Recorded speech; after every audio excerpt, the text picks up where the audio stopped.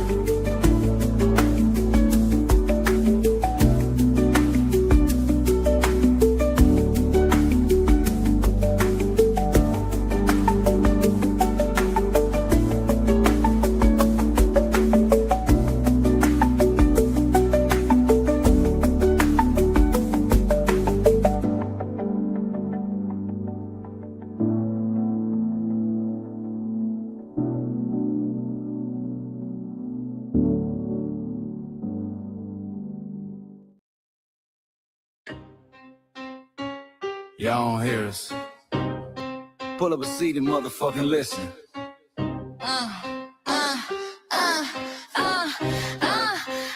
Pull up a seat and motherfucking listen. Pack your bag, time to go home. Talking crazy on our soil where our blood and bones grown. This our grind, we outside on it. While y'all fools on the outside looking, y'all show no respect to Black America, so leave. Hey. Y'all don't get it, so it's time to go home. Get the hell up out of America, take your digits, make it just fly on. Y'all don't get it, so it's time to go home. Get the hell up out of America, take your digits, make it just fly on. You landed on the tarmac, fresh off the boat. Talking about y'all building nothing, man, you choking on the note. My ancestors the reason that this country even breathes. Picked the cotton, built the White House, planted the seed. Jim Crow laws, redlined the map, we was the target. You think that struggle's a costume, man, you can't mark it. We fought the wars, we bled the blood, we died for our future's chance. And you come here and give our legacy a side eye while throwing shade on the guard. While you benefit from doors we kicked down with our last breath. Now you spit on the architects who stared down death. Disrespectful, that's disrespectful, ungrateful, a slap in the face to only people who gave a fuck. So let me show your ungrateful ass to the right place.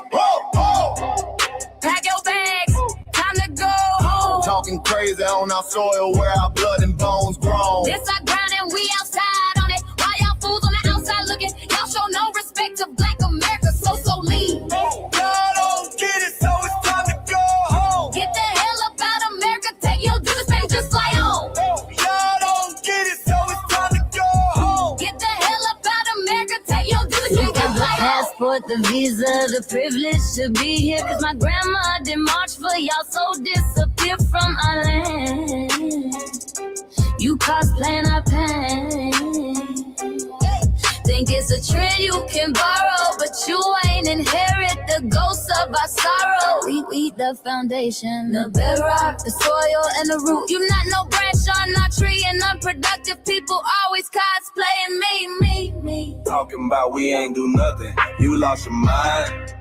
We built this from nothing, time after time. From the beginning to now, we been the backbone and muscle. Why you look down on the struggle and cause a whole tussle? The energy sky was disgusting, it's whack.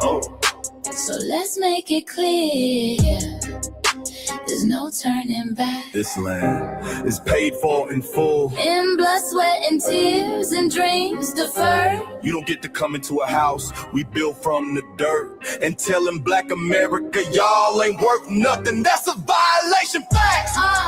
Pack your bags, time to go home. This our soil, on our soil where our blood and bones grown. Show respect, this our ground, y'all just tenants on a leash. Or get the step. Show no respect to Black America, so leave. Don't get it, so it's time to go home. Get the hell up out of America, taking your digits, I can just fly on. Don't get it, so it's time to go home. Get the hell up out of America, taking your digits, I can just fly on. Yeah, fly little birdies. Fly on back to where you came from. This ain't for you.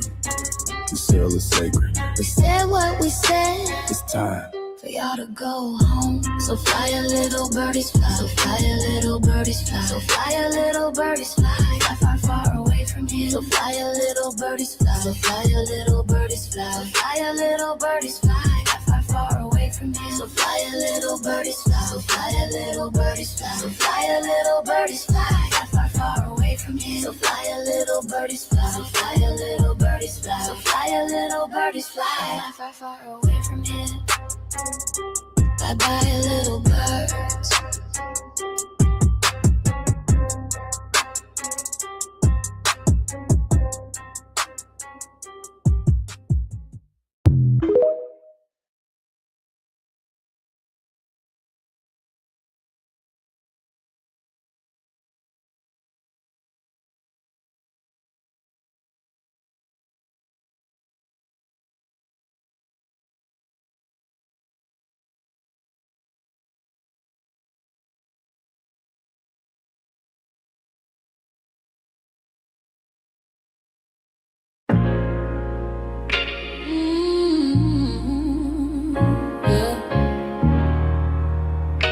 They thought we forgot, but we never forget. This one's for the rules. We built this land from dust and tears, 400 years, and we still here. They write new rules, but they don't see. Every freedom they got came off you and me. We planted seeds, they took the bloom. We lit the flame, they left the room. But we back now, no disguise. The spirits woke, we realize all we want is what we earn. That sweat and blood, yeah, that table turn. You can't buy culture, can't fake that fight. This is our day, this is our ride. We happy day. Say it loud, say it strong. We the heartbeat that's been here all along. Foundational Black Americans, stand tall. We ain't begging for nothing, we built that all. Born from pain and grace, you can see the truth written in our face. We the soul, the sound, to fight the flame. Foundational Black Americans, say our name. They love our rhythm, but they dodge our blues. Use our voice when it fits their news. They take our sound, but not our scars. We the backbone, we the scars. Now the veil is gone, the mask is clear. We see the game, we know it's here. No more silence, no more lies. We lift that flag and watch it rise. Rise up, rise up. We the ones that made this nation breathe. Our veins are fire, our roots are trees. We know worlds. It's rhythm and grace, shows, and now we're reclaiming our rightful place. Can't copy courage, can't steal pain. You can't inherit soul by changing names. Our story ain't done, it's the revival. We guard the gate, it's about survival. We FBA, say it proud, say it loud. The world dances on what we vow. Foundational Black Americans, still we stand, still we fight, still we demand. Every block, every song, we've been right here all along. The soul of a people strong and free. Foundational Black Americans.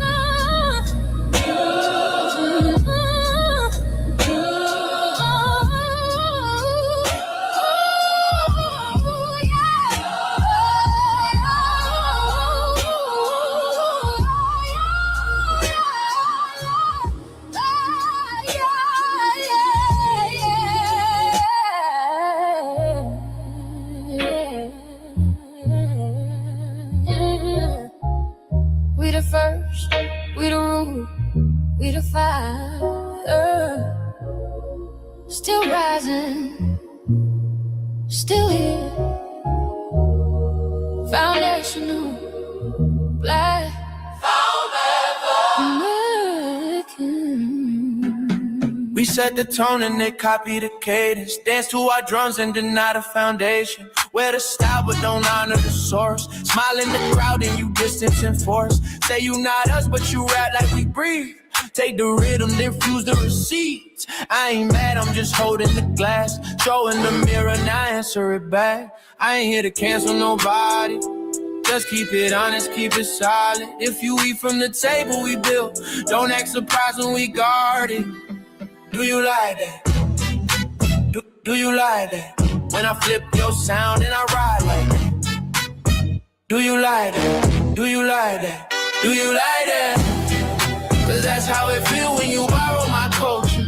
Then act like we never mattered. Hip-hop. Mike Larry. Now this shit here, it's what I see it is. We're not fighting your battles. We're not carrying your fear.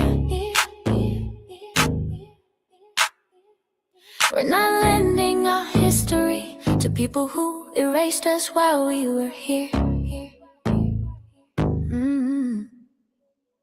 Just cause you're born here, don't make you FBA. That makes you a citizen, learn the difference today. This is lineage, not a look you can wear, not a costume you borrow when it benefits you there. You used our culture like an access card, backstage pass, a straight facade, but now the mirror's in your face. No disguise, and you're uncomfortable looking truth in the eyes. Oh, we didn't leave our land to beg for a chance. We stayed, we fought, we took every advance. That's the separation, that's the line you cross. We paid the price, you learned the cost.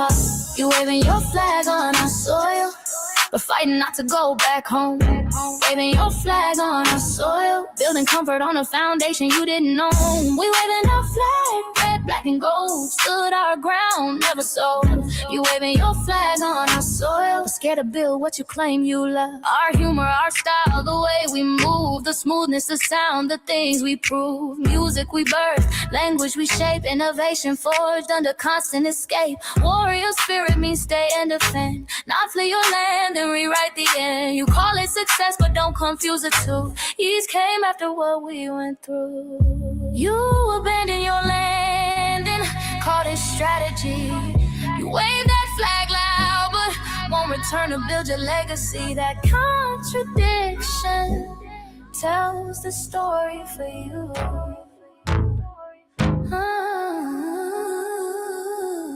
You waving your flag on our soil, we're fighting not to go back home. We waving ours where we were forged, every inch earned, every brick known. We can't be deported, and that truth changes everything. We can't be deported, and that truth changes everything. We know who we are, and now we see who you are too. Just because y'all born here doesn't make you FBA at all. It makes you an American citizen. It's biologically impossible to be us because it's a lineage, not some damn costume you can just put on to look cool. You immigrants and immigrant Americans has used our culture as an access card, a backstage pass to our culture. Now y'all have to look in the mirror. Our sense of humor, the aesthetics, mannerisms, the style of dress, the smoothness, the creativity, our genres of music, innovativeness, our slang, our warrior spirit by staying on our homeland and fighting and not fleeing to somebody else's land to beg for a better life and shit on the very people who fought to have us there. That's who we are. And we know who the hell y'all are waving your flag on our soil and fighting to make sure y'all don't go back.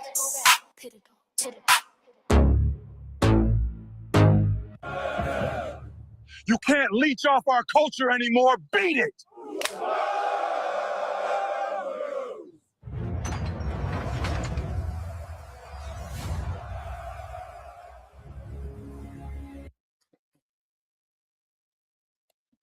Do it. Mike Larry, man.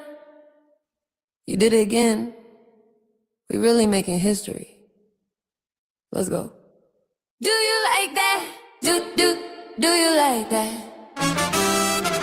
Flip your sound, how you like that? Do you like that? Do you like that? Say it loud, don't walk it back. Do you like that? Do you like that? You grew up mimicking us, now y'all switch it up. Turn the carbon copy, y'all in black, what the fuck? It's funny y'all connecting to our culture like it's Wi-Fi. Surfing on our waves of our culture, no more agua. Still in my culture for all these years. Look how time flies, all these colonizers in disguise. Still hate us outside, study doctor, vampires. Suck the blood of our guilt. They copy the flavor, sip the juice. Love the results, hate the truth. Who? Do you like that? Do you like that? Do you like that? Flip your sound, How you like that? Do you like that? Democratic shields, talking points, the road they fill. Fish and chips, agent on the mic, judging FBA, but ain't you half white? Whoa, whoa, whoa. Talking like you one of us, we need a proof face. The agent type with a prune face, like 50 and Jim, it's a cold game. Throwing stones cause we build our own lane. I'm joking, kinda, but I mean, smile calm, pressure intact. Y'all proud where y'all from, where they flag, beat they drum. But when it's us, tone switch fast. Same pride, but it's too much. FBA pride, lineage solid. You can't put this on, can't try it on. Built here, stayed and fought, that's the difference. That's the car. Do you like that? Do you like that? Say it clear, don't twist the facts. Do you like that? Yeah. Do you like that? Do you like that? Point made. No edit. No care.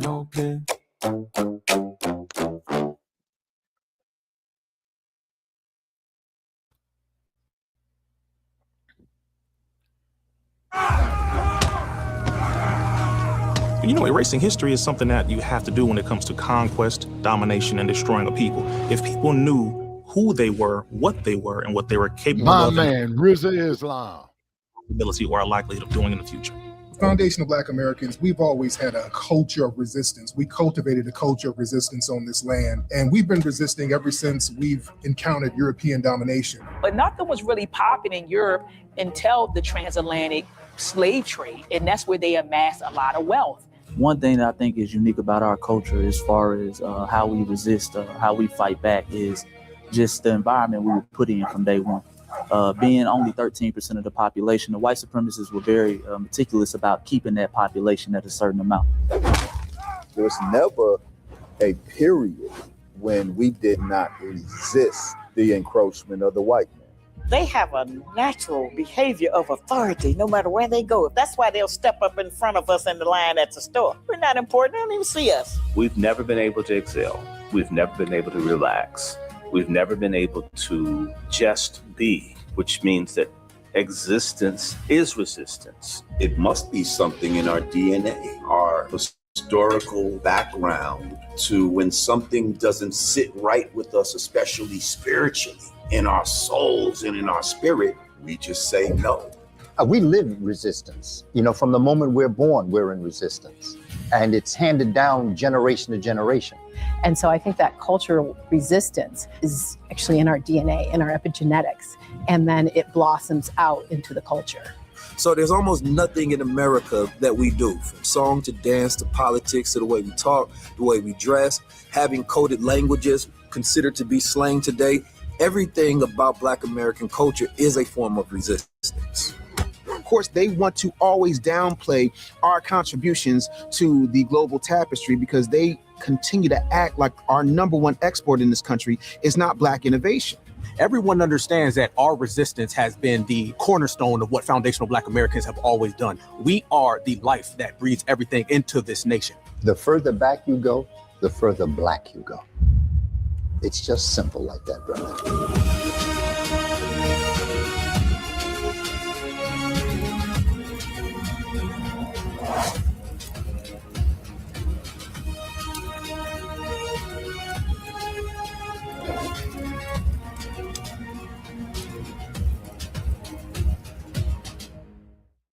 Greetings, Black family, greetings. And thank y'all for tuning in to another episode. I'm your host, and we're talking with our other host, Lady Che. And we got our West Coast correspondent, Shabazz Corey, Shabazz Black Spirits and Hounds in the building. Salute, Shabazz from the Mile High Income City. And on this season 6, episode 14, part 1 of the Front Line Blacc News, we'll be discussing several topics. The first one is, of course, those tangibles. Continue to demand something tangible for your vote, Black family, all the way between now and 2100. So the days are over of us just voting just to be voting, or us being shamed into voting. If we're going to vote, it's because we have an agenda and a cause, and that agenda is the Black agenda. And that cause is reparations in the form of direct lineage cash payments for past, present, and future atrocities that have been brought against our people and continue to be brought against our people in 2026. Then we got on this date, Black family, the assassination of Malcolm X. Malcolm X was assassinated exactly how many years, Shabazz? 71? No, sir, that there would be 61. 61. Okay, I was off by 10. 61 years ago, our brother, our leader, our master teacher, Malcolm X was assassinated. So we got that. We got the assassination of Malcolm X, a little-known story. We want the truth uncovered. Malcolm X's daughter, what's her name? How do you say her name? Ilyasah. Ilyasah. Shabazz. Ilyasah. Shabazz. Ilyasah. Okay. Yes, sir. Shabazz Bacc's probe into assassination. That's from 4 years ago. I don't know if there's an update on that, Shabazz. And then 20 forgotten Black inventors who shaped America. The luxury car that scared the police. Oh, I'm very interested in hearing that one. Where can I buy one of them motherfuckers at? Right. And then we got our brother Freddie D. Freddie D's death was yesterday in 1895. So how many years is that, Shabazz? 1895. Okay, that there would be 1995, 131 years, if my math is correct. 131 years ago, our brother Freddie D. Frederick Douglass died. So we got that. So we got Douglass from Slave to Statesman documentary. Then should Jesse Jackson's legacy be celebrated? If you ask me, I say no. But Jason Black had a whole different take on it tonight. So I'm kind of like torn right now because I'm like, I want to criticize him, but it's like, does my criticism outweigh my contribution? But I'm an activist too. So it's just like, I think I have the right to criticize him. Okay, well, what they say in the fight game, Brother Che, go southpaw. You know what I'm saying? Jab with the right. But I want to make an opening statement here, Brother Che, in respect to our brother. It's the intro. Okay. And then we got Boycott, Donald Trump's State of the Union. That's going to be on Tuesday. And join us this Tuesday for a brand new episode of Shabazz Black Spirits Enhanced. We'll more than likely be live streaming the State of the Union.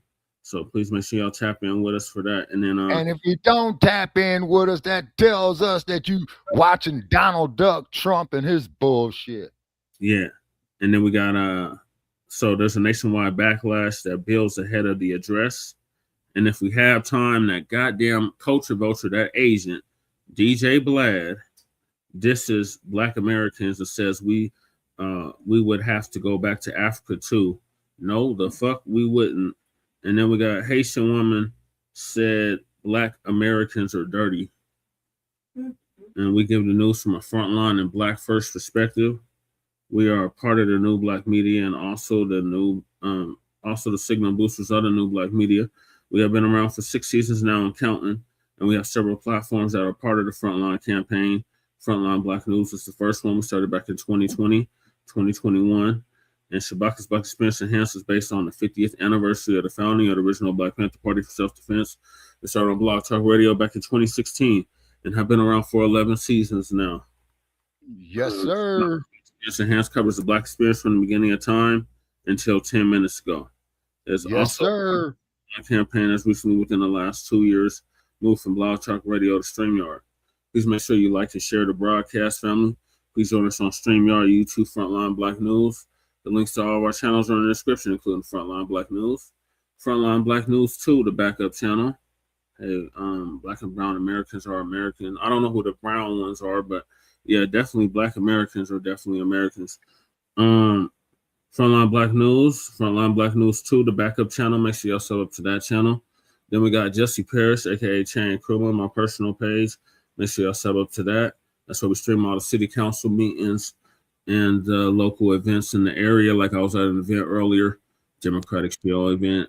They're freaking out about the dump. They wouldn't even mention his name. They just kept that in the federal administration. Then we got the RBA. Call that motherfucker the dump, as in human shit. And I want to make that perfectly clear, by the way. Yeah, we need all the Americans, not just Trumpian Magians. Yeah, we need all of them. That's true. But there ain't no black and brown. We don't do that over here. But No. You're on the wrong platform if you think we do that. And then we got. I'm sorry. Go ahead, brother. So intro. Then we got Cuzzle.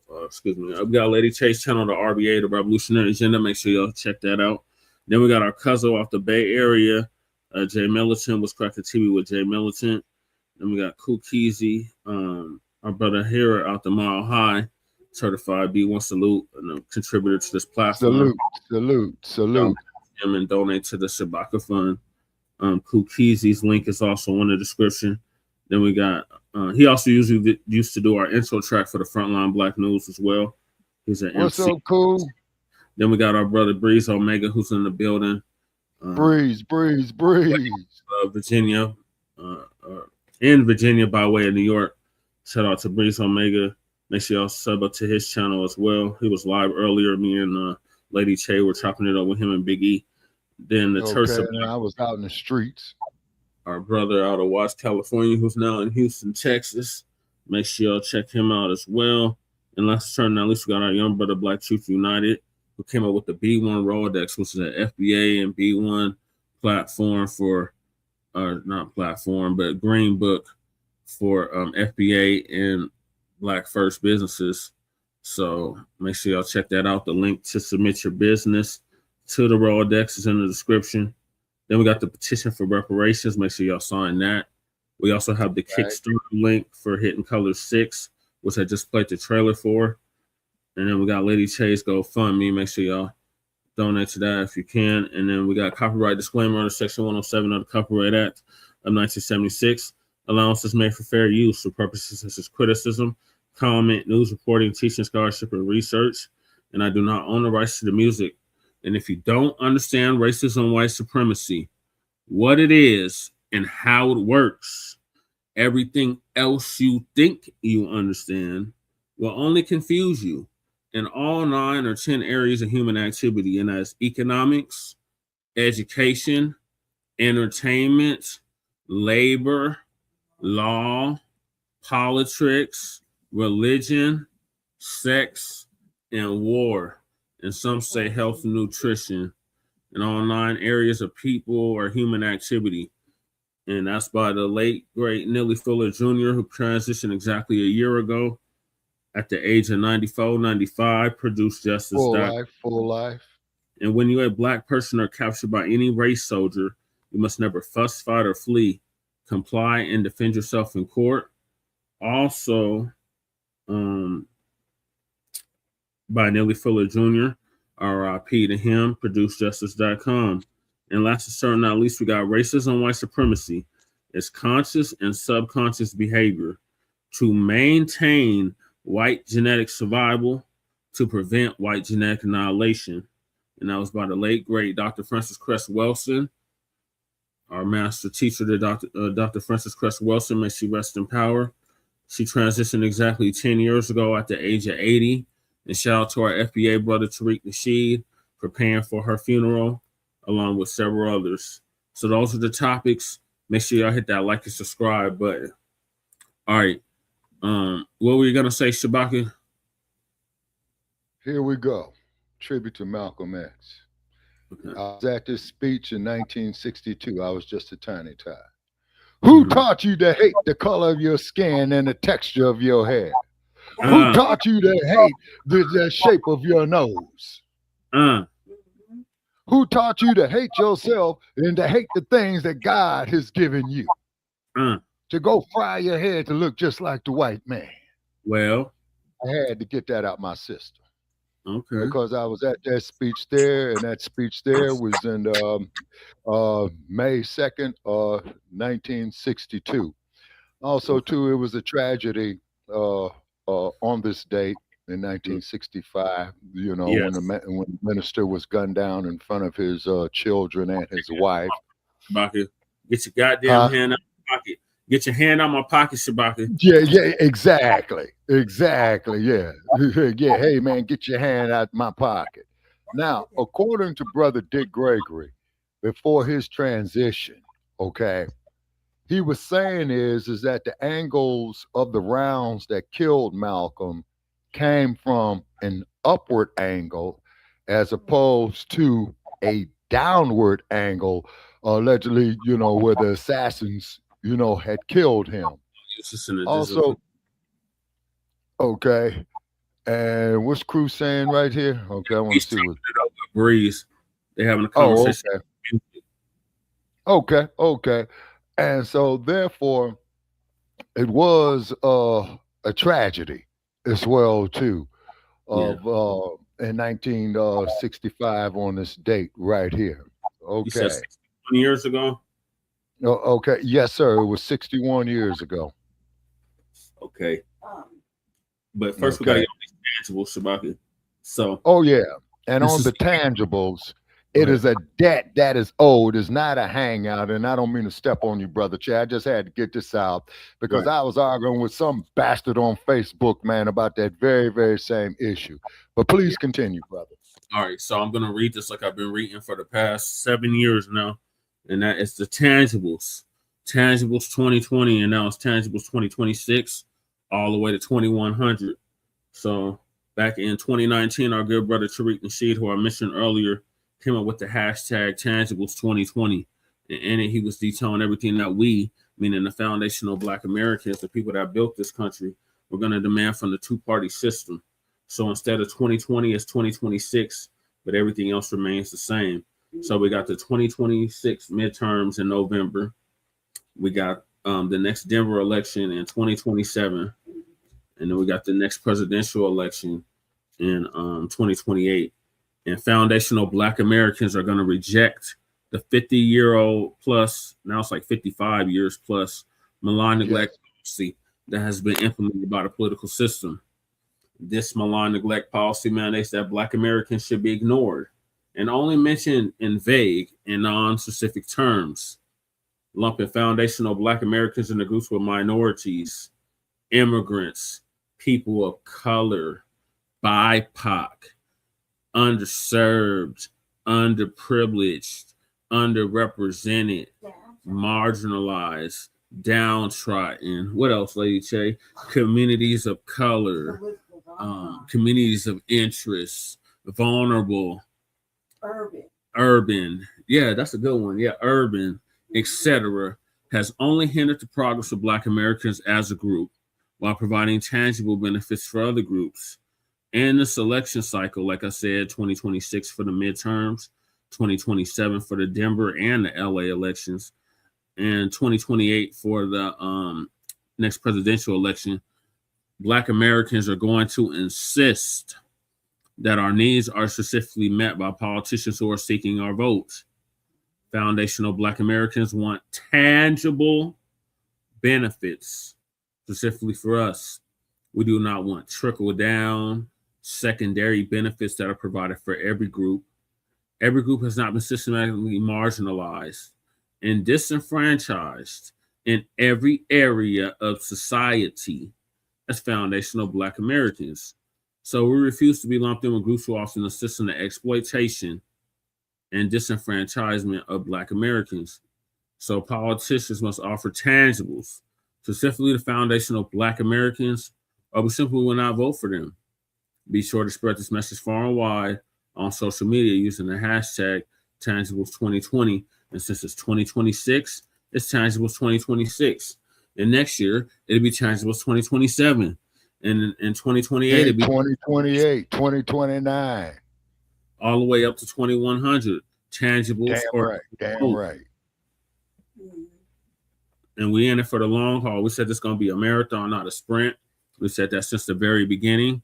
And the marathon continues. RIP to Nipsey Hussle, CIP to Nipsey Hussle. And Kahari's in the building. Salute, Kahari. Hey, Kahari. We're not playing about our tangibles. So any politician that go for the local, state, and federal level, if they're seeking your vote and they're not offering you no tangibles, that mean specific lineage-based cash payments, reparations, an anti-Black hate crime bill, an anti-FBA hate crime bill, an end to qualified immunity in all 50 states, a tax-free exemption, and land grants, land allotments, specifically to our lineage group. Don't waste your time voting for them, Black family. So that's my thoughts on the tangibles. What are your thoughts, Lady Che? Oh man, so many. I also want to say this. I want to say that you really need to really sit down and ask your local politicians what they intend to do specifically for foundational Black Americans. If you have a chance, actually make it a point to actually go and do it, because it's serious. It's that serious. Every race or buffer race or buffer people have their representatives. The Hispanics got their representatives. They got way more representatives than you would think. They got a whole caucus. Okay. The whites got their representatives.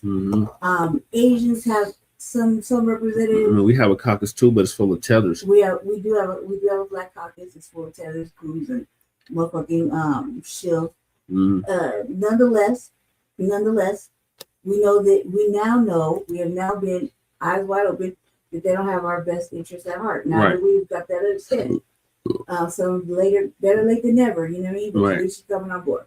Now, tangibles is something you can feel, touch, hold them accountable, and don't get boggled down by the pleasantries and the pandering.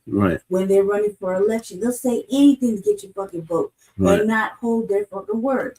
We've seen this in our time and time again. Just from speaking from experience, me and Jesse were just I ran for office 3 times. For those that just tapping in, I ran for city council at large, mayor, and House District 8. Go ahead, Lady Che. What I'm saying is we've seen this with other politicians running for office in different areas where they came to our Black community events, Black community spaces, where it's allegedly supposed to be Black people only. And them OTBs all in the room. OTBs, whites, that came in there and started pandering and with the pleasantries and lying.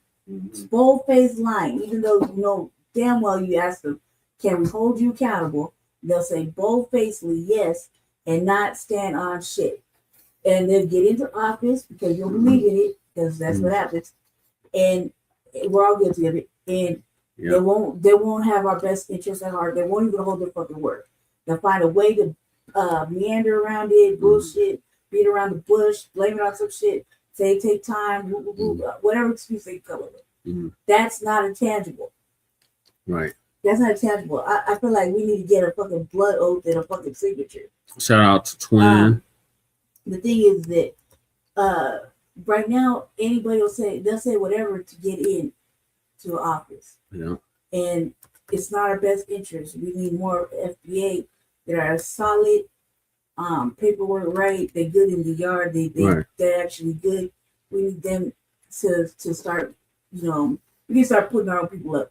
However, we gotta vet them too. Betting is, everybody always act like I'm such an asshole, but I do like the worst. I'm like the best better. Nothing get about it. I will bet the fuck out of somebody. It took forever. But that is serious because the what we're doing right here, the Black agenda, reparation, and all the facets that go with it, are so serious that we're doing this for the next generation. Be pre-programmed, pre-groomed, and lay down our straight. So we have to be able to leave them something, and we're better to leave them with the legacy and motherfucking reparations, in all its facets. Hold your vote. It doesn't matter. Hold your vote. Okay, they have to take it seriously. The Democrats, the Republicans, they all got to take it seriously. Independents. You know what I mean? Hold your vote.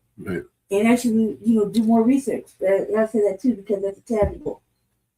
Hold your vote like hold your swiller. And what the ladies do. Ladies like you hold your chair at night. You know what I mean? It's that serious. Sit on the motherfucking couch. If it doesn't suit you, it's not in your best interest. As a foundational Black American in your city. That's right.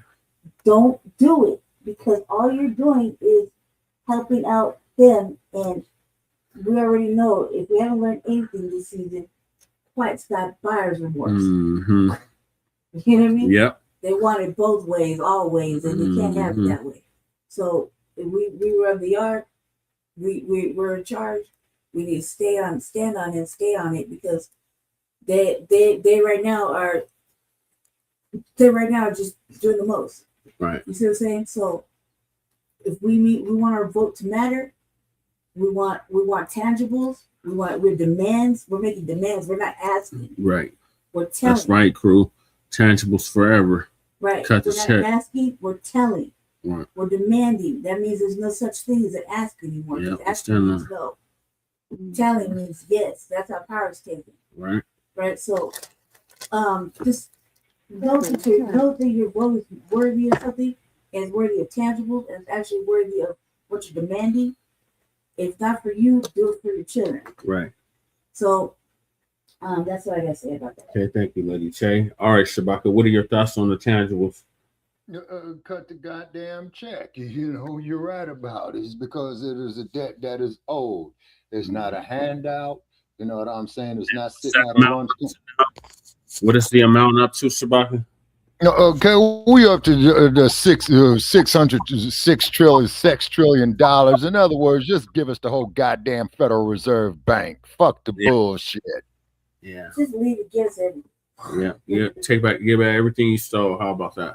Yeah, exactly. It's because and then hopefully this stupid bastard is out here hearing me right now.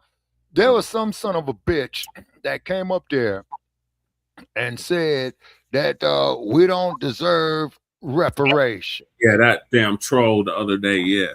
Yeah, let the motherfucker come back.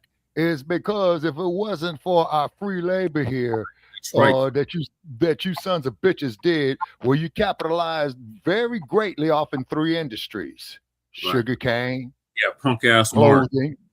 Okay. Yeah, Mark. Yeah, Mark. Okay. Yeah, Mark, if you're out there, bring your punk ass up here.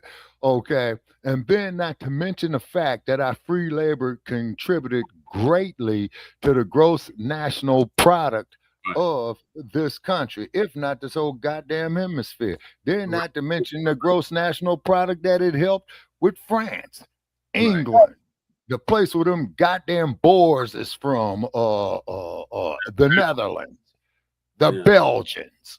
You see what I mean? The Portuguese, the Spaniards.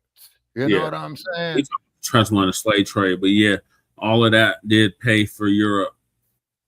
Oh, yes, sir, it did. You say, and it built up the gross national product for those countries, including this one. What is the gross national product for those who don't know?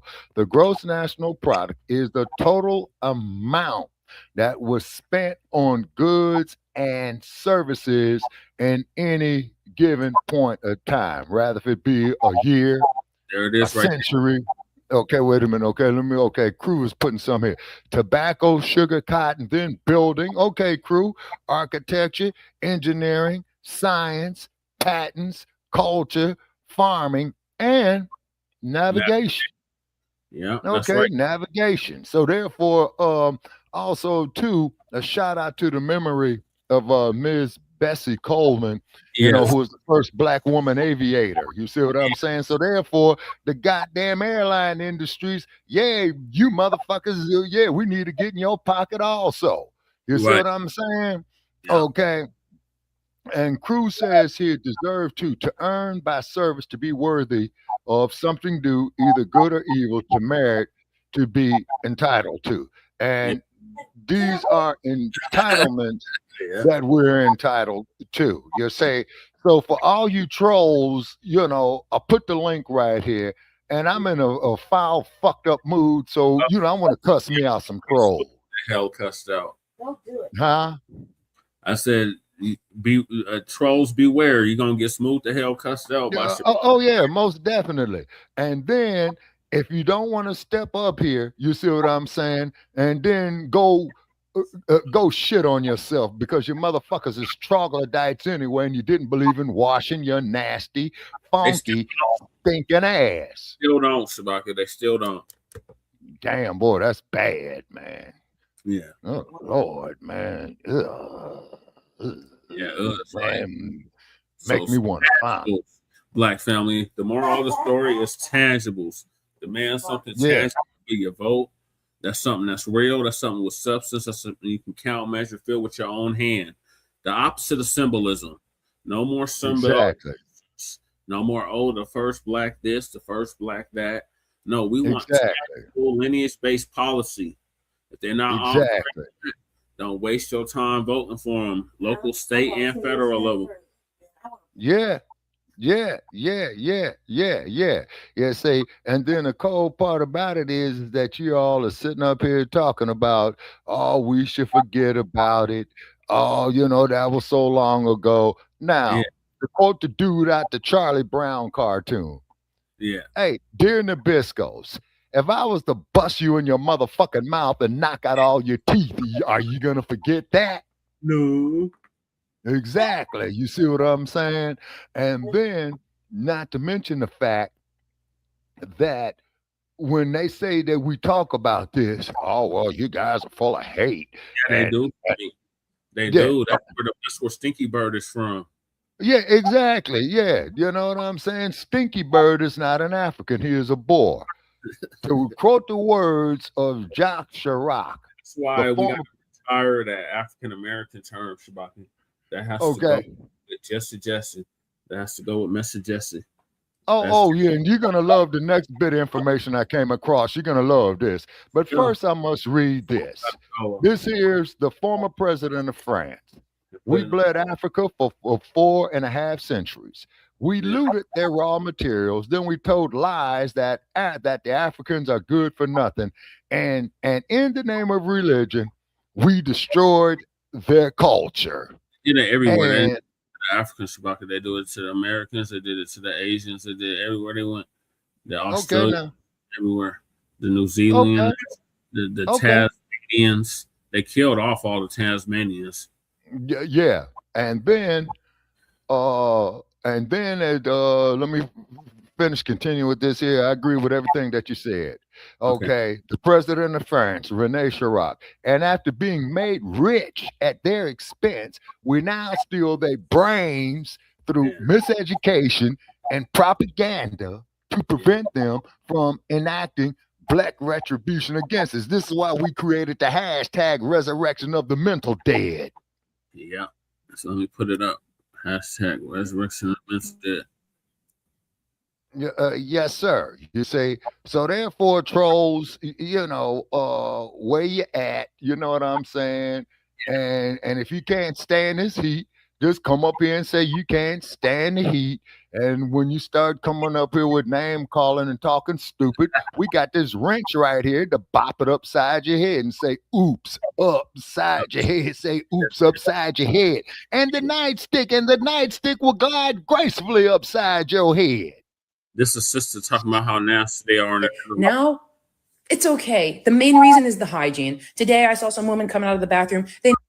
I'm starting to hate the Netherlands. I moved to Amsterdam 6 years ago. When I first moved here, I loved it. Now, it's okay. The main reason is the hygiene. Today, I saw some woman coming out of the bathroom. What in the hell did you expect? An article came out saying that the Netherlands has the literal worst hygiene in the entire continent of Europe. And you can smell the people. I'm fucking sick of it. You can fix this immediately. I'm from the United States. I'm African. Right, there's a whole bunch of problems in those places. Okay, we have guns. We have a terrible politician. We have inflation. We have fluoride in the water. But what America and Africa and Asia and Arab countries don't have is stinky people that think washing their hands is optional, that think, oh, I didn't sweat today, I don't have to take a shower. That's why all y'all smell like poop. Most people here smell like poop and dirty clothes and unexfoliated skin. I didn't even know what sinuses were till I moved here because people would bike by and for 30 seconds, my sinuses would be burning. A lot of times I don't even go to the gym that much. I work out at home because I can't stand the smell. I'm a DJ. I've had to cut my sets early and leave parties early because of the stench in the room. This is something you can fix immediately. You should only be wearing your clothes twice before washing them. You need to shower every day, even if you think you didn't sweat, and you need to scrub your body or you're going to smell like dead skin cells. You're going to smell sour. You're going to smell like poop because if you use the bathroom, you're going to smell like poop and pee, even if you didn't sweat today. You need to fucking shower. I can't do it anymore. I'm sick of my sinuses burning all the time. Today I went to a restaurant. I think I'm going to get a burger. They don't have anywhere to wash your hands. How does a restaurant, in the United States, you're going to get closed down if you don't have a place place for people to wash their hands. You can go to Africa, any country in that entire continent. There may not be lights on the roads may not be paved, but there's going to be a fucking bidet in every single bathroom, and there's going to be a place for you to wash your hands. A lot of the times, the waiters will bring you like the water and the soap and let you wash your hands at the table. Like, I don't understand why people. And another thing too, Europeans always deflect. If you bring this up, well, you guys have guns, or like, it doesn't matter. Learn to take the criticism, babes. America's problems are systemic. Yeah. Africa's problems are systemic. They're going to take multiple generations to fix those problems. We can fix your hygiene problem today. The plague only existed in Europe for this reason. It is ruining my life. The smell of people, I can't do it anymore. Please shower every day and scrub your ass. I agree, sister. Thank you. Pretty much. That's the I'm starting to hate. That's pretty much the crux of it. And as you pointed out a few months ago, Brother Che, they thought that it was a sin to wash your nasty, funky ass. It was a sin to get naked and cleanse yourself. That's what the Roman Catholic Church said. My. All right. Okay, so is that your closing thoughts on the tangible, Shabaka? Yes, sir. It is a debt that is owed. Yeah. It's a debt. Wish the hell we could slap a lien against every goddamn corporation in this motherfucking country for it. Right. See, it's correct. That is the cause of the plague. Yeah. Okay, what video was this, crew? That's the one he's talking about.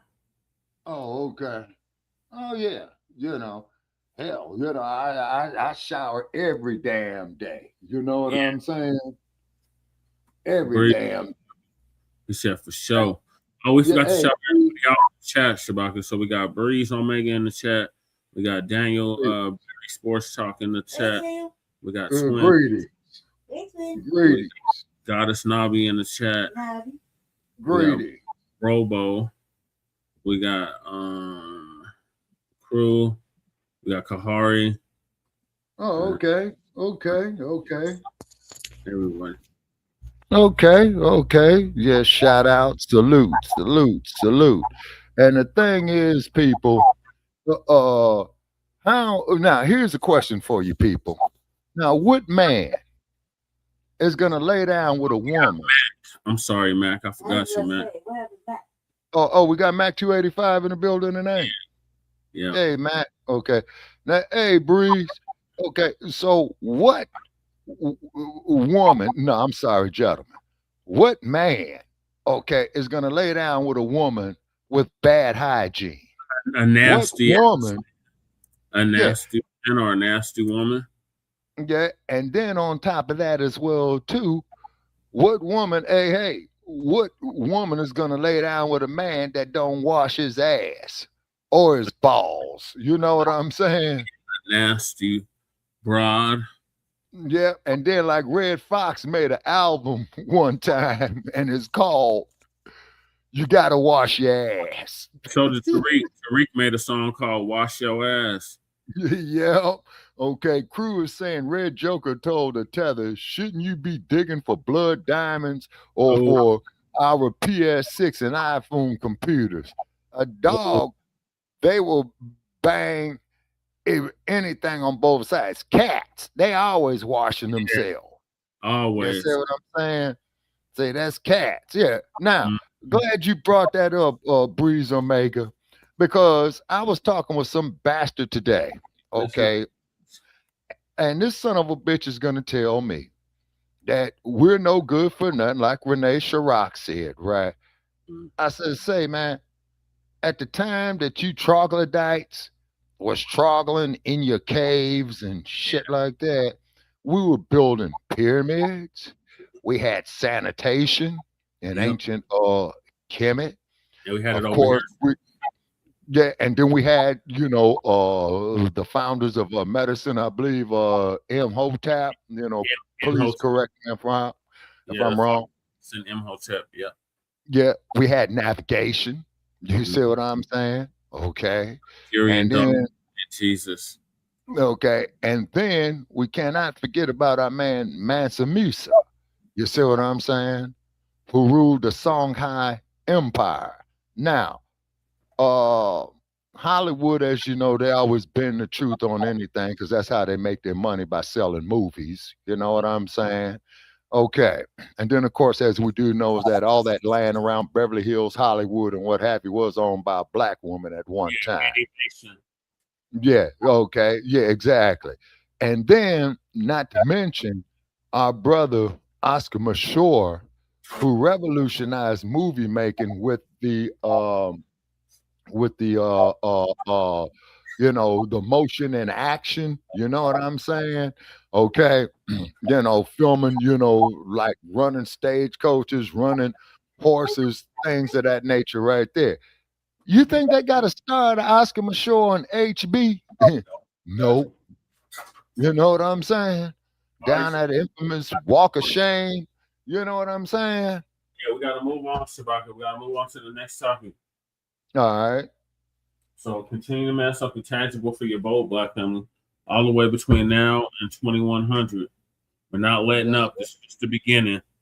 This is the year and a decade of tangibles. Continue to amass something tangible at the local, state, and federal levels.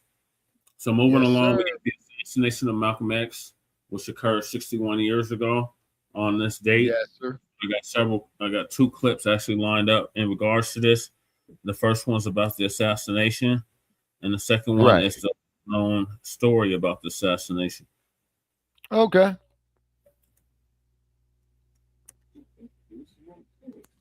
On the afternoon of February 21st, 1965, hundreds of people are heading to the Audubon Ballroom in New York to attend a gathering that will mark the history of the United States.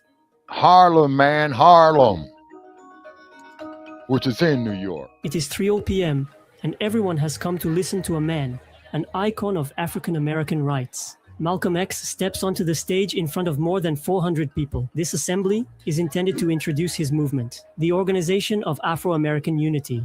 In the hall are his close associates, his wife, and his children. Malcolm then begins his speech with his traditional greeting, but suddenly, two young black men seated in the center of the room stand up and start arguing. One of them shouts, "Get your hand out of my pocket." Malcolm, surprised, asks them several times to calm down. And that's when everything changes. Another man, this time seated in the middle of the front row, climbs onto the stage and suddenly pulls out a sawed-off shotgun from under his coat. He then aims at Malcolm and fires. Several small lead pellets from the shotgun shell are projected toward Malcolm's torso. According to autopsy reports, between 6 and 7 lead pellets hit his chest. This attack will cause the most damage.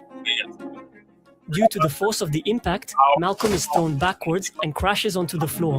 As he collapses, the two other assailants who had previously created the diversion rush toward him and also open fire, one with a .45 caliber pistol and the other with a Luger.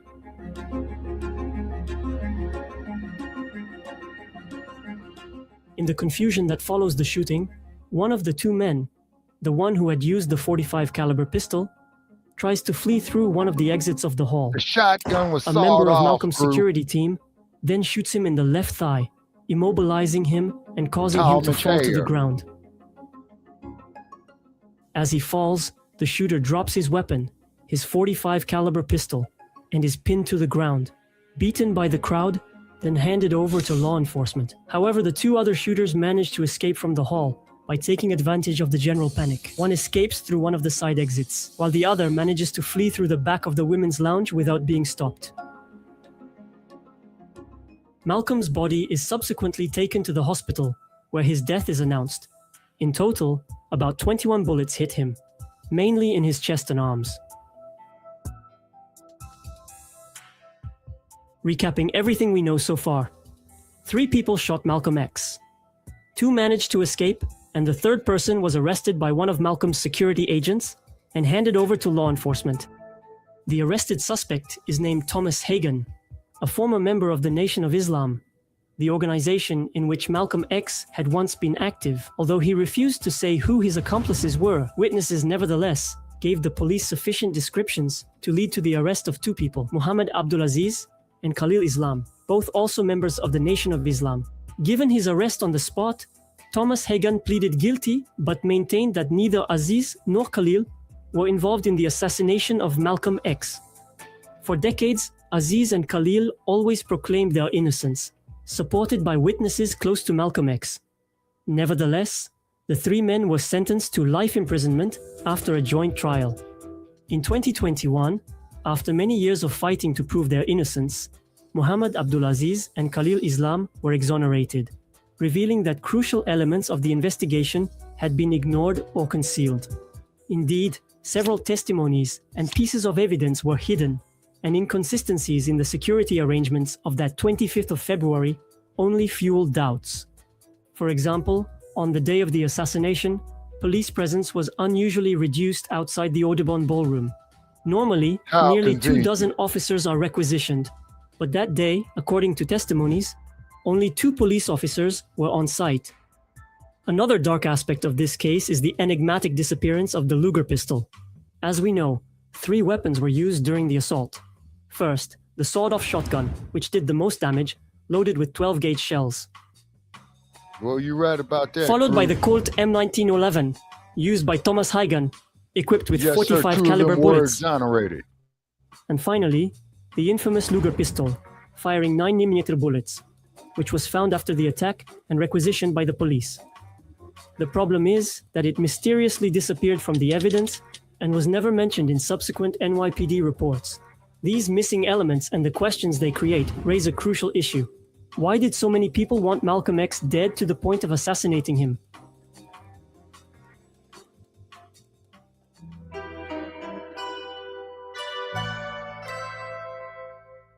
The story of Malcolm X really begins in 1946, when he is incarcerated at the age of 21 for a burglary.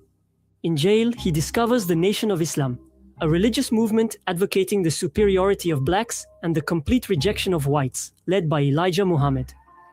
In 1952, upon his release from the penitentiary, Malcolm, thanks to his charisma and eloquence, quickly becomes one of the most influential spokesmen of the organization. Over time, his relationship with Elijah Muhammad deteriorates until his departure from the group. In 1964, he thus founds his own movement, the Organization of Afro-American Unity, OAAU, based on more inclusive and less radical ideas. He does not describe his movement as non-violent, but as peaceful, while reserving the right to defense in case of attack. Malcolm becomes increasingly influential, and the FBI considers him a threat. Malcolm is then seen as a traitor by the Nation of Islam, and its leader, Elijah Muhammad, wants him dead. As proof, this FBI document recounts a telephone conversation between him and a leader of the Boston Mosque. The only way to stop him was to get rid of him, the way Moses and the others did their bad ones.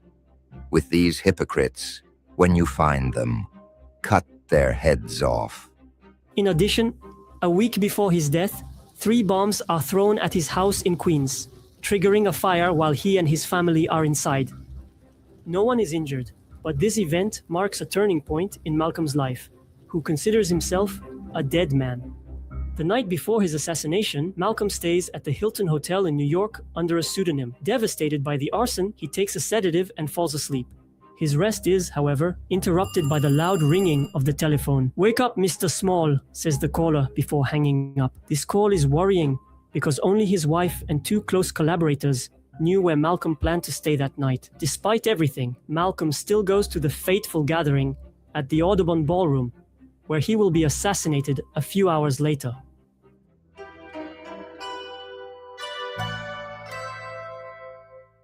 Just like the Nation of Islam, the FBI also considers Malcolm a threat. And this letter sent to J. Edgar Hoover, the director of the FBI, testifies to the concern shared by some citizens. Dear Mr. Hoover, are we doing anything to curb the activities of the black Muslim leader, Malcolm X? Aren't his ideas somewhat on a parallel with those of Adolf Hitler? Why isn't this hateful man stopped now before it's too late? In truth, the FBI had already begun to monitor Malcolm X and the Nation of Islam since 1950 through its COINTELPRO program. The objective of the program was to prevent the coalition of militant black nationalist groups by destroying them from within and especially to prevent the rise of a messiah figure, a role that Malcolm was beginning to embody at that time. How did the FBI go about trying to dismantle his movement? Get ready, because this is where it gets interesting. And this modus operandi is actually what allowed the FBI to eliminate several similar groups. I think the first strategy consists of creating dissensions within the group, here between the Nation of Islam and Malcolm. In this declassified FBI document, we discover that factional disputes between the Nation of Islam and Malcolm had been created by the FBI. The division discussed earlier did not occur by chance, but was deliberately influenced by the FBI to discredit the movement in the eyes of the black population.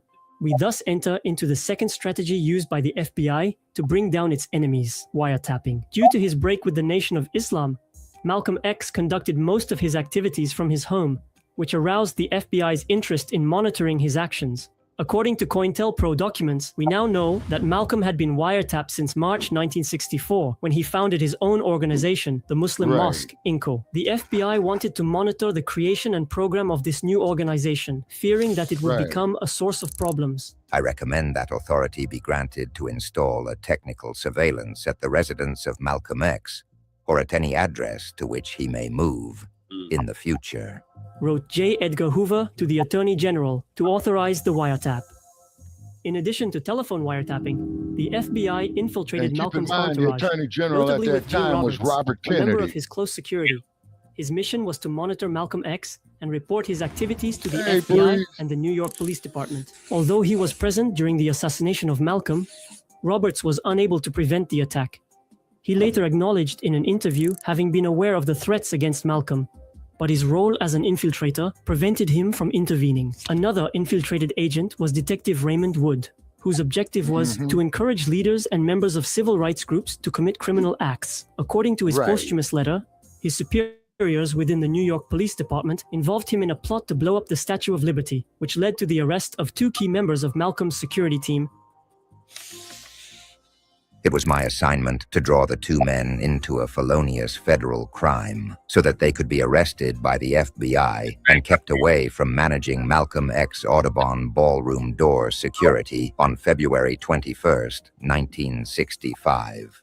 In 2021, 2 of the 3 men convicted for the assassination of Malcolm X, Khalil Islam and Muhammad Abdul Aziz, were exonerated after crucial evidence was revealed after being concealed for decades, proving that they were not present during the assassination. Hagen had indicated that there were actually 5 people involved in the assassination, but the police never took his testimony into account and always promoted the version of 3 suspects. Eyewitnesses confirmed that there were indeed several shooters, and an FBI report mentions 4 armed men shooting at Malcolm X. Additionally, newspapers and testimonies also mention that after the attack, 2 men were immediately arrested, but the identity of the second individual, who was never tried, remains a mystery. Some suggest that he may have been an infiltrated agent who was quietly released. These revelations, combined with the involvement of infiltrated agents like Raymond Wood, show that police and federal forces not only influenced the investigation, but may have allowed the assassination of Malcolm X.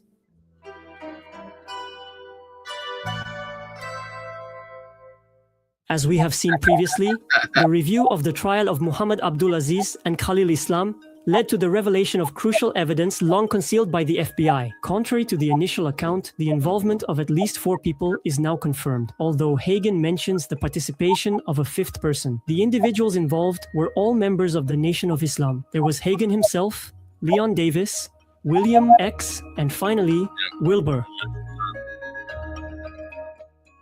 Regarding their exact positions during the assassination, here's what we know. Thomas Hagen and Leon Davis were seated in the front row on the center left side of the hall. Right behind them was William X in the second row. And finally, at the very back of the hall, Wilbur was tasked with creating a diversion to distract security. Contrary to what was believed for a long time, it was not Hagen who initiated the diversion. His main role was to shoot with a Colt .45 pistol, while Davis held the shotgun that dealt the fatal blow to Malcolm X. William is strongly suspected of having used the Luger pistol. It is now established, thanks to evidence and testimonies, that the Nation of Islam is responsible for the assassination of Malcolm X. However, limiting ourselves to this conclusion would neglect the crucial role of the FBI in this affair. Many pieces of evidence suggest that the FBI seemed informed of this assassination plot. The fact that they did not intervene continues to fuel theories.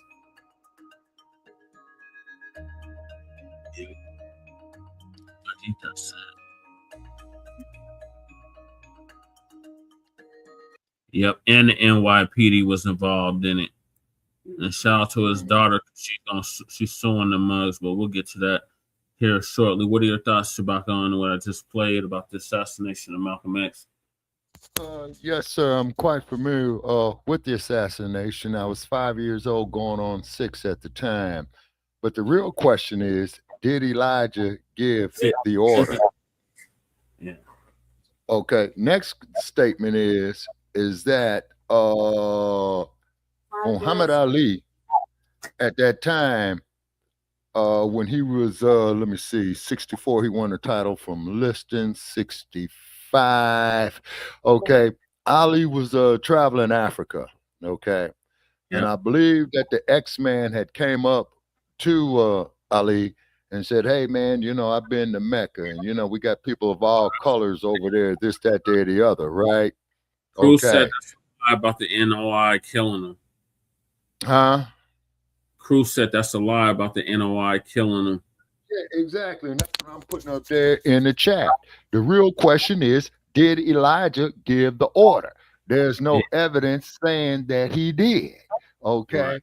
Dick Gregory had pointed out, Brother Che, and we did that when he had said in his lecture is that the rounds that killed Malcolm came from a downward angle as opposed to an upward angle. Yeah. Melissa, you know what I'm saying? Just to say, I cannot believe anything the FBI says. That's right, Melissa. I don't believe nothing the FBI says either. Right, because what did old J. Edgar Hoover say with his moist ass, to quote our man, who's our brother back there, use that term moist, is that breeze? Yeah. Okay. J. Edgar Hoover said that the mere organization of Negroes was a threat to national security. Just the rather if it was NOI, rather if it was SCLC, you know what I'm saying? Rather it was Black Panther Party, you know what I'm saying? So we got a whole lot of unanswered questions of that. You know what I'm saying? Okay. Now, Black Panther Party, as we all know, and its founding principles was based on X, okay, because Newton had stated in his autobiography that he used to see X speak up there at UC Berkeley, okay. So Newton said he loved the ideas, but he did not want to bring in the concept of a religion into it. Now, this is what Dr. Newton stated in his autobiography, Revolutionary Suicide, okay. But as Hoover said, just the mere organization of Negroes, repeat, just the mere organization of Negroes is a threat to national security. Yeah. Why the hell you think, man, when they had the epidemic, they put it off in the Black community. Then all the turf wars had started. You see what I'm saying? You see what I mean? Just like the brother Tony Pico, who was trying to make a truce between the red faction and the blue faction in Los Angeles. You see what I'm saying? He comes up dead after the party in '92. You see what I'm saying? Yeah, the party. Yeah. So, sorry, Shabaka. Go ahead. No, go ahead. I think it was fucked up. It's a travesty. And the fact that I think that the fact that there was all these theories when there should have just been straight facts. Right. Who shot who, what angle, period. And why they had to go looking for somebody when the motherfuckers are right there. You know what I mean? The fact is that they looked at him as a threat because they didn't fucking understand Black nationalism either. Yeah. How many interviews did he do where he was getting cut off by the white man? Too many. You know what I mean? Where he's trying to explain his position. They're trying to cut him off or sway it a different way. He's getting flustered, trying to keep it, professional, eloquent. You know what I mean? So yeah, it's messed up. It's messed up. But also too, on some level, he knew that was gonna happen. Yeah. You know what I mean? They're plotting on him. People even close to him were plotting on him. There's a lot of shit. So I just think that it was messed up, and that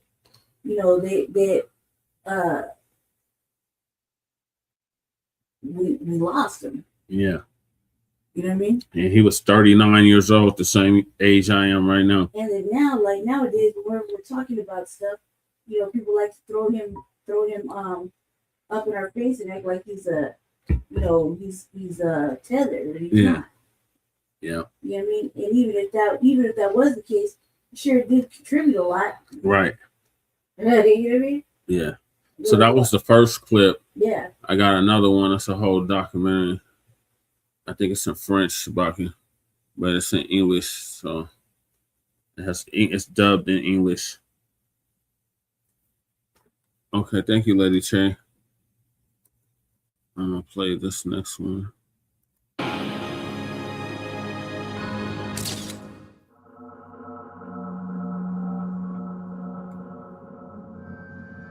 Harlem, New York City. A tether is basically a foreign coon. Melissa. It's a foreign coon, so I mean that's the best way to personify it. It's foreign coon. I don't know. She's been tapping in. It's like the second or third time she tapped in. So shout out to her for coming back. Yeah, tether is a foreign coon, basically. Okay.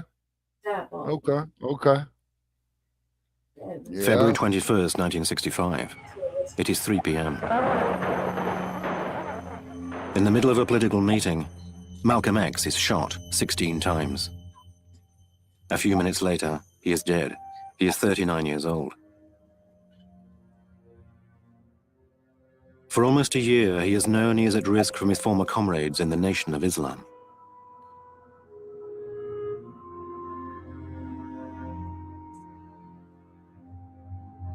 Yeah, they shot him in front of his wife and kids. On this day, they silenced the voice of freedom for millions of African Americans.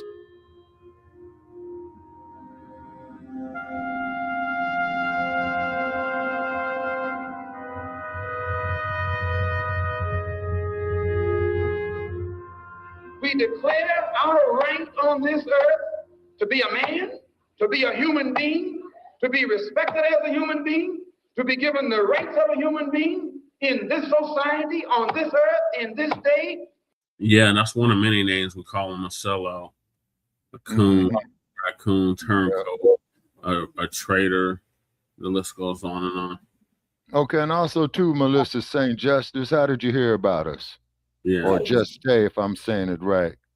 I think she found us in the algorithm. She's on the phone. She's on one of the vertical lives.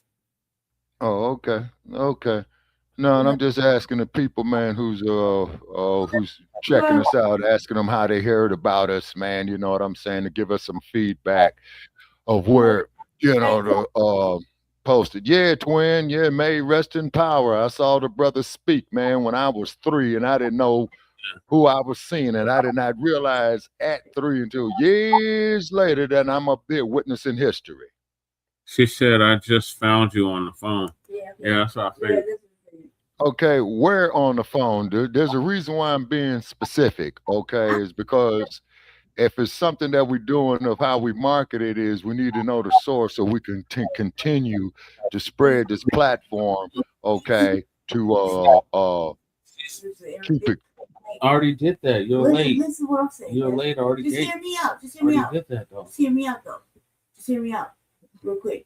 Like, just asking simple, those kind of questions, to lead me to believe that you're not hip to what's going on in New Black Media. She might not be. And so, well, maybe we can bring her up to speed. No. She said she's like on the live. Yeah, see, that's how she found us. Right. So, just curious. Okay. Is it the live from StreamYard or is it the live from YouTube? No, I think she's FBA.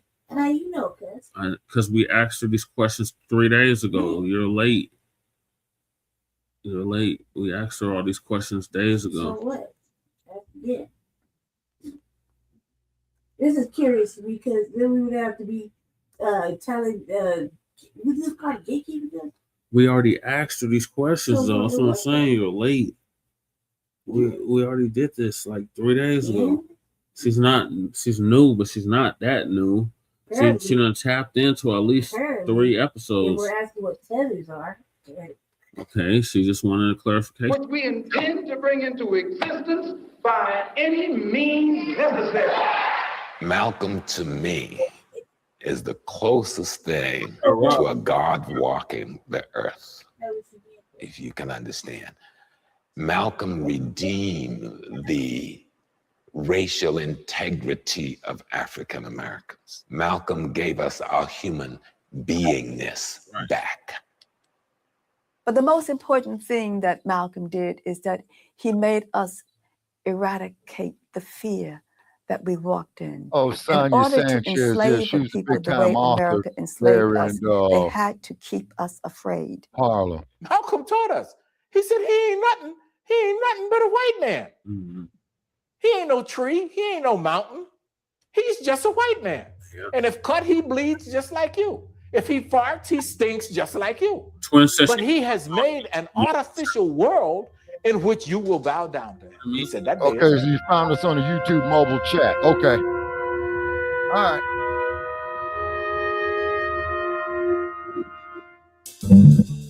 May 21st, 1964, 9 months before his assassination. The most controversial black leader in American history returns from a pilgrimage to Mecca.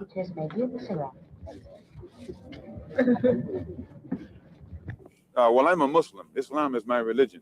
And it's my intention to try and spread Orthodox Islam among the Afro-American community and people, period, in this country, because I think it's the only thing that creates brotherhood. Do you feel that your message, apparent message of love that you brought back from Islam is the real reason they're after you, because you're not hating as hard as they want you to? Well, I never did hate anybody hard. I never hated anybody hard. These few words in the mouth of Malcolm X have the effect of a bombshell. The American press prepares their biggest headlines. The priest of black pride no longer hates the white folks. And yet he has plenty of reasons to hate American society.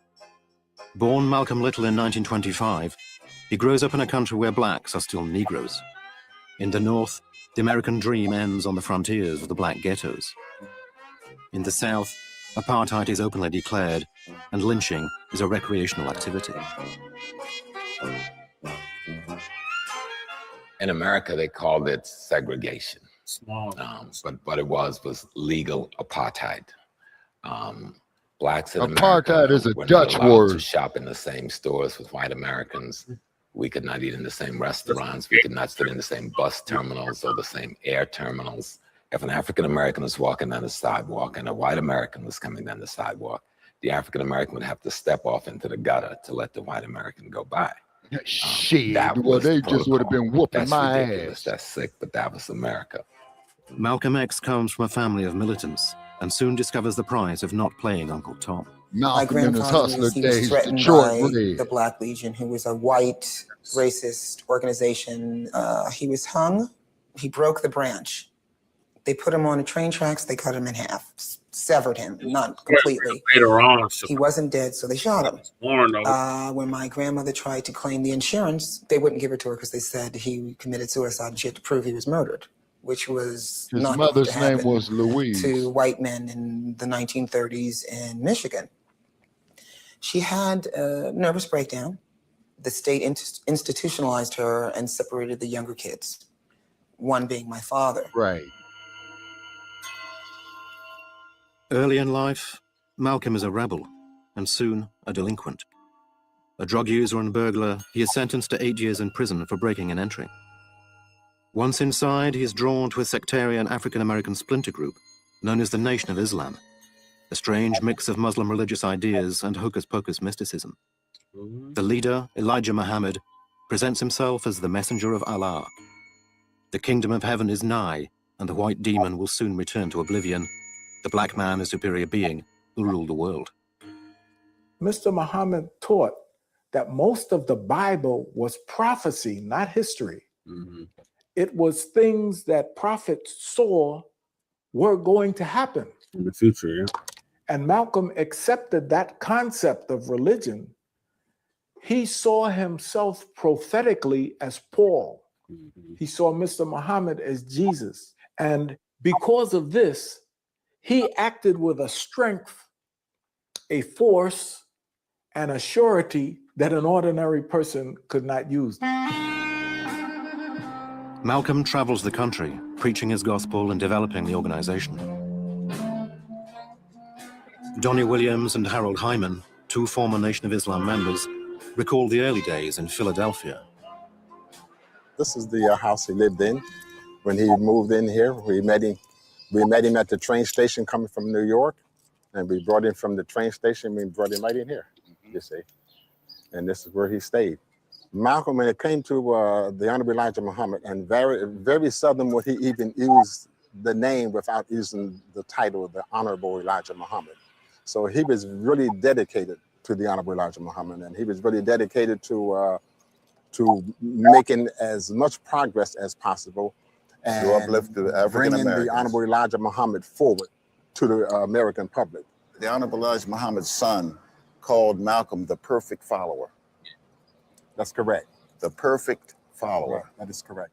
In the 1950s, the arrival of Malcolm X does not go unnoticed among the various political and civil rights organizations, effectively fronted by Martin Luther King. But for Malcolm X, King and his clique are a bunch of bourgeois nobodies who have sold out to the white establishment.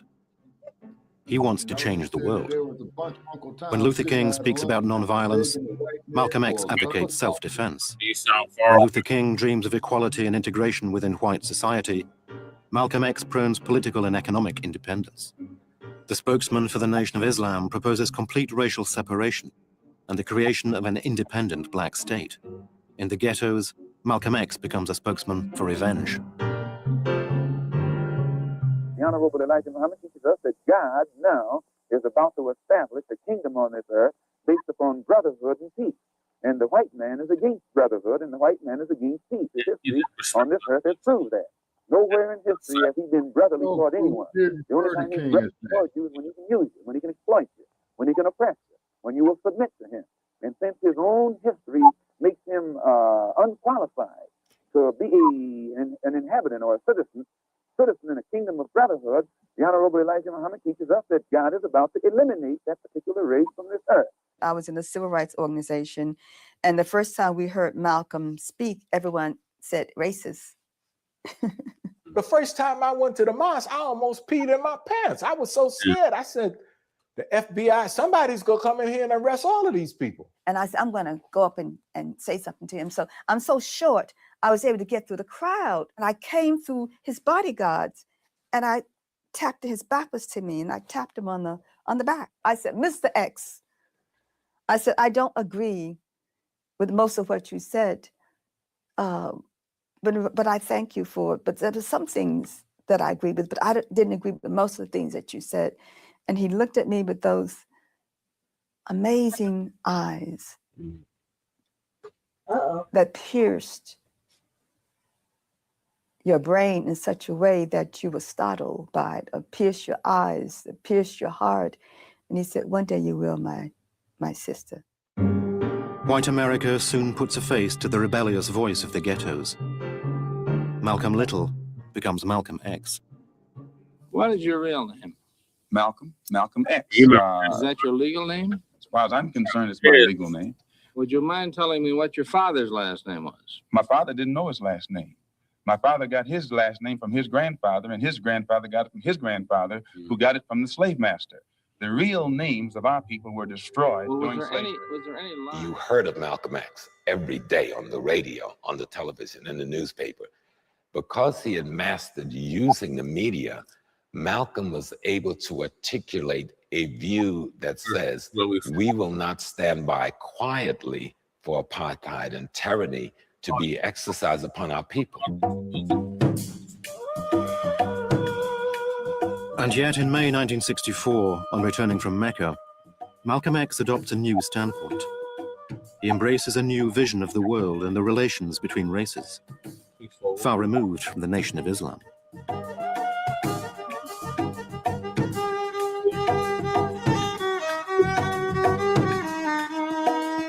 So gradually, my father saw true Islam, Asians, Europeans, Africans, all sitting together. And he could actually sit with these people and not feel resentment. And he made his Hajj, and it changed his life completely. He finally saw what the world was. And it wasn't just a civil rights issue between blacks and whites in America. It was a human rights issue. But is this a veritable revelation? Or as a wily tactician, does he have another agenda? Brother Malcolm was not an idiot. He knew that black people could not function in a world all by themselves. He knew that you needed to form alliances with other people. Biggest mistake ever made. I don't believe that Malcolm would have ever changed to the point where he would have accepted white people as people who could be trusted. Yeah, alliances and trust. Malcolm X certainly needs them in May 1965. He returns to the USA to find himself isolated. He therefore seeks to create a new network of influence to develop his own movement, the Organization for African American Unity. After he had the press conference, him and Abdullah Razak went downtown and got an office space in Teresa Hotel. The office space was actually on the second floor. He says in his press release that he still believed that the Honorable Elijah Muhammad's solution was the best solution for Africa. They fucking with the stream, y'all. Fair use. I mean, I already did the damn fair use, but I guess I'll do it again. Fair use, copyright disclaimer under Section 107 of the Copyright Act of 1976. Allowances made for fair use for purposes such as criticism, comment, news reporting, teaching, scholarship, and research. African American, and that was separation, that he's going to work with whoever, whenever, and however he possibly can. He finds support from a number of newly independent African nations. His aim is to unite all the black peoples of Africa and America against Western oppression. They say that the most powerful bloc in the UN are the African Asian bloc. These are the poor nations. Yet they carry more weight in this political body than the nations do who have all the money. Why? Because no matter how wealthy America is, she only has one vote. You and I have to look at this and understand this, that the ballot is as powerful as the bullet. At least they're both important.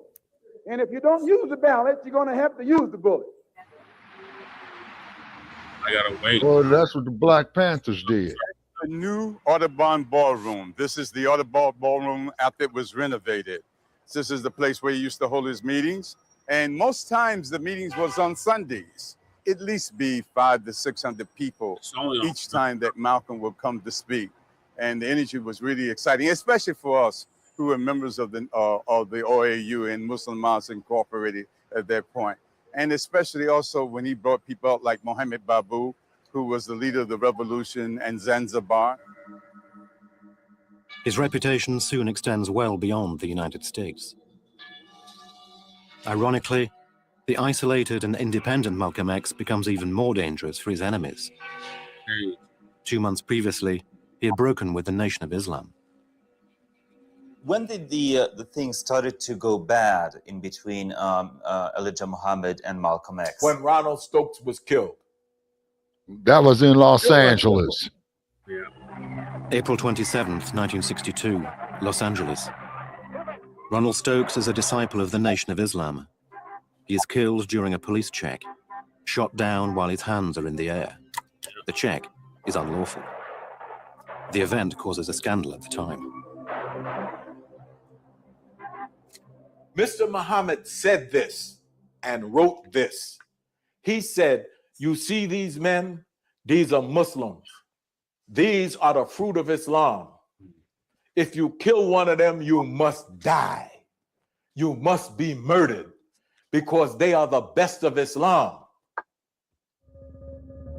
There are widespread fears of escalating violence. True to his principles, Malcolm X visits the scene and warns the forces of law and order. We do not endorse Martin Luther King's philosophy of turn the other cheek. We don't turn the other cheek to anyone. And it should be made known that anytime these brothers are attacked, when they know they're in the right, those brothers have the right to retaliate to the fullest extent of their ability with the help of our God. But the Nation of Islam merely publishes a simple protest and discredits their own spokesman. Malcolm X, advocating retaliation, has to give in and turn the other cheek. For some, the timing is just right. A number of enemies within the Nation of Islam are concerned about his growing popularity.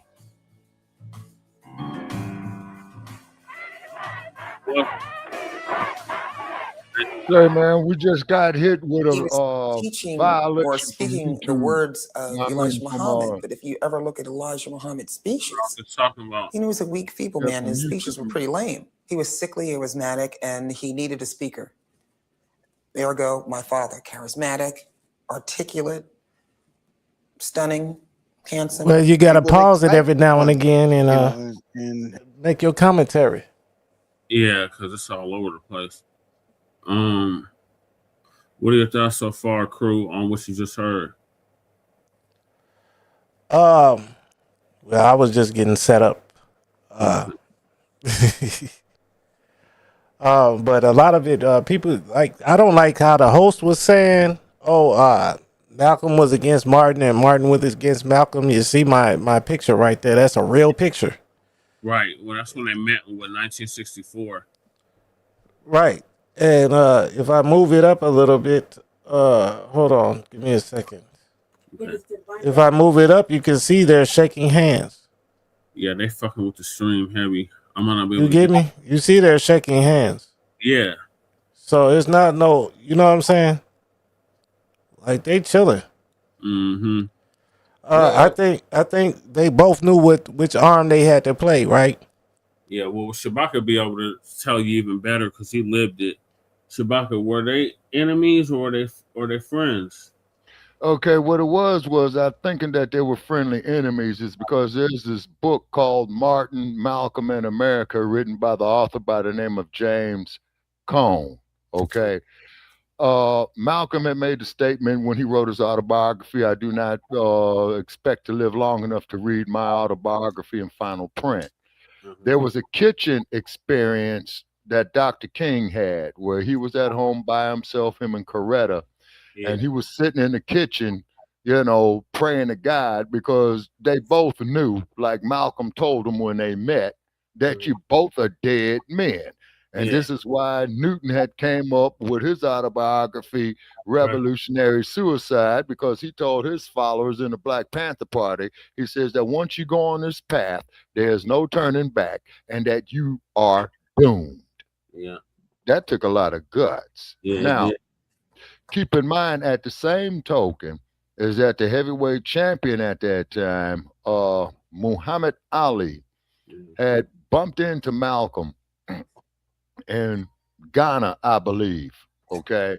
So Malcolm had tried to tell Ali that, well, man, I took the Hajj and, man, I saw people from all different colors and stuff like that. And Ali had told Malcolm, don't quarrel with Elijah Muhammad. Okay. Now, I'm quite sure the reason why Ali had said that, because as you know, when he was with the Louisville sponsoring group, right? Okay, because Ielda McChesnick told us this when we was on Blog Talk, Brother Che. Shout out to Elder McKesnick. Oh, yes, sir. And then he had stated that that Ali had told them, well, man, that, you know, they threatened to break my legs. And then Elijah says, well, they got legs too. You see, so the day after Ali had won the title from Liston, he says, I got a new manager. And then, of course, it was Elijah Muhammad's son, Herbert, you know, who was the manager of his career. And the rest is history, you know? And they backed up off of Ali. Yeah.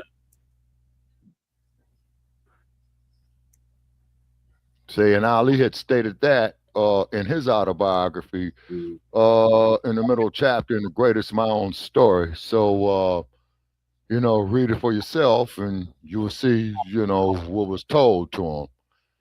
And then that's when he came out the day after that. He had changed his name to Muhammad Ali shortly after he took the title from Liston. And But then, of course, lived through it, Shabaka. Did you say that they were friends or they were enemies? I would say, man, that they were not exactly enemies, but they were not exactly friends. They pretty much had a mutual respect for each other, because even Dr. King had said prior to his assassination, when Malcolm had been dead for 2 years, I led our people into a burning house with integration. Yeah, that's after he met with Malcolm, though. Prior to that.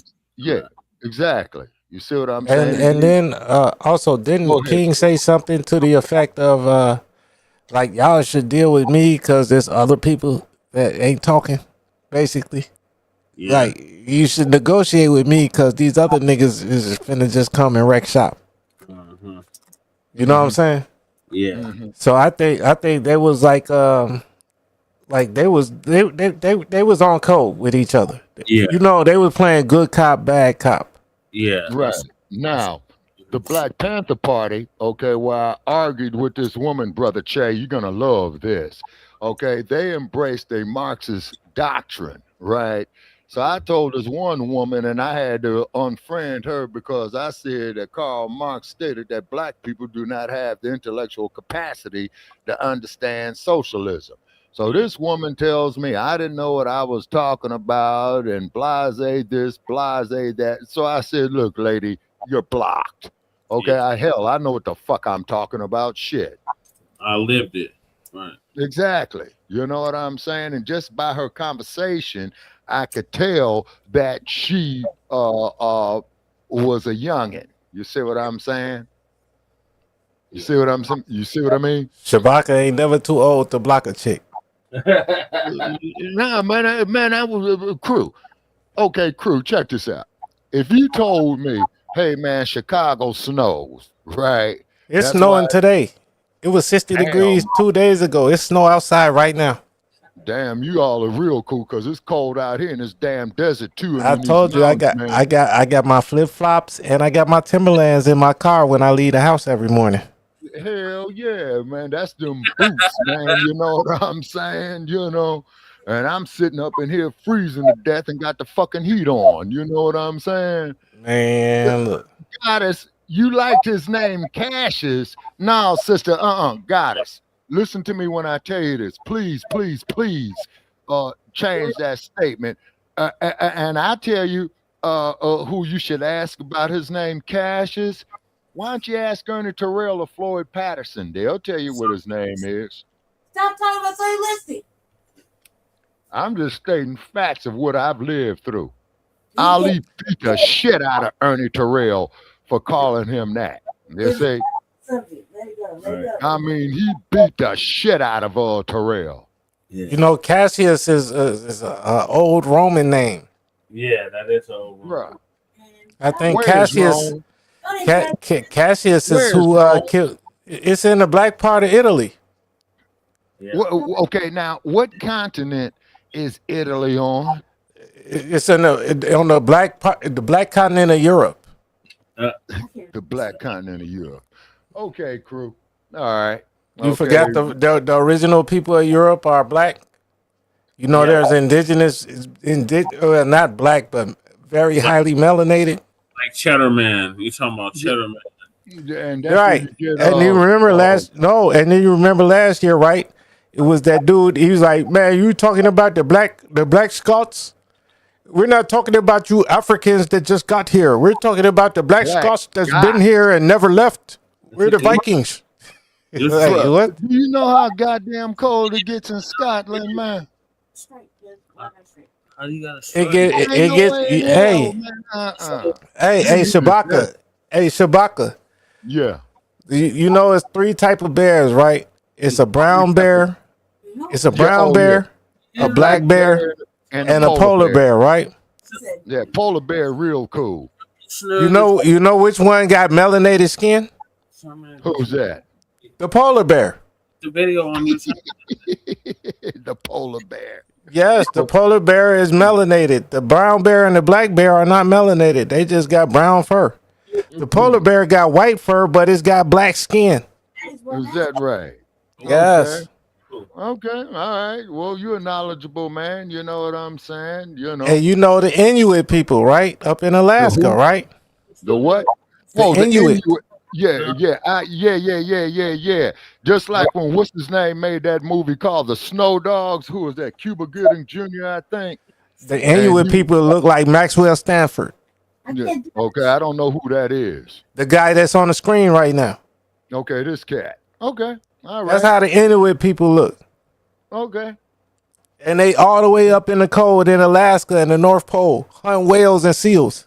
Yeah, but hold on a second. But you do know, man, that up there in Alaska, crew, they got 20. Okay, well, how's that shit go? It's 6 months. Sometimes it's 6 months. Yeah, 6 months of the light and 6 months of the dark. Yeah, because I had a relative of mine that went up there through it, and he said that shit there. Yeah, you know, like Alaska, I mean, like Australia's in the summertime. Brazil is in summertime right now. Yeah. Like if you go below the equator, they get summertime when we get wintertime. Yes, sir. Same thing with the Zania, too. Zania? Yeah, Zania. The original name of South Africa, crew. Oh, okay. Mm-hmm.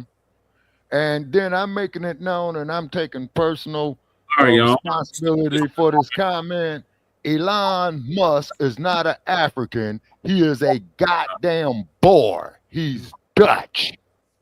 Yeah, we understand that, Shabazz. I'm not an African either. His paperwork says African American. I don't give a fuck what it says, man. Look at the motherfucker. And that motherfucker ain't melanated. Okay. Hey, what they said, just because they look like us, melanin, lineage over melanin. Right. Bruh, tell that motherfucker Elon Musk to come sit out here with me in the sun, man, in June. Just because they look like me don't mean they my bro. I didn't say, no, he ain't our bro. No, I said even if they look like me don't mean that they cool with me. Right. I'm not worried about the skin color. I'm worried about the damn lineage. We're not on well, see, the thing is this here, crew. Okay, in Los Angeles, you know what I'm saying? Yeah. You got a billion people in Africa that's off code. Shabazz, we got whole videos of Africans telling the police, "Don't treat me like them FBAs." And like I say, Che, let them take their asses to Los Angeles. They were in LA. That's what I'm talking about. Where in LA? All throughout LA, Shabazz. My bro just called me, right? My buddy just called me. I kicked it with him in like when I was in college. He's from Liberia. He got deported to Liberia. He's been homeless in Liberia for the longest. He need $150 to pay. So he need $150 so he can get his 570 up to pay his rent for the whole year. Wow. You give me, this is what they're dealing with. There's no jobs out there. There's no nothing. And these people got the nerve to come over here and be sitting in our house, sitting on our couch, wipe their ass on our curtains after eating our food, drinking our drink, smoking our smoke, and then tell us our house stink or we need to paint it. And then they start moving furniture. If you don't get your ass up out of here, right? You don't get to come over here and tell me, you came here to what you liked, which is better than what you got. So you don't get to come over here and start changing shit around back to what your damn third world, fourth, fifth, seventh, eighth world was. Right. That's true, crew. That's very true. So I'm gonna have to end this documentary because these mothers is fucking with the video. So yeah, and they trying to strike us because, like I said, man, you know they killed the YouTube transmission on my end. They did it on Lady Chase end too. I can't, man. Yeah. No, I still got the YouTube going. Yeah, but and you still got. Wait a minute, but you got the YouTube going, crew, and they ain't told you they struck it. No, the YouTube's it's still running. It's not running. Yes, it is. I have it pulled up right now. On Front Line Blacc News, that bitch is running. It's still running on Front Line Blacc News. It's not running on my personal page, Jesse Parrish, aka Chan Krumah, and Lady Chase, the RBA. Huh. Fuck that, man. Well, I see it on the RBA too. Don't you? Did y'all just hear the reverb? No, barely. Okay, hold on. I'm checking out my Facebook page, man. There's a. You actually go to the studio and see if they struck the channel. For what? I'm looking at it right now. Oh my God! Just go to Look, the YouTube right here, studio. Bam. No, go to the YouTube studio and see if they struck the channel or not.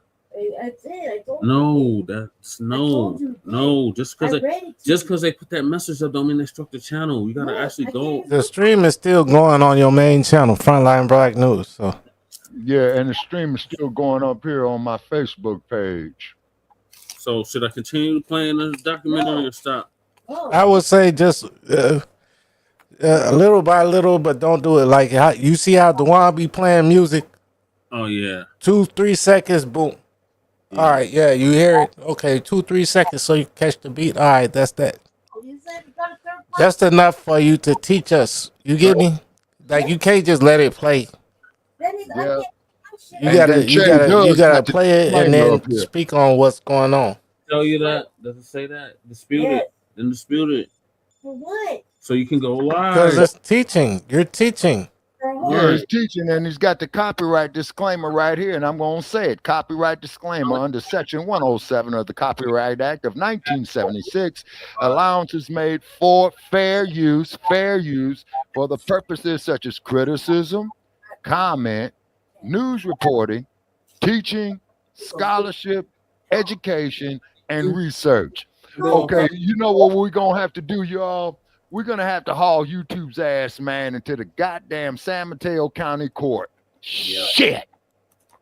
Lisa did that. Channel been removed from content. That's the video. Right what? That's the video. Video. That's the video, Rundy. That's not your channel. What did you say? Oh my God. They took the video down off your channel, and that's what happened. Yeah. Party content. So can you go somewhere else? Can you do something else? Yeah, I was gonna play a whole nother clip. God damn.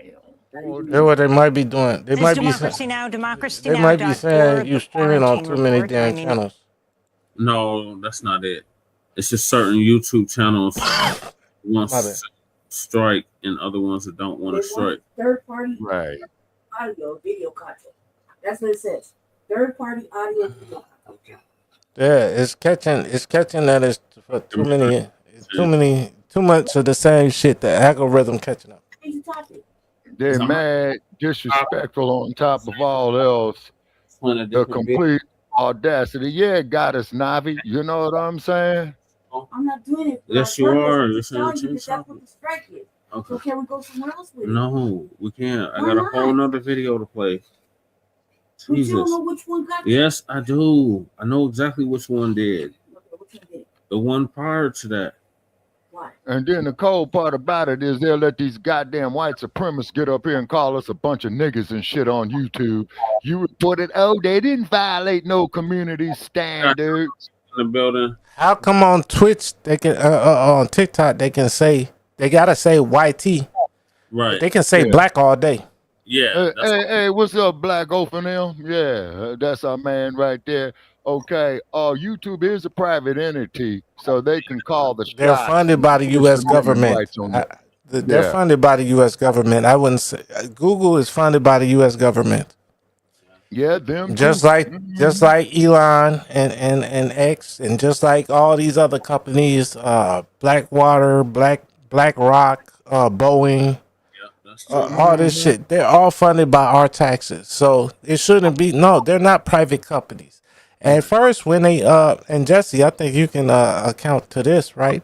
At first, when they started corporations, they had to be for the public good. Yep. Right. They had to be, and then it's not no private shit for profit and shit. It's just all us putting in money, and it's got to, you know what I'm saying, for what the mission statement was. Yeah. We need to get back to that. Right. Yeah, and then keep in mind is that a corporation is a legal entity, just like yourself. is a legal entity. That's what Am I in the Pootie Tang movie? That's what I just said. Yeah. Can't post for a week either. Post or live stream for a week. Damn it. Oh, we'll get rid of that. We'll get rid of that. We'll get rid of that. God damn it. I can't. Yes, you can. No, I can't. You can always appeal it. You can dispute it. Just don't do nothing right now. Just wait till I get ahead. Hey, you know you can make me a moderator, like for your channel. Oh yeah. No, like I can make moves. Where are you at? Do that right Where now. are you watching? Where are you watching from? I'm from the original Front Line Blacc News. Okay.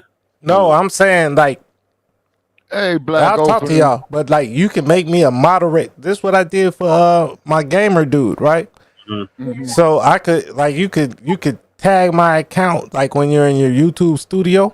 Yep. And make me a moderator so where I can upload videos and do all type of shit. You give me like I'm your secretary. Yeah. I'm as soon as I can do it, I'm here at Jen's house on the phone. Taking shit. Do it on the phone too. You must have brought your mic because the mic sounds decent. No. I know the mic at Jesse's house be sounding terrible. I'm using the same mic at the house. What are you talking about? I'm using the same mic. No, I said Lady Che must have brought her mic over there. Oh, I'm using the same mic. I'm talking loud because I'm mad. No, because you be saying that you be like when I be like, damn, Che, you sound good. You like, oh yeah, I'm over at Lady Che house. Oh yeah, I'm at the Blacc. We at the Blacc house. Yeah, I'm at the Blacc I'm using the equipment you sent. Right. Oh, okay. That's why it sound good. I'm just talking loud. That's like really loud talking. No, I can still hear you. That's why it sounds so clear because I'm mad. Damn YouTube. Yeah, Yes. them lousy motherfuckers, man. Shit, you know they just hate this truth. You know what I mean? Yeah, that's all. Oh, I see you getting more subscribers, Che. Oh yeah, You up like 20 or 30. Yeah, we growing. Yeah, see, that's what they hating on, man. That's the real reason. You know what I'm saying? That's what they hating on. Now, if we came up here with some gay rights shit, then all of a sudden we okay. If we put some Charlie Kirk bullshit up there, we okay. But as soon as we deal with one of our icons, well, you guys are black racists. There ain't no way in hell there's no such thing as a black racist because we don't control no industries. We don't control no high tech. We damn sure don't control no goddamn police departments. Also, race doesn't exist. Right. Race doesn't exist. Yeah, it's a social conflict. Real quick, before you get into that, let's just keep an eye and make sure the channel's that's running because we could just be in your bullshit. And No, we're not ghost talking. It's still working. So, yeah. Oh, I'm watching. I'm like, so since Che has that banner at the bottom of his screen, yeah, I'm looking at the YouTube channel, but I got the StreamYard window open too. So that's what I'm talking into, but I'm looking at the YouTube channel. Wait a minute, it's up on the YouTube channel. Yeah, on Front Line Blacc News. I'm over it. On the YouTube channel. And these sons, okay. So these motherfuckers got something personal against me then. He's a manager mod How now. about you? Okay, crew, you're a manager mod now. So Go you ahead. and Shabaka and Lady Che and myself. You gotta put on my shit, not just yours. Yeah, I don't know about like, because you know, like in the back channel, To do that. like, so man, I can find videos and upload them. Like, man, you can, like, you know, how I be uploading. You know, how I be uploading my shorts. Yeah. Huh? Just go ahead and carry on with the show, please. Che, Yeah, I'm still here, crew. you know, how I be uploading my shorts, and I got my little avatar and everything and all of that. I can make that shit for you and just upload the same shorts for you. Why? Type shit. What? Jesse knows why I'm mad. Yeah, it's not just that. It's a combination. Jesse knows why. That's it. That's all. I'll get over it. All right, let me get back to this video. So this is from Democracy Now! And this is Malcolm X's daughter. How you say her name again, Shabaka? Ilyasah. Ilyasah. Ilyasah. Elisha. No, Ilyasah. Isha. Oh, okay. Isha. Issa. Shabazz. Bacc's probe into assassination. This from 4 years ago. So I don't know what the update is in regards to that, but this is from 4 years ago. Okay. Goodman. Fair use. Fair More use. about the assassination of Malcolm X, we're joined by his daughter, Ilyasah Shabazz. She Yeah, joined Ilyasah. Reggie Wood on Saturday when he released the deathbed confession of his cousin, the late undercover police officer Raymond Wood, who You right described being about part of that. the Got police a and shit FBI too. conspiracy Yeah, that targeted Malcolm X was there at his assassination.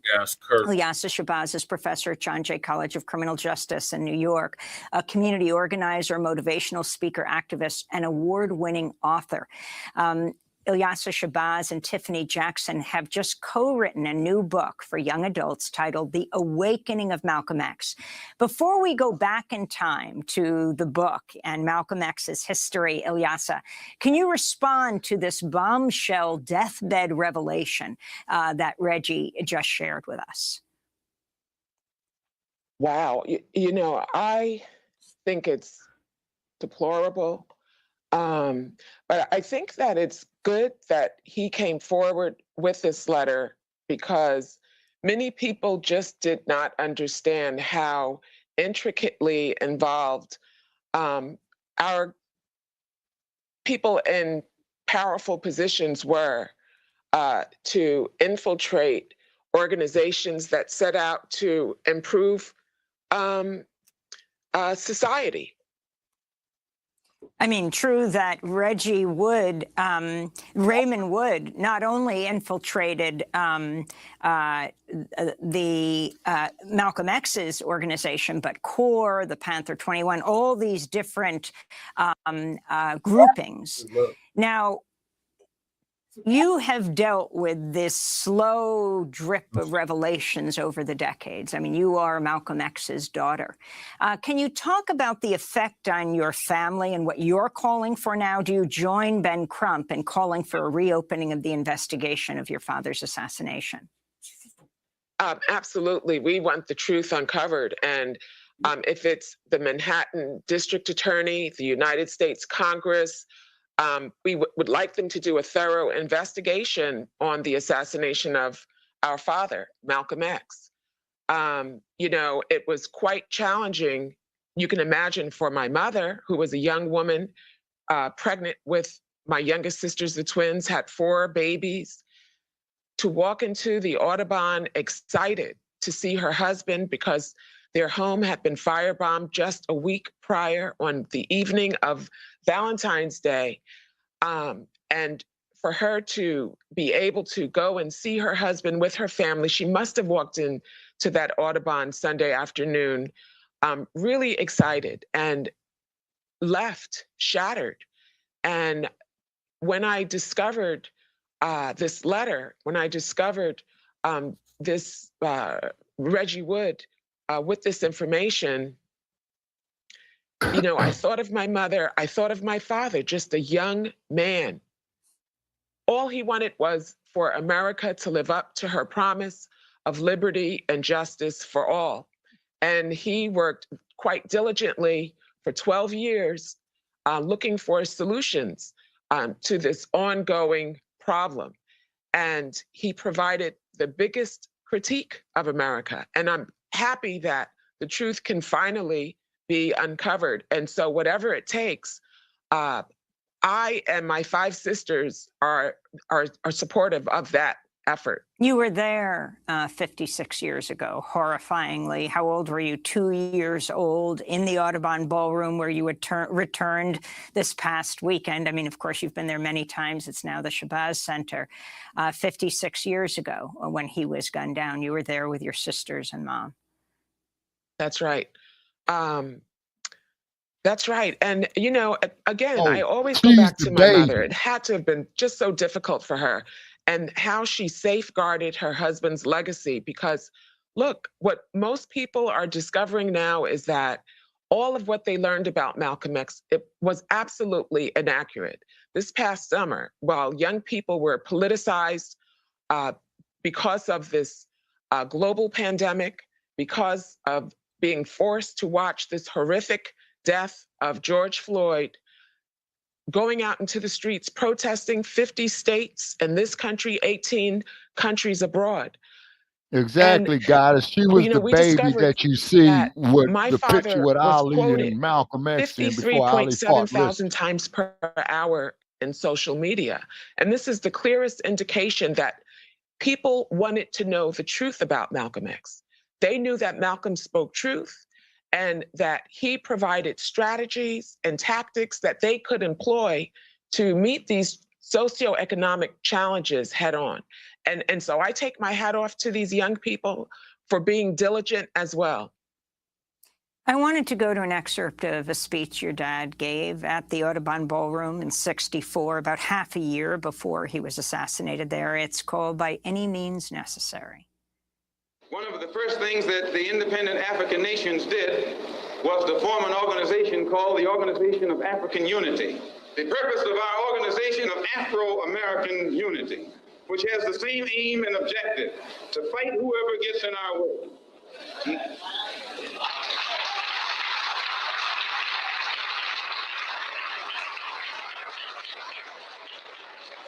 To bring about the complete independence of people of African descent here in the Western Hemisphere, and first here in the United States, and bring about the freedom of these people by any means necessary. That was Malcolm X months before he was assassinated. Ilyasah Shabazz, you have now written a book for young adults called The Awakening of Malcolm X, and it really focuses on his time in jail. Talk about why you chose this period, and what do you think is so critical for young people to take from it? Well, I wanted to first make sure that I showed that Malcolm didn't go to jail and miraculously become Malcolm X, that his parents instilled specific values. And it speaks to all of the smart, forward-thinking adults that, we have to provide guidance for our children. They need an education curriculum that teaches the truth. We can't sit back and expect someone else to do these things for us. If our young people understood that, say, in world history classes, as I teach my students, that Africa is the cradle of the most advanced, thriving civilization ever to exist in mankind. And if they also learned about the impressive kingdoms of Benin, Fudajello, Mali, Egypt, to the same degree that we teach them of ancient Greece and Rome, then we might better appreciate the beauty and magnificence of non-white civilizations in Africa, Asia, and Latin America. And we would have the opportunity to teach our children love, respect, instead of instilling these values of hate and discrimination. Rather, love and respect for ourselves and then for humanity. I think all of these things are extremely important. Write the book in the first person. What was it like to inhabit your father's perspective in this way? Well, talking about the values that were instilled in him by his parents, and Malcolm running from himself, running from his identity, running from the fact that his father was lynched. His father was the president of the chapter president of an organization that was commanded by millions of followers in the 1920s, that he purchased land that was then reserved for whites only. And, the KKK lynched him. They targeted his family. His mother, who was the recording secretary, instilling values of compassion, human compassion, literary, all these things that we see in Malcolm later in his life, was put into an institution. The family was separated, the land was taken. And so when Malcolm finds himself in jail, we find that Malcolm is still smart. He ends up being a star debater on the debate team. The prison debated against Ivy League schools, Harvard, MIT, Boston University, and Malcolm debated about capital punishment. And so we see his compassion, we see his wit, we see his ability to inform and engage others. And so, you know, what we find is that Malcolm studied the dictionary not so that he could learn how to read and write, but he studied the dictionary so he could learn the etymology, the root words, so he could be his best. And when we look at today, the criminal justice system, we know that there are over 3 million people behind bars, that the U.S. spent in 2012 $80 billion taxpayer dollars on correction facilities, not education, not after-school programs. And so the incarcerated population has increased by 700%, and we wanted to focus on the humanity of these people behind bars.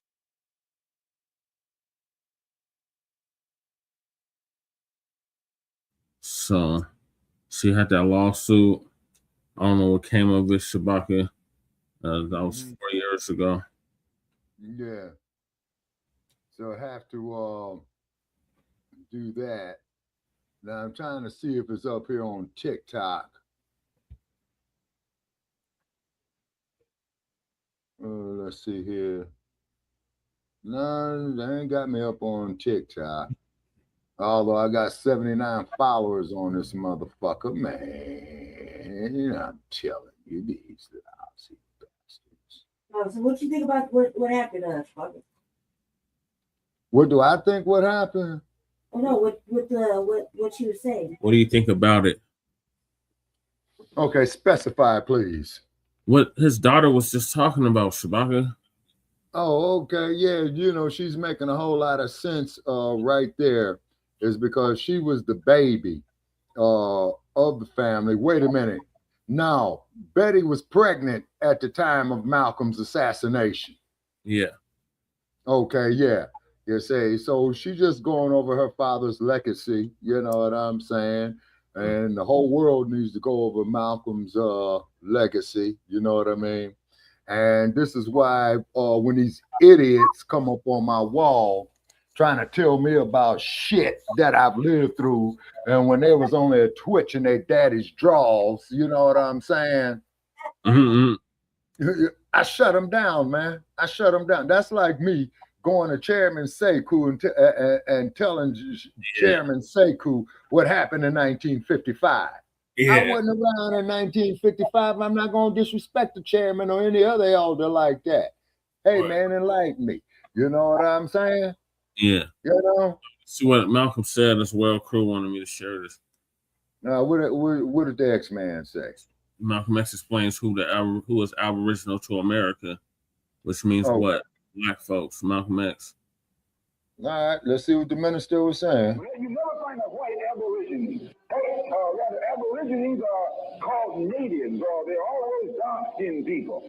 You and I are aborigines, but you don't like to be called an aborigine. You want to be called an American. Yeah.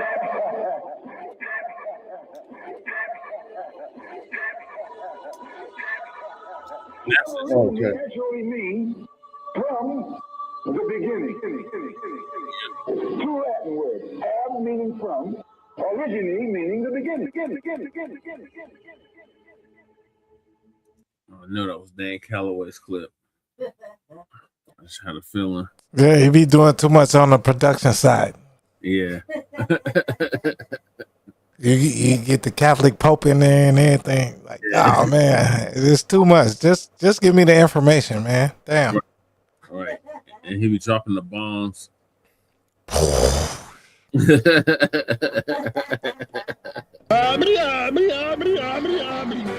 Damn. See.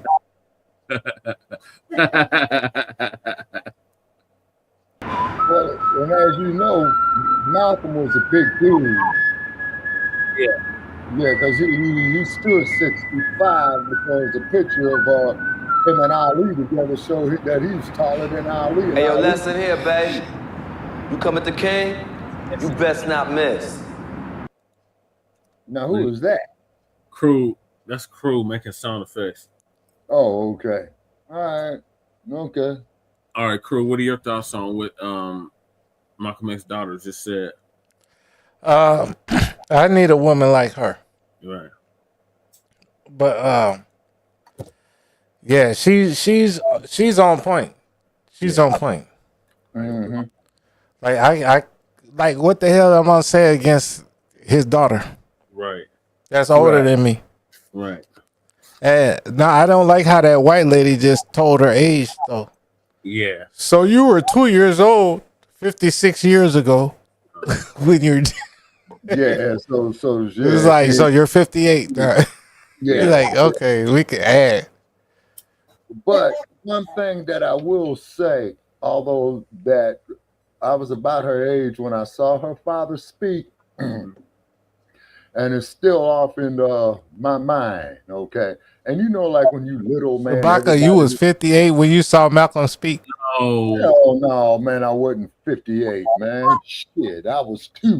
Going on 6. No, I'm just messing with you. Yeah, I was 2 going on 3.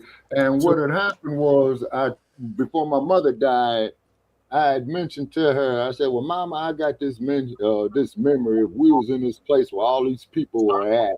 And I remember this man with red hair and these glasses talking, and I don't know what he was saying. The only thing I knew was that dude was mad. That's all I knew. Okay. Yeah. And she says that was Malcolm X. So I pulled up the clip, as you know, Brother Che, from May 2nd, 1962 in Los Angeles. Mm-hmm. That coincides with that, you know. Yeah. And what happened. Yeah, you was there, Shabaka.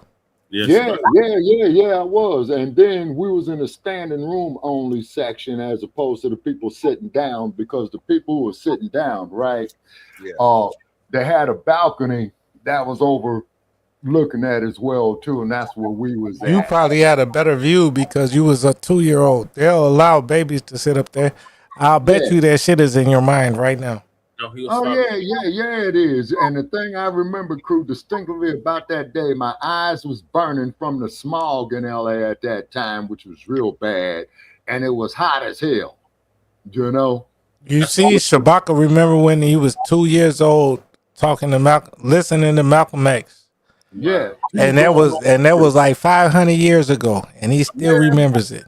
Yeah, it was about 500 years ago. Yeah. But if you live I mean, because I'm just talking shit because Shabaka's so old. if you live long enough, Shawnee, you'll be an old. Hey, Shabaka. Did you bring your best friend, Yahushua, with you?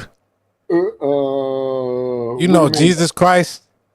No, sir. Only thing I remember was it was just me, my daddy, and my little sister, who was barely starting to walk at the time. And my mother said that we went up there and talked to him, and that he held my little sister, you know what I'm saying, and rocked her back and forth.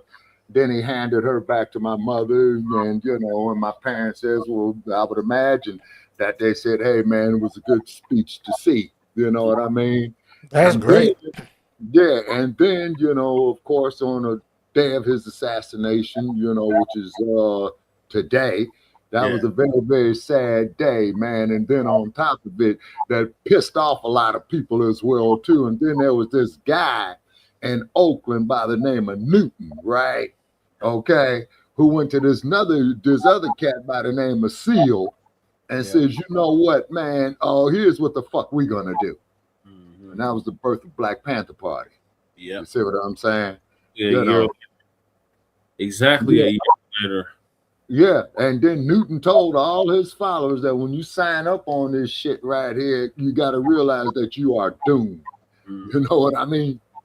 Yeah. Because they ain't gonna as soon as we say we be one or you know, about our business, man, the jobs go out the way. Yeah. That's why even TBA said, like, all right, don't have your FBA shirt on. Yeah. When you go to work, just go to work like a normal person, but just do your FBA shit on the. You get me?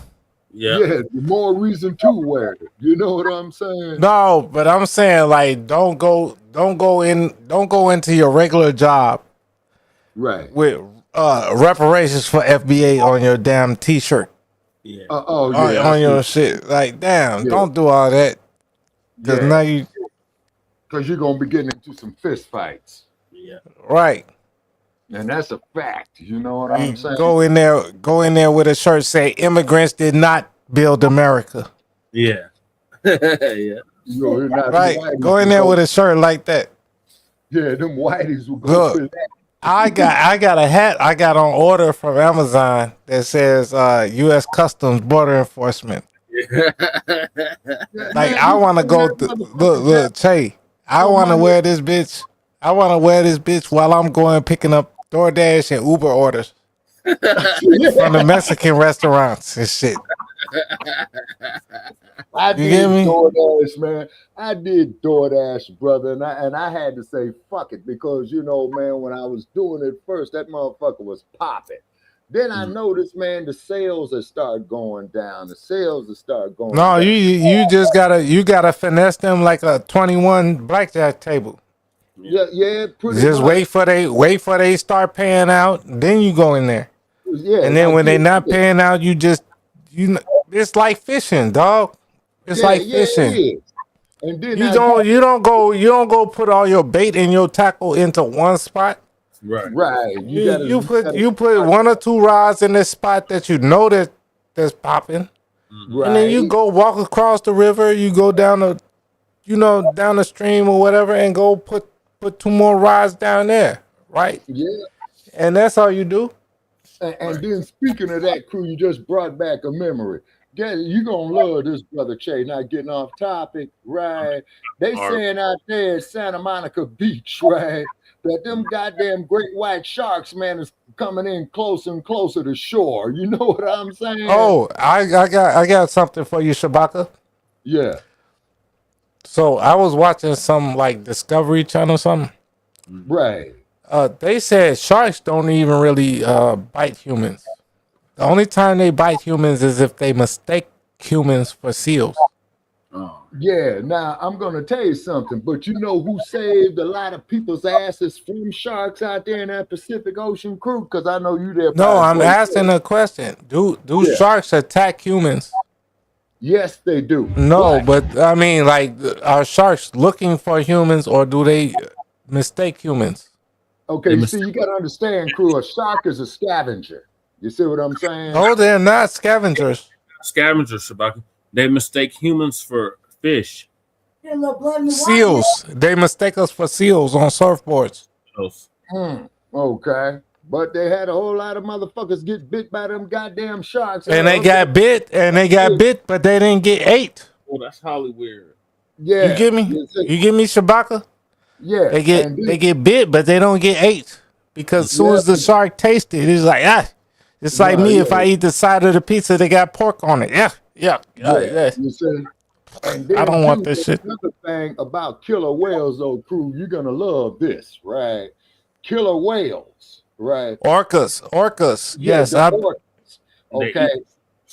No, they will kill the shark to protect the human. Hey, stop, because I done got into it with a shark before, and that's when I resumed my Shamu form, and I was like, man, all the sharks need to stay away from me. Man, but don't let me get into it. Look, I'm an orca.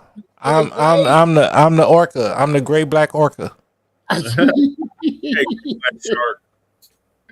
Yeah, I am the great black orca, but I'm not gonna talk about anybody else because that motherfucker will get me.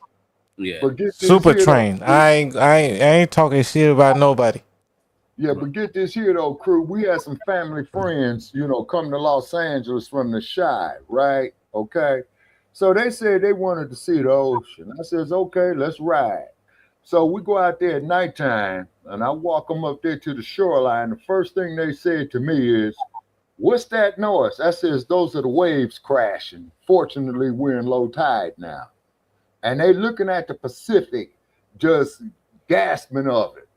And I told them what you smelling is the salt, okay? Because they said, what's that smell? Because crew, Lake Michigan or the Great Lakes, you ain't got no salt in them, right? Yeah, I know. Yeah, okay. Then they asked me, Now get this. Then they asked me, what's the next state going west? I said, you really want to know? They said Alaska. Yeah. No. I said Hawaii. You know what I mean? And they No, said, the next state is Alaska, but you got to go up north, and then the furthest state is Hawaii. Yeah. Okay, so I told them Hawaii, and they said to me, well, how do we drive there? And I said, young lady, let me tell you something.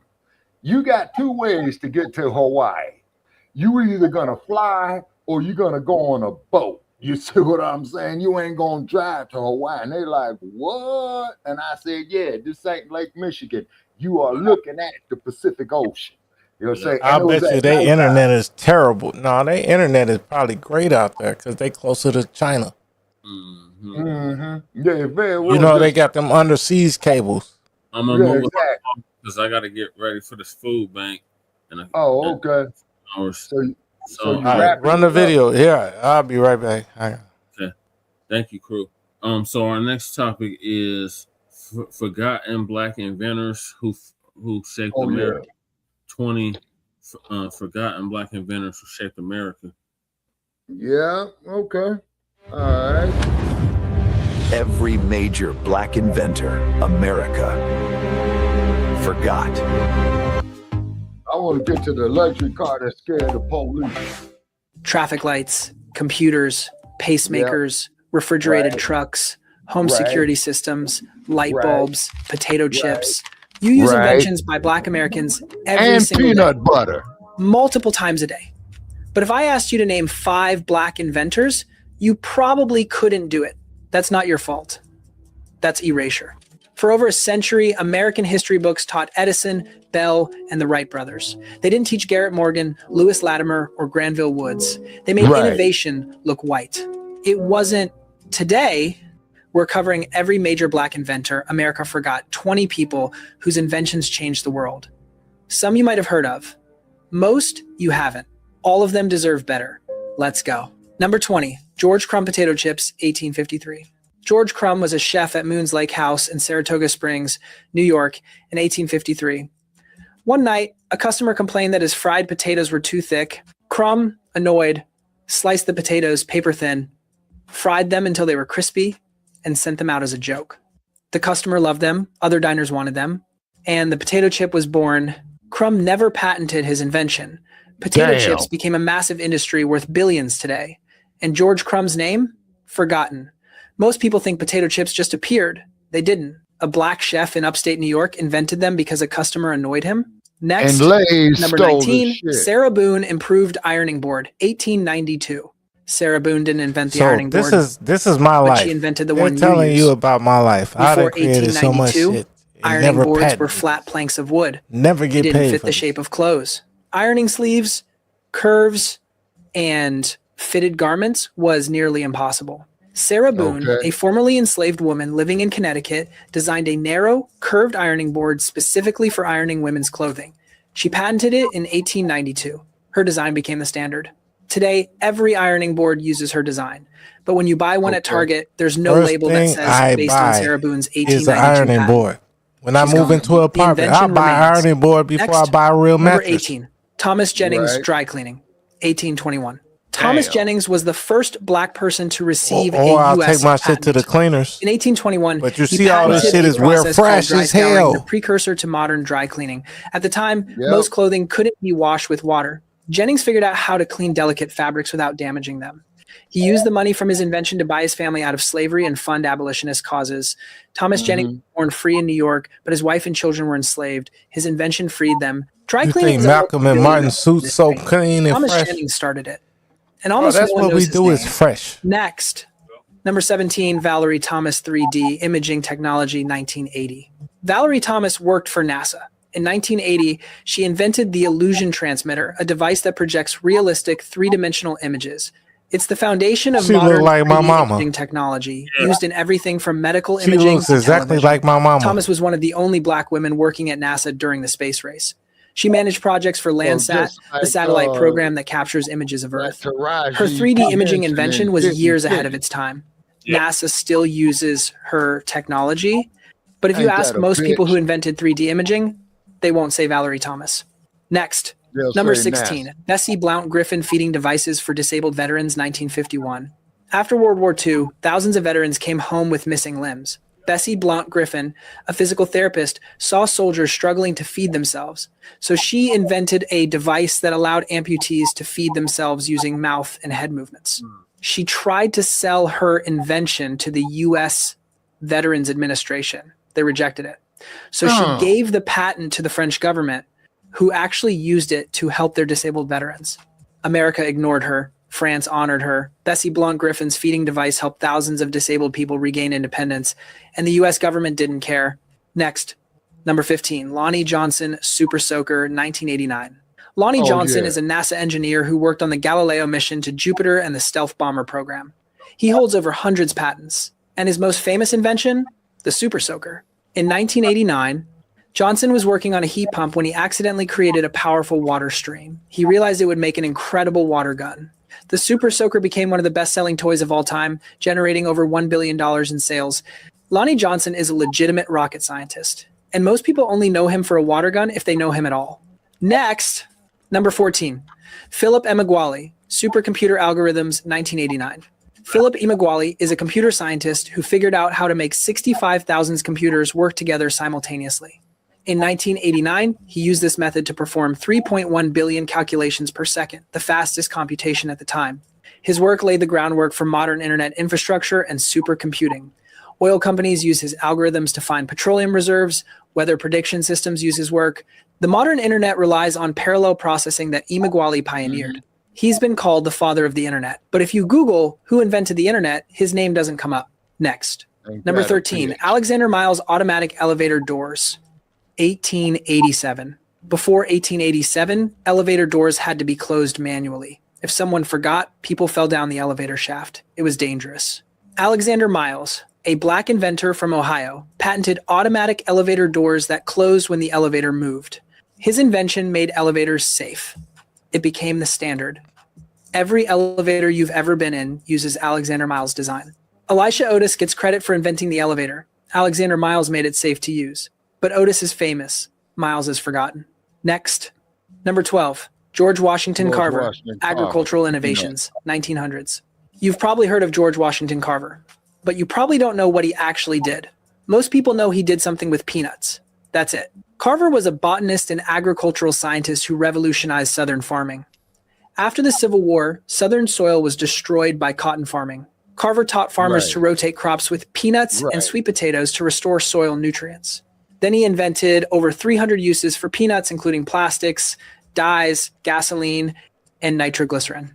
Carver didn't patent most of his inventions. He believed they should be free for farmers. He changed agriculture, and most people think he just made peanut butter. He didn't even invent peanut butter. Next, number 11, Charles Drew Blood, Plasma Storage and Blood Banks, 1940.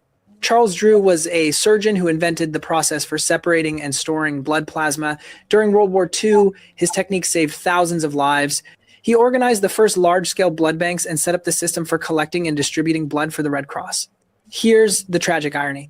The Red Cross initially refused to accept blood donations from Black people. Drew, the man who invented the blood bank system, protested the policy. He was forced to resign. Charles Drew saved thousands of lives with his invention, and the organization he worked for segregated blood by race. In 1950, Drew died in a car accident. There's a myth that he bled to death because a whites-only hospital refused to treat him. That's not true, but the fact that it's believable shows how racist medicine was. Next. Number 10, Patricia Bath laser phaco probe for cataract surgery, 1986. Patricia Bath was an ophthalmologist who invented the laser phaco probe, a laser device that removes cataracts quickly and painlessly.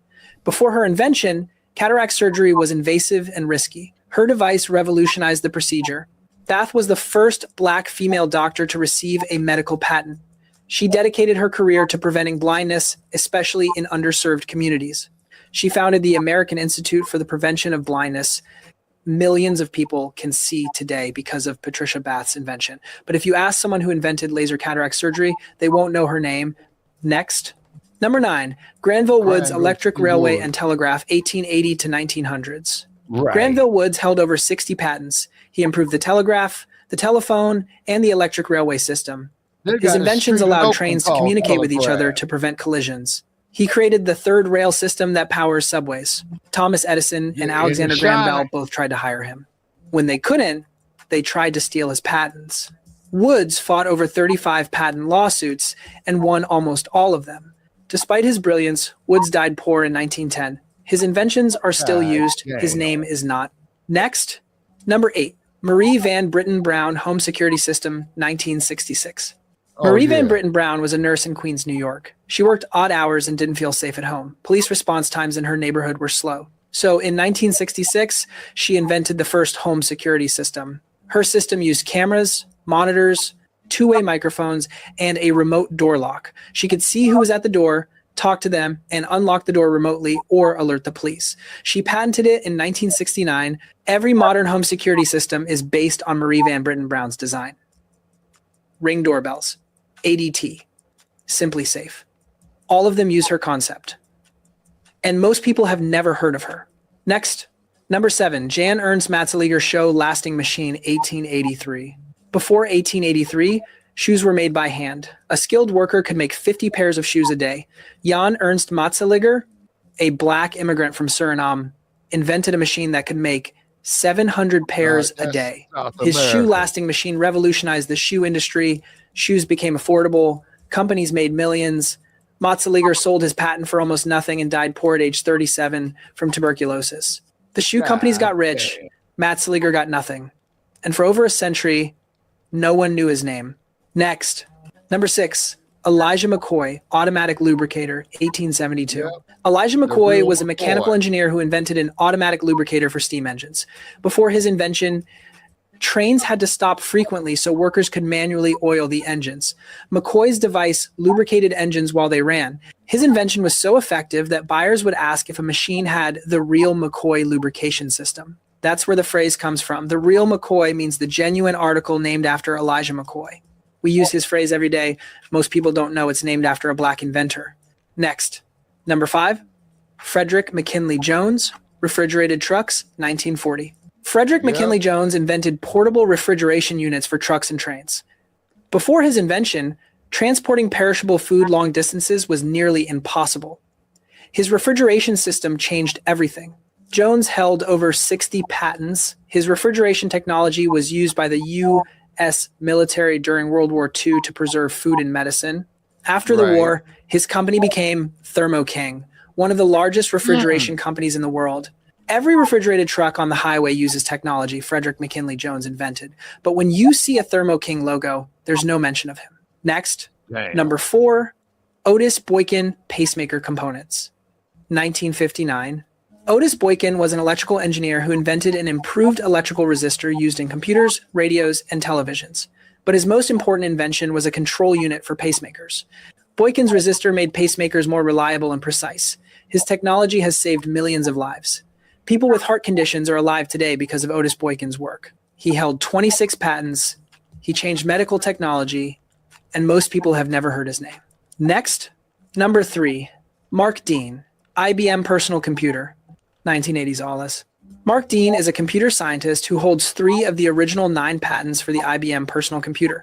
He co-invented the ISA bus, which allows devices like printers and monitors to connect to computers. He also led the team that created the first gigahertz processor. Mark Dean helped invent the modern computer. The device you're watching this video on exists because of his work. He holds over 40 patents. He was inducted into the National Inventors Hall of Fame in 1997. But when people think about who invented the personal computer, they think of Steve Jobs or Bill Gates, not Mark Dean. Next. Number 2, Lewis Latimer light bulb carbon filament, 1881. Everyone knows Thomas Edison invented the light bulb, except he didn't, not the version we use. Edison's early bulbs burned out in hours. They were impractical. Lewis Latimer, a black inventor and draftsman, invented the carbon filament that made light bulbs last longer and burn brighter. His filament design made electric lighting practical and affordable. Latimer worked with both Edison and Alexander Graham Bell. He drafted the patent for Bell's telephone. Lewis Latimer made the modern world possible. Edison got the credit. Latimer got forgotten. Next, number 1, Garrett Morgan traffic light and gas mask, 1914 to 1923. Garrett Morgan invented 2 things you interact with constantly, the traffic signal and the gas mask. In 1914, Morgan invented a safety hood with a breathing tube that filtered smoke and gas. It was the precursor to the modern gas mask. In 1916, there was an explosion in a tunnel under Lake Erie. Workers were trapped in toxic fumes. Morgan and his brother used his safety hoods to rescue 32 men. He became a hero. Then people found out he was black. Orders for his safety hood dropped. Fire departments refused to buy from him. During World War I, the U.S. military used his design but didn't credit him. In 1923, Morgan invented the three-position traffic signal, the red, yellow, green light system we use today. He sold the patent to General Electric for $40,000. They made millions. Morgan's name disappeared.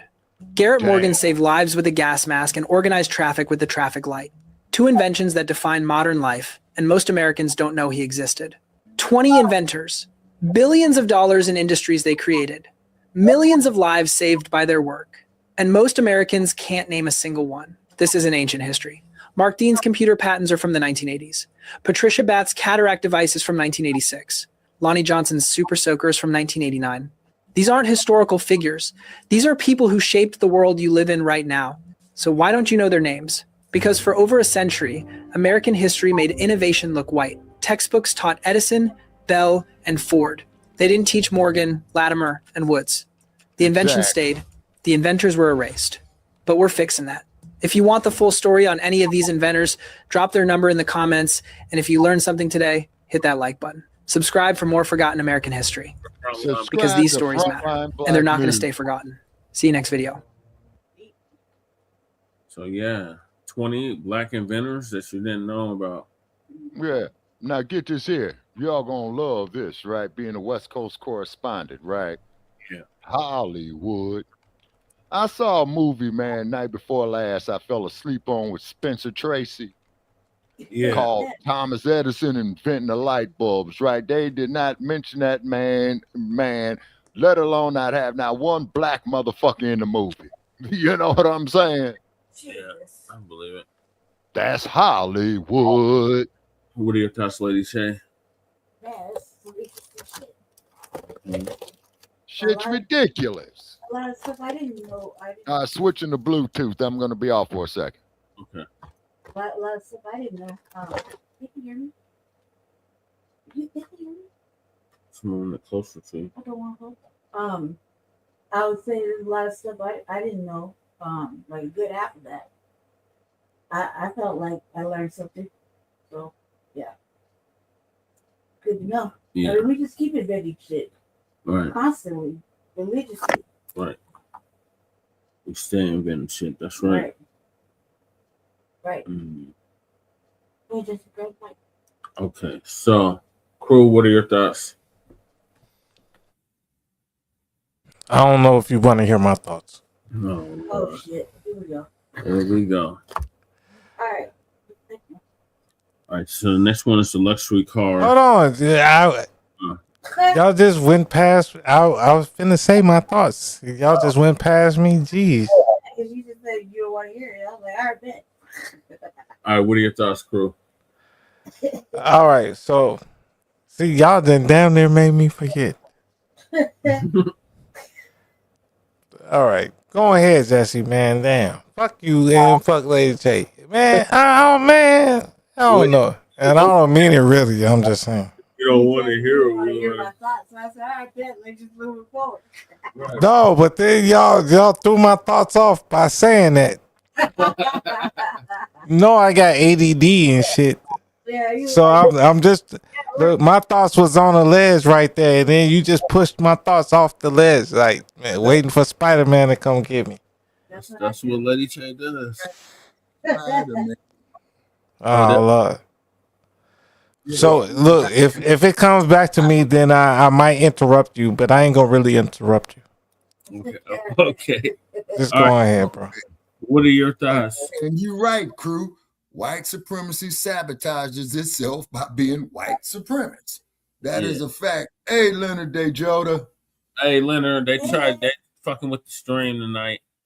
Yeah, man, they fucked with us, man. You know what I'm saying? The lousy motherfuckers. You know. I just feel like Shalom, Leonard de Yahuda. You know what I'm saying? And I don't give a good goddamn. See, Leonard is part of my family, the Yehuda family. Yeah. Jesse, what you know about the Yehudas? The Yehudas used to aren't they Hebrew Israelites? Similar, but no, we're the actual Judites. Oh, you talking about the tribe of Judah? No, not Judah, Judites. Yeah. No, you guys. You saying in Look, Hebrew? you found the street. That's the Hebrew way of saying it, right? Yeah, like Jesus is not Jesus, it's Yehuda. Yeah, Yahushua or something. Yeah. Yeah. Joshua. Yeah. And he had the hair of a ram's wool, and his skin was that of burnt grass, and there's only one group of people, man, on the planet that fit that description. Yep. Right. It's just like Shabaka is not Shabaka. It's shut the fuck up. No, it's just, I'm not gonna do that. Yeah, I'm just messing with you, Shabaka. Shabaka, what are your Shabaka? What are your thoughts on the 20 black inventors that shaped America? My thought on it supports the more reason for reparations, but a simple goddamn fact. What we just considered right here, right? The damn U.S. economy wouldn't be shit without us. Yeah. So, but what about when these Africans and these Caribbeans come in there and say that we got our culture from them, and that a lot of them motherfuckers, I go back and forth with it, right? Because Che would tell you, this motherfucker called me an Akata, right? Ooh. And I told that motherfucker, I says, look, man, let me tell your brain dead ass something.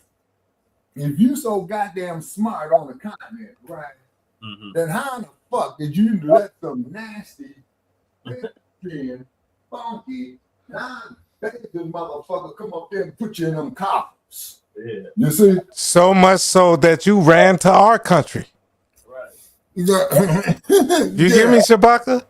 Yeah, they let them motherfucking white folks run in their country so much that they ran up out their own crib to come to our crib. And then the gold part. That shit is crazy. No, it's not crazy. It's insane. No, I say it's crazy. Bro, if you hey, Shabaka. Yeah. Shabaka, say you sit in your crib, like I bet you're doing right now, right? Right. You sit in your crib, watching your TV, listening to Jesse Parrish, and oh damn, I jumped on too. Damn it. So you just watching your TV or watching your computer, your phone, right? Yeah. And then you hear boom, boom, boom, boom. Somebody at your door, right? Oh, what the fuck is you finna do? Is you finna flee? Or is you finna hold your goddamn crib down? No, man, what I'm gonna do is I'm gonna creep up out my window to see who the fuck it is. Now, if it's a race soldier, you know what I'm saying? I ain't creeping out my window. I got cameras set up already for that shit. Or I'm finna crawl to the door and see who the fuck it is. But I ain't going outside my house at all. Well, it's cold as motherfucker where you at. I don't care if it was hot than a motherfucker. I'm not going outside my house if it's a nigga at my goddamn crib. Yeah. I'm not going outside. Yeah. And then I'll talk through the door. And they say, well, Shabaka, we got a warrant for your arrest. Well, if you got a warrant, then you should be able to come in here. Hey, would you open the door if they brought books in back? Hold on, wait a second. If you got a warrant, you should be able to come in here. It don't matter if I open the door or not. No. If you really have a warrant, if you really have a warrant for me, it doesn't matter if I open the door or not. You finna come in. Are you gonna open the door? So I mean, I guess 1948. some people never got warrants served on them, but I'm telling you, if they got a warrant on you, they're coming in. They're coming in. Period. So it's nothing to talk about. If they got a warrant for you, they're coming in. Yeah, right. If they don't, then they're gonna talk shit to you, and then you're gonna let them in like an asshole. Are you gonna open the door? Or if they got a warrant, they was gonna come in while you was asleep. If they knocking on your door, you're an idiot if you left it. If you let them in, you're a whole clown because you let them in because they didn't never have a warrant. Right. True. Can you hear Lady J? Are you gonna open the Well, door? I'm just saying. Hey, Go ahead, Jesse. My bad. I'm out of. I'm talking to you, cuz. Are you gonna open the door if they got Bugsy in there? Hello. Lies. Lies. You're a liar. You know you're gonna open the door for your cat. Y'all good? Yeah. So the next video is about. Ask a question. Are you gonna open the door if they got Bugsy in their hand? Shit, now I'm out the water. Oh god. Now you don't want to answer the question. Yeah, he got caught. All right, so moving along, we got the luxury car that scared the police. Yeah, man, I'm interested in hearing that one. Yeah, you hear you. Hey, Che. Yeah. So you see what you got on the screen right now? Yeah. No, answer my question. That's how my neighborhood be looking. Answer my question first. Are you gonna open the door if they brought Bugsy back from the rescue mission? Nope. What? You know you're No, because I know they were lying to me and they're trying to use that to get in the house. Yeah. Mm-hmm. Well, keep in mind. I would say leave Bugsy on the back porch, and I'll put some food out there for him. And then once y'all leave, then I'll bring Bugsy inside and then scan him for microphones and all electronics. Alabama at midnight. No street lights. No. Oh yeah. to help Bugsy up to the ring camp. You gonna just deny him, tell him to sit on the back porch. Yes, I will, because that's probably not Bugsy. That's just a cat that looks like Bugsy. Yeah. Well, he meowed at you and said, "Open up the door, nigga." I need to get warm in my igloo. Right. They all sound like that, don't they? Meow. Meow. I know Jekyll. Hey, look. Remember that black cat that used to be fucking with Bugsy food? Yeah. So, like, all the way at least till 2 weeks after I got rid of Bugsy, that motherfucker still come by. Like, hey, Ray, did you leave something for Bugsy? Some crumbs or some shit? Like, man, he used to come by, and I'm like, But every time he come by, my mama's right there. Oh, yeah. So I'm like, ish. I can't even do it. Cause you know I be wanting to get rid of my old food. Yeah. You know you got old food in the fridge and shit. Mm-hmm. It's like, man, let me get this shit to the cat. Right. But it's like, oh man, I can't do it in front of my mom, cause then my mama gonna know that the cat gonna come back. Like, you just got rid of Bugsy, you just bringing another stray over. And look, you gonna feed Bugsy's mortal enemy? And it's not, I don't think they were mortal enemies neither. I think it was just because Bugsy ain't had no balls. He couldn't fuck that damn female. It was a little black female cat. And I think it was a female. I'm not sure. Bugsy could be a limp wrist cat too, but I don't know. You know what? They talk about you. But I know he had a friend in the backyard though, even though he didn't fight. Hell no. The car that scared the police. Oh, hey Jesse, this the thing. I'm sorry, and then you go. I'm sorry. So Country Boy gonna give us an update on it. Hold on, Shabazz. You sound like you're underwater. Hey Tay, can I get this out real quick and then I'll be done? All right, go ahead. All right, so I was watching this new Star Trek Academy show, right? Yeah. So you know, like Worf, remember from the old Star Trek, the Klingon? Yeah. With the big ass tether forehead, with bones in that shit, right? Yeah. So they got a nigga that's a Klingon, right? Yeah. This nigga wear dresses the whole time. Oh no. Wear a dress. Yes. Real Klingon? He's a Klingon. He wears a dress, and I think he's limp wrist. If you get what I'm saying. I seen a nigga wearing a dress earlier. Yeah. You know what that is, crew, right? He's making his audition. How dare you do that to our Klingon? Look, hey, Lady Che, and he's wearing a skirt. Oh hell no! I can't do it. I can't do it because I'll start talking shit. I can't do it. How dare you do that to my Klingon, man? Right, I'm like, bro, is this Worf, son? How you gonna put that's like putting the Predator to dress? Look, they got him in pants right here. Okay. I'm gonna copy the link address. Right. Hold on, Che. Okay, give me 1 second. Clip first. I'll put this clip first. Okay. Cell phones, the headlights in your rear view have been following you for 10 miles. If that truck behind you decides to bump your fender and run you off the road, you only have one question left. Is this car built for style, or is it built for a war zone? If you were a black family in the South, you couldn't afford a lightweight car. You needed 5,000 pounds of Detroit steel. You needed an engine that could outrun the sheriff. You needed a bumper that could take a hit without spinning out. You didn't need a luxury vehicle. You needed a tank. So join us today while we discuss why black people love big cars. This is One Mic Black History. And if you love stories like this, you can find more stories like this at OneMicHistory.com. But without further ado, let's get started. Front Line Blacc News. We've all heard the stereotype. It's the joke we hear from stand-up comedy. It's the trope that's been in movies for 50 years. This idea that black folks are obsessed with big, flashy, luxury vehicles. The Cadillac, the Lincoln, the Buick. The mainstream narrative says that it's all about status, that we bought these cars just to show off, that we love shiny things, that we were trying to mimic the rich white man. But that doesn't tell the whole story. During 1940s, a Cadillac wasn't just a status symbol for a black man. It was an armored personnel carrier. You have to understand the battlefield. In the mid-20th century, the American highway was one of the most dangerous places on earth for a black family. There were thousands of sundown towns. There was no law protecting you. In fact, the law was often the ones chasing you. So you couldn't afford a compact car. You bought the heaviest, fastest, most durable piece of steel you could find. This was not vanity. It was the take car. So first, let's talk about the hardware. During the Jim Crow era, the bump and run was a common tactic.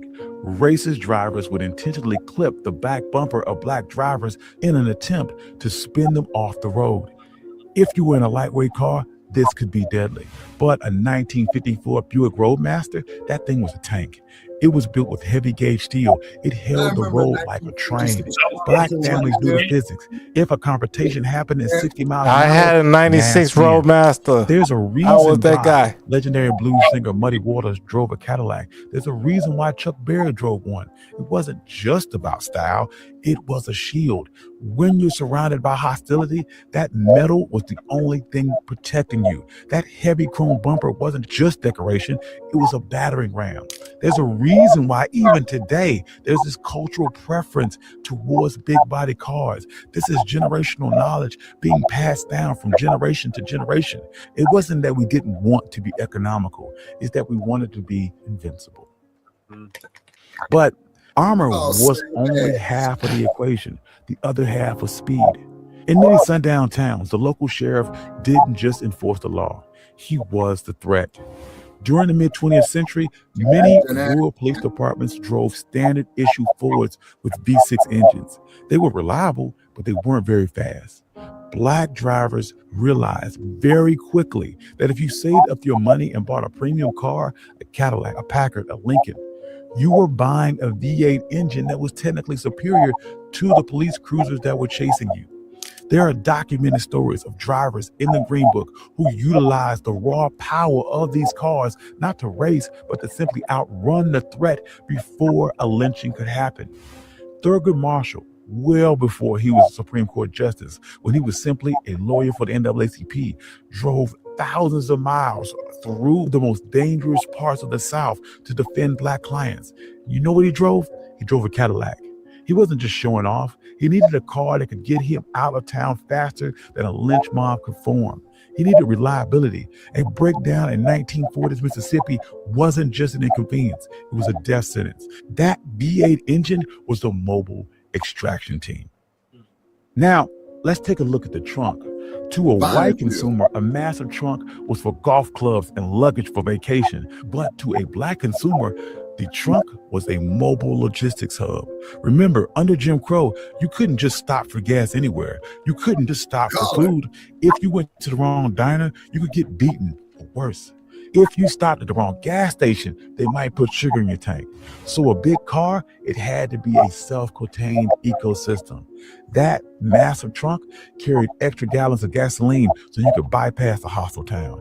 It carried coolers full of food, famously called shoebox lunches, fried chicken, and pound cake, so you didn't have to eat at just any restaurant. It carried blankets and pillows, because if you couldn't find a Greenbook motel, that spacious back seat, it became your hotel room. That Cadillac wasn't just a car, it was a hotel on wheels. Inside that cabin, you could eat, sleep, and breathe without the white gaze. It was the one place in America where the rules of Jim Crow couldn't touch you as long as you continued moving. Yet, even all the armor and speed in the world wasn't enough. Sometimes you need stealth. And this brings us to one of the most brilliant Black social engineering hacks of the 20th century, the chauffeur hat. You see, racism at the time was a contradiction. A Black man driving a luxury car signaled that he was uppity. It made you a target. But a Black man driving a luxury car wearing a chauffeur's hat, that made you a servant. Servants are visible. Many Black professionals, doctors, lawyers, business owners would keep a chauffeur's hat in their front seat. If they were pulled over by the police in a hostile town, or they were driving in a white neighborhood, they would simply put on the chauffeur's hat. The narrative flipped instantly. A racist officer wouldn't see a successful Black man enjoying his wealth. He saw a driver taking his boss's car around for a spin, or maybe he was delivering it. This big luxury car actually helped with the lie, because in the racist mind, of course the Black man couldn't own a Cadillac. He must be working for some rich, powerful white man. By playing into their prejudice, he used the enemy's arrogance as a cloak of invisibility. Now, this brings us to the most interesting and wild part of this story. How do we obtain these cars? See, that wasn't easy. Many white dealerships simply refused to sell luxury vehicles to Black people. They wanted to protect their brand. They didn't want their white customers to see a Black man driving the same car as them. So we executed the straw man protocol. A Black doctor in Atlanta couldn't just walk into a showroom. He would hire a white man. Maybe it was his friend. Maybe it was a guy who just needed $50 to go in and buy the car for him. That white guy signs the papers, and the Black man hands over the cash. The title is transferred later. General Motors and Ford eventually realized that all money was green. In fact, Cadillac was one of the very first brands to actively ignore the color line, because they realized that Black America was the only thing keeping their brand afloat during the Great Depression. So, in the end, the next time you hear someone make a joke about we don't deserve reparations, big shiny thing. The next time you see a rapper talking about his Maybach or his Rolls, don't listen to the stereotype. Listen to the history. We didn't just buy this car to be seen. We bought this car to be safe. Right. We bought the cars to be safe. We took a symbol of American excess and we turned it into a tool of Black survival. We turned a luxury sedan into a tank, a hotel, and a getaway vehicle. The road was hostile territory. The car was the only piece of home that we could take with us. That Cadillac wasn't just a ride, it was our fortress. Thank you. I'm your host, Country Boy.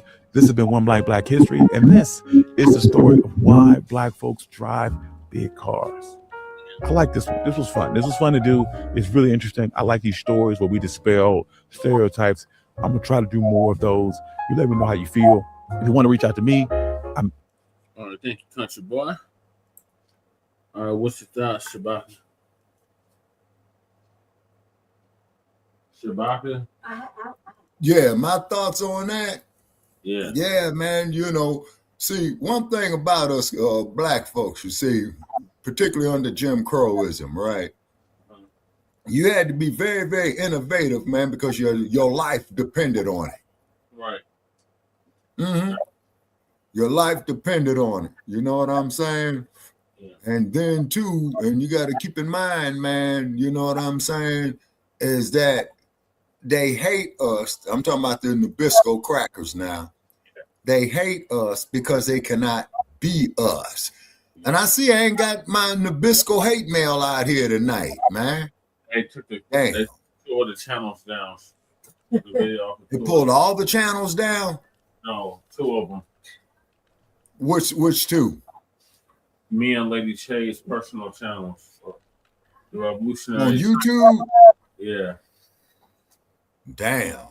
Okay. Yeah, so mine, just struck the video. You know what I'm saying? Yeah. So I filled out the little appeal thing saying we're doing it under fair use. That's 3. That's 3. Yep. And then, hold it.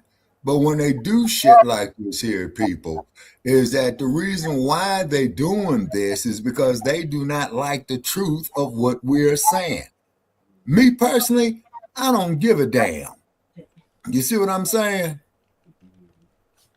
All right, let's hear from Lady Che. What are your thoughts, Lady Che? I had a Cadillac. I had a Cadillac. I like my Cadillac. You had a Cadillac what? What did you have, a DeVille? What you have? Yeah. Porter. DeVille. I had it in a previous relationship. And the motherfucker decided he wanted to take it back and crushed it for $200. Damn. I was so mad. It was black. I got it during a hail sale. Yeah.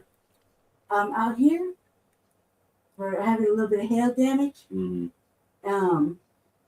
Took it while I was down in Texas.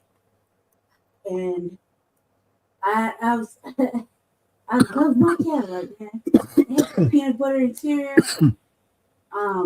It was nice. I didn't have no windows or nothing like that. It's still radio, whatever. Stock stuff. But man. Active on Substack.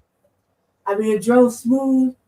Mean that, never really having a license. I drove a lot, so it drove smooth. I could get to where I gotta go. I like the fact that mine had automatic doors and whatnot. Amaru want to get on TV. Man, they're so like loud. You hear his loud ass? They're in the same. Man, fucking cats. They're that. I took a good ass picture of today. There he is. You want to get on camera, Amaru? Yeah, Amaru. Yeah, Amaru want to get on TV. Amaru's so big now. I turn around like, God damn, his back is wide. And then when I came over this weekend, Khalifa had a growth spurt. Yes, she did. Got a little growth spurt. Here he is. Woo. See. Rupert's over there. Yeah, want to get on TV. Looking at the camera. There. Kitty want to get on TV. Yeah, he's nosy. He's just being nosy. And Khalifa's in the window. Well, you better not hop your ass up there, Amaru. Yeah, that you to say not as Dusty Kitty. Oh, that was earlier. We're talking about when we was talking about Bugsy's friend. Oh, okay. Yeah. But yeah, Amaru is getting bigger and he's his everywhere. You hear him talking? Yeah, you hear him talking. He's so loud. But sitting up there in the bathroom. Yeah, the Khalifa's in the window. Damn. Been in trouble all day. So he's fine. I took pictures of him there. Yeah, that's so cute. And then for those of you out there in video land that wants to see my picture, check the LA County Jail. Oh my God. All right. Crew, what are your thoughts on this video about the luxury car that scared the police? Well, the police should be scared. No, I agree. Because remember, they volunteered for that job. You know what I'm saying? They're not a protected class. They joined that shit voluntarily, like you said, Shabaka. Exactly. Because they are policy enforcers. They evolved from the slave patrollers. jobs. Yeah. That's the same thing I say about like folks that say, oh, because they decide to go somebody back door, it's equal to No. black empowerment. Hell no. No, just because you decide to go into the wrong club that night don't mean you equal to black empowerment. Exactly. You get me? Like your like, preference, what you do in your bedroom don't got shit to do with how they treat us because we're black Americans. Exactly. Not because of our skin tone, but because of who we are. Mm-hmm. Well, like Dumpster said, we built this motherfucker. Yeah, he Hold did. on. Wait a second. I got some more shit for you. Mm-hmm. Whoa. Watch this. What's that? Can you hear this? Yeah. Oh, I can't hear what you're playing. You can't hear this? No. No, I can't hear it, bro. What you playing? Oh, man. Damn. Hold on. Give me a second. No, because Trump was saying Black History Month. Hold on. Give me 1 second. Hey, Che, I'll send it to you. Okay, bet. All right. I'll send it to you so you can play it. So the next topic is Frederick Douglass. Oh, Freddie D, my man. And first I want to say for Freddie D, I really appreciate Freddie D when he was a slave in Maryland. When the slave master came out there and hit him with that whip, Freddie D whooped his ass and had to get out of Dodge and stowed away on a ship. Yeah. And then Freddie D wound up in San Francisco, Che. Yep, he sure did. They got a housing project over there in the Fillmore district named after him. I was gonna play this documentary. I sent both of them to you, Che. I sent both of them to you. Let me say this right here. When I was in sociology class, right in LA, and they mentioned Freddie D, and the teacher gonna say that he was from a natural union, meaning he had a white father and a black mother. And I told the damn sociology professor, man, you know what that is, don't you? Put it in the chat, Carl. And then he says, well, that's a natural union. I says, look, man, rape is a crime within itself. Yeah. So you why? see what I'm saying? Don't crew to pull and this. So I'm going back and forth with this racist ass motherfucker, right? Mm. And I says, yo, man, check this out. If I came up there, you know, I'm gonna use with the Charlie Brown example, and I should have told the teacher this. If I came up there, man, and knocked all your fucking teeth out, man, are you gonna forget about it?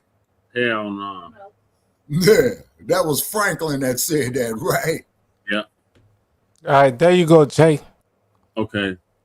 Put it in the private chat, crew. Oh, damn. Now I got to do this again. All right, so in the meantime, I'm going to play this clip from Frederick Douglass. All right, I got that one. You're going to have to play them in reverse order. Don't play them in. Okay. All right, so this one I'm sending you right now. Uh-huh. Play that 1 second. Play this 1 second? Okay. Yeah.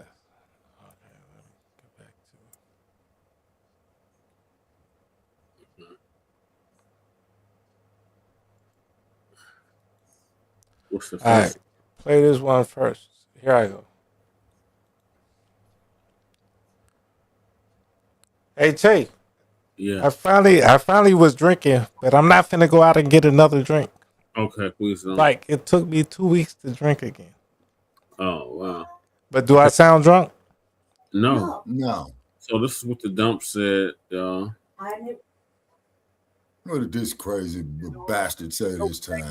With the strength and courage and grit and Run it back. Make sure you hear everything. The most powerful country. But we thank God for the strength and courage and grit and devotion of Black Americans who have helped make America the most powerful country in the history of the world. But we thank God for the strength and courage and grit and devotion of Black Americans who have helped make America the most powerful. Okay. Now go to the other one. Then that means you supporting the reparations. Cut the goddamn. Yeah. Watch. Just watch. He only in his first year. Just wait. All right. Just wait, Shabazz. History. Hold on, let me start rolling. He said, "Happy Black History Month. Happy Black History Year. Happy Black History Century." Yeah. Okay, here we go. Happy Black History Month, happy Black History Year, and happy Black History Century. Oh, wow. Thank you all. Thank you, Bruce. Thank you. Thank you very much. Come on, man. I've never heard a president say that ever. Ever. Not the Democrats, not Kamala, not Obama, not nobody. Right. That's just what I was about to say. Crew, you took the words right out my mouth, particularly Obama's ass. Mm-hmm. Obama's a Kenyan. He's an African. He's not black. Right. He's not FBA. Well, they told his ass to shake the spot out of Nairobi, man, when he was start talking about that alternative agenda, if you know what I mean. Yeah, but yes. His lineage is to Africa. He's a Kenyan. He's not an American. He's not a foundation. Well, he's a white American. Right. Nah, but see, but now just playing some tech ball here. He was born in Hawaii in 1962, and Hawaii is the 50th state. You know, I'm just putting that out there. They say he was born in Hawaii. I think he was born on a boat outside of Kenya. First generation immigrant. That's what that Trump was fucking with. Right. Or would he be a second? He'd be a second. No, because his daddy was born in Kenya, so he'd be a first generation immigrant. Yeah, except for his mom. His mom is American. His mom is a white American. His mom is a white American. Yeah. Right. Yeah. Yeah, the birther movement. Yeah, and then too, crew, when that motherfucker announced he was running for president, and they put that big old angel up there with Obama's face on it, and they showed the old ass nigga man on the south side of Chicago up there crying. None of us in Chicago knew about Obama. Right. No, he's from. And here, let me tell you this. I was just talking to my guy that's in Liberia, right? He got deported to Liberia, right? Yeah. Uh-huh. But I'm telling him, like, if me and my wife would have had my daughter in Ghana, yeah, even though we're both American citizens, right? Yeah.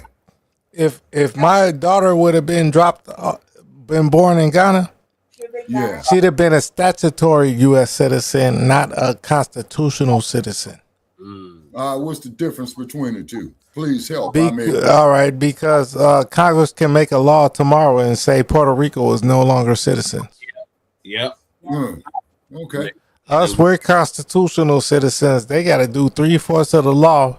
We covered that when your troll was in here. Yeah, and wouldn't your kid be Guyanese? What's it take, Lady Che? What would it take for them to take our citizenship from us? Shit. The active Congress. Right. Constitutional. Yeah. 3/4. You can give me 3/4 of the. They'll take our citizenship through the police department. They'll just unalive us. That's not a deportation. No. That's the ultimate deportation. Unaliving. No, a deportation means you go back to your homeland. I understand that, Brother Che, but what I'm being is being sarcastic. That ain't gonna work, Shabaka. They've been trying that. Shabaka, they've been trying that for 500 years. They still ain't got rid of us. We're like roaches. Hold on, crew. You ever been to Los Angeles and got stopped by the LAPD? No, I went on Los Angeles and got on my boat to Mexico. All right. Well, you know, you slipped through the cracks. Get stopped by the Shabaka, you been in Chicago. You know it's the same damn thing. Right. Oh yeah, and glad you brought a memory I had in Chicago too, crew. You gonna love this one, right? There were some power lines down on my auntie's street, man, and I made a right turn, right? Motherfucking Chicago police get out of there with his damn Reginald Van Johnson fat ass, look like he couldn't run one lap around the track, screaming and hollering at me, man, you see the goddamn motherfucking power lines down there, blah, blah, blah, blah, blah, right? You think he was born in Epstein's basement, Leonard? So get this. So this motherfucker says, well, man, you got out-of-state plate, California, man, let me see your driver's license, right? What my place got to do with anything? What is what? What do my plates got to do with anything? Hold on, crew. Hold on. Okay, so fortunately I was in front of my aunt's house, right? Yeah. So he says, man, didn't you see them goddamn power lines down there? I said, motherfucker, and that's what my exact words. I says, motherfucker, I don't see no goddamn roadblock up there and what have you. Well, man, you got out-of-state plates, man. Let me see your license. So the nigga takes my license. That's a lawsuit right there. Hold it. Then he backs up there to the point, right? So I walked up there. I said, 10th Amendment. You can't get there and get me for out-of-state place. 10th Amendment in the Constitution. What is... Okay, hold on, crew. We talking about Chi-Town, homie. Okay. So, and that's why Chicago taxes is high, because they keep getting sued over breaking people's laws. Yeah. Damn. Okay. And then, so I walk up there. I said, yo, cat, you got my driver's license, man, and my registration? Yeah, here you go. Man, you got them goddamn out-of-state license plates. I says, man, let me tell you something.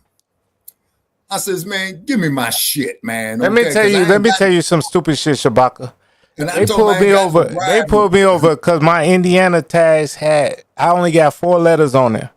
Right. I only got four digits on my plates, right? Okay. Motherfucker pulled me over in Illinois talking about I thought all Indiana plates had 6 digits, and I only got 4. Like, bitch, run my plate. Don't pull me over just because you thought some bullshit. Right. You just pulled me over some bullshit. My plates are good. My plates are custom. Run the plates before you pull me over, you stupid motherfucker. Right. All right, so moving along, we get into Frederick Douglass, goddammit. Right. Frederick Douglass, our elder, our statesman, slave turned statesman. And he was against immigration. Yes, he was. So shout out to him. We're going to go. Okay, why would he be against immigration? Teach me some. I didn't know that. Yeah, Frederick Douglass and W. Du Bois and even Marcus Garvey, the immigrant, said that mass immigration and illegal immigration undermines Black Americans. Yep. Because we can do these jobs, and they just want to bring people over here to undermine us and catch the jobs at a lower rate. Yep. They've been saying this shit since the 1800s. Since the 1800s. All right, so but everybody want to be Pan-African. Yeah. Slave owners justified their actions and cruelties on the basis that the slaves had no aptitude to function as independent human beings. However, in the late 19th century, one man rose to become a counterexample to all of the slave owners' arguments that slaves lacked the intellectual capacity to function as independent American citizens. Known for his oratory, his powerful writings, and his activism, Frederick Douglass became a symbol of hope for African Americans in slavery. He didn't just give them hope. Frederick Douglass was actively involved in ensuring their freedom. In this video, we will be looking at the life of Frederick Douglass, his escape from slavery, his journey towards freedom, his success on self-education, and his efforts towards championing the abolition of slavery in America. Born a slave, he rose to become a prominent abolitionist, statesman, author, and respected figure around the world. This is the most photographed American of the 19th century. True legend, truly one of the greatest to ever do it. Frederick Douglass is one of history's most famous figures, a public speaker, a writer, and a fearless campaigner for equality for all. And in addition to his advocacy, he is legit one of the best writers America has ever produced. Frederick Augustus Washington Bailey was born into slavery on the eastern shore of the Chesapeake Bay in Talbot County, Maryland. There's no clear record of his actual date of birth, but it gives an estimate that he was born in 1817 and chose to celebrate his birthday on the 14th of February. Frederick was called Little Valentine by his mother when he was very young. He was of mixed race, a Native American and African on his mother's side, and a white father. He was born a slave, and after he was separated from his mother in infancy, sent to live with his grandmother, Betsy Bailey, who was also a slave. Although his grandfather, Isaac, was a free man, his mother worked at a plantation that was about 19 kilometers away from his grandmother's. He visited a few times, but she died when Frederick was just 7 years old. He struggled to survive under the harsh treatment from the slave masters. Oftentimes, He slept on the floor and struggled to even get food to eat. Frederick didn't have the opportunity of going to school and had to teach himself. He learned how to spell by checking out the old Webster's spelling book. He started reading by checking out posters that were placed on the cellars and doors of the barn. He read them and tried to copy them as well. To learn how to speak well, he usually bribed white boys with the little ration of bread he got.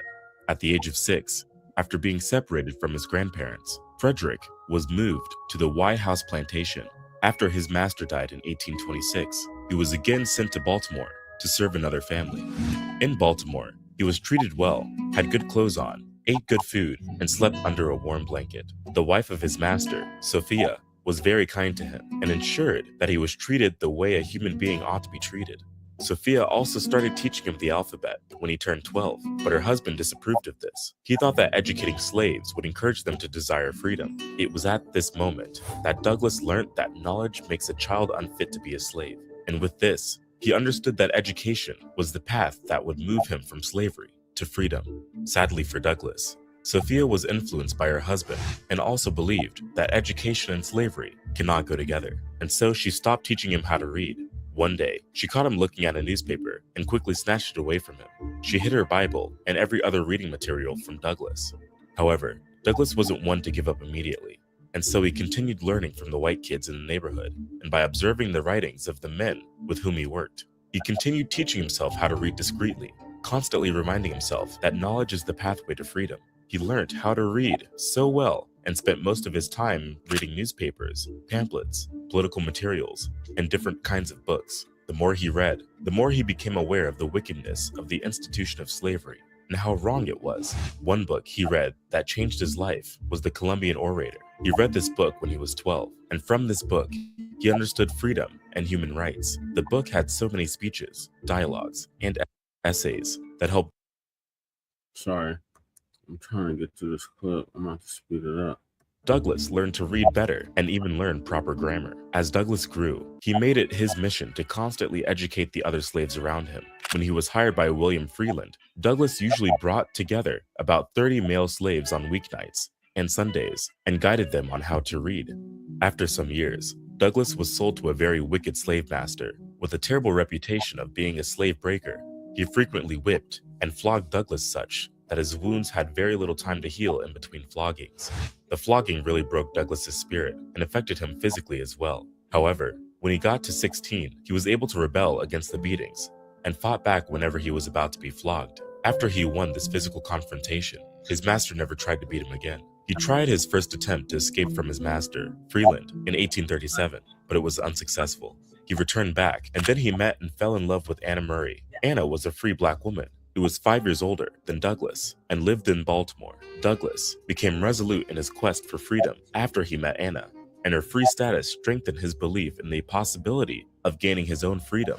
Murray was very supportive and provided Douglass with the money and encouragement he needed. On September 3rd, 1838, Douglass finally got his chance and was able to successfully escape from his master by boarding a northbound train of the Philadelphia, Wilmington, and Baltimore Railroad.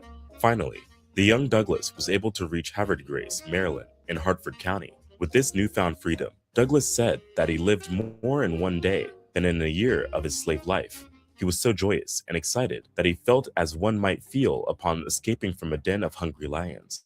And as soon as he had escaped, he called for Anna to join him in New York. He got married to her on September 15th, 1838. They were wedded by a black Presbyterian minister. He and his wife later moved to New Bedford, Massachusetts, and started a new life. This area was filled with so many former slaves and even became the center for various other abolitionist movements. Douglass initially used his mother's surname, Bailey, but after escaping slavery, he adopted the name Stanley and later chose Johnson.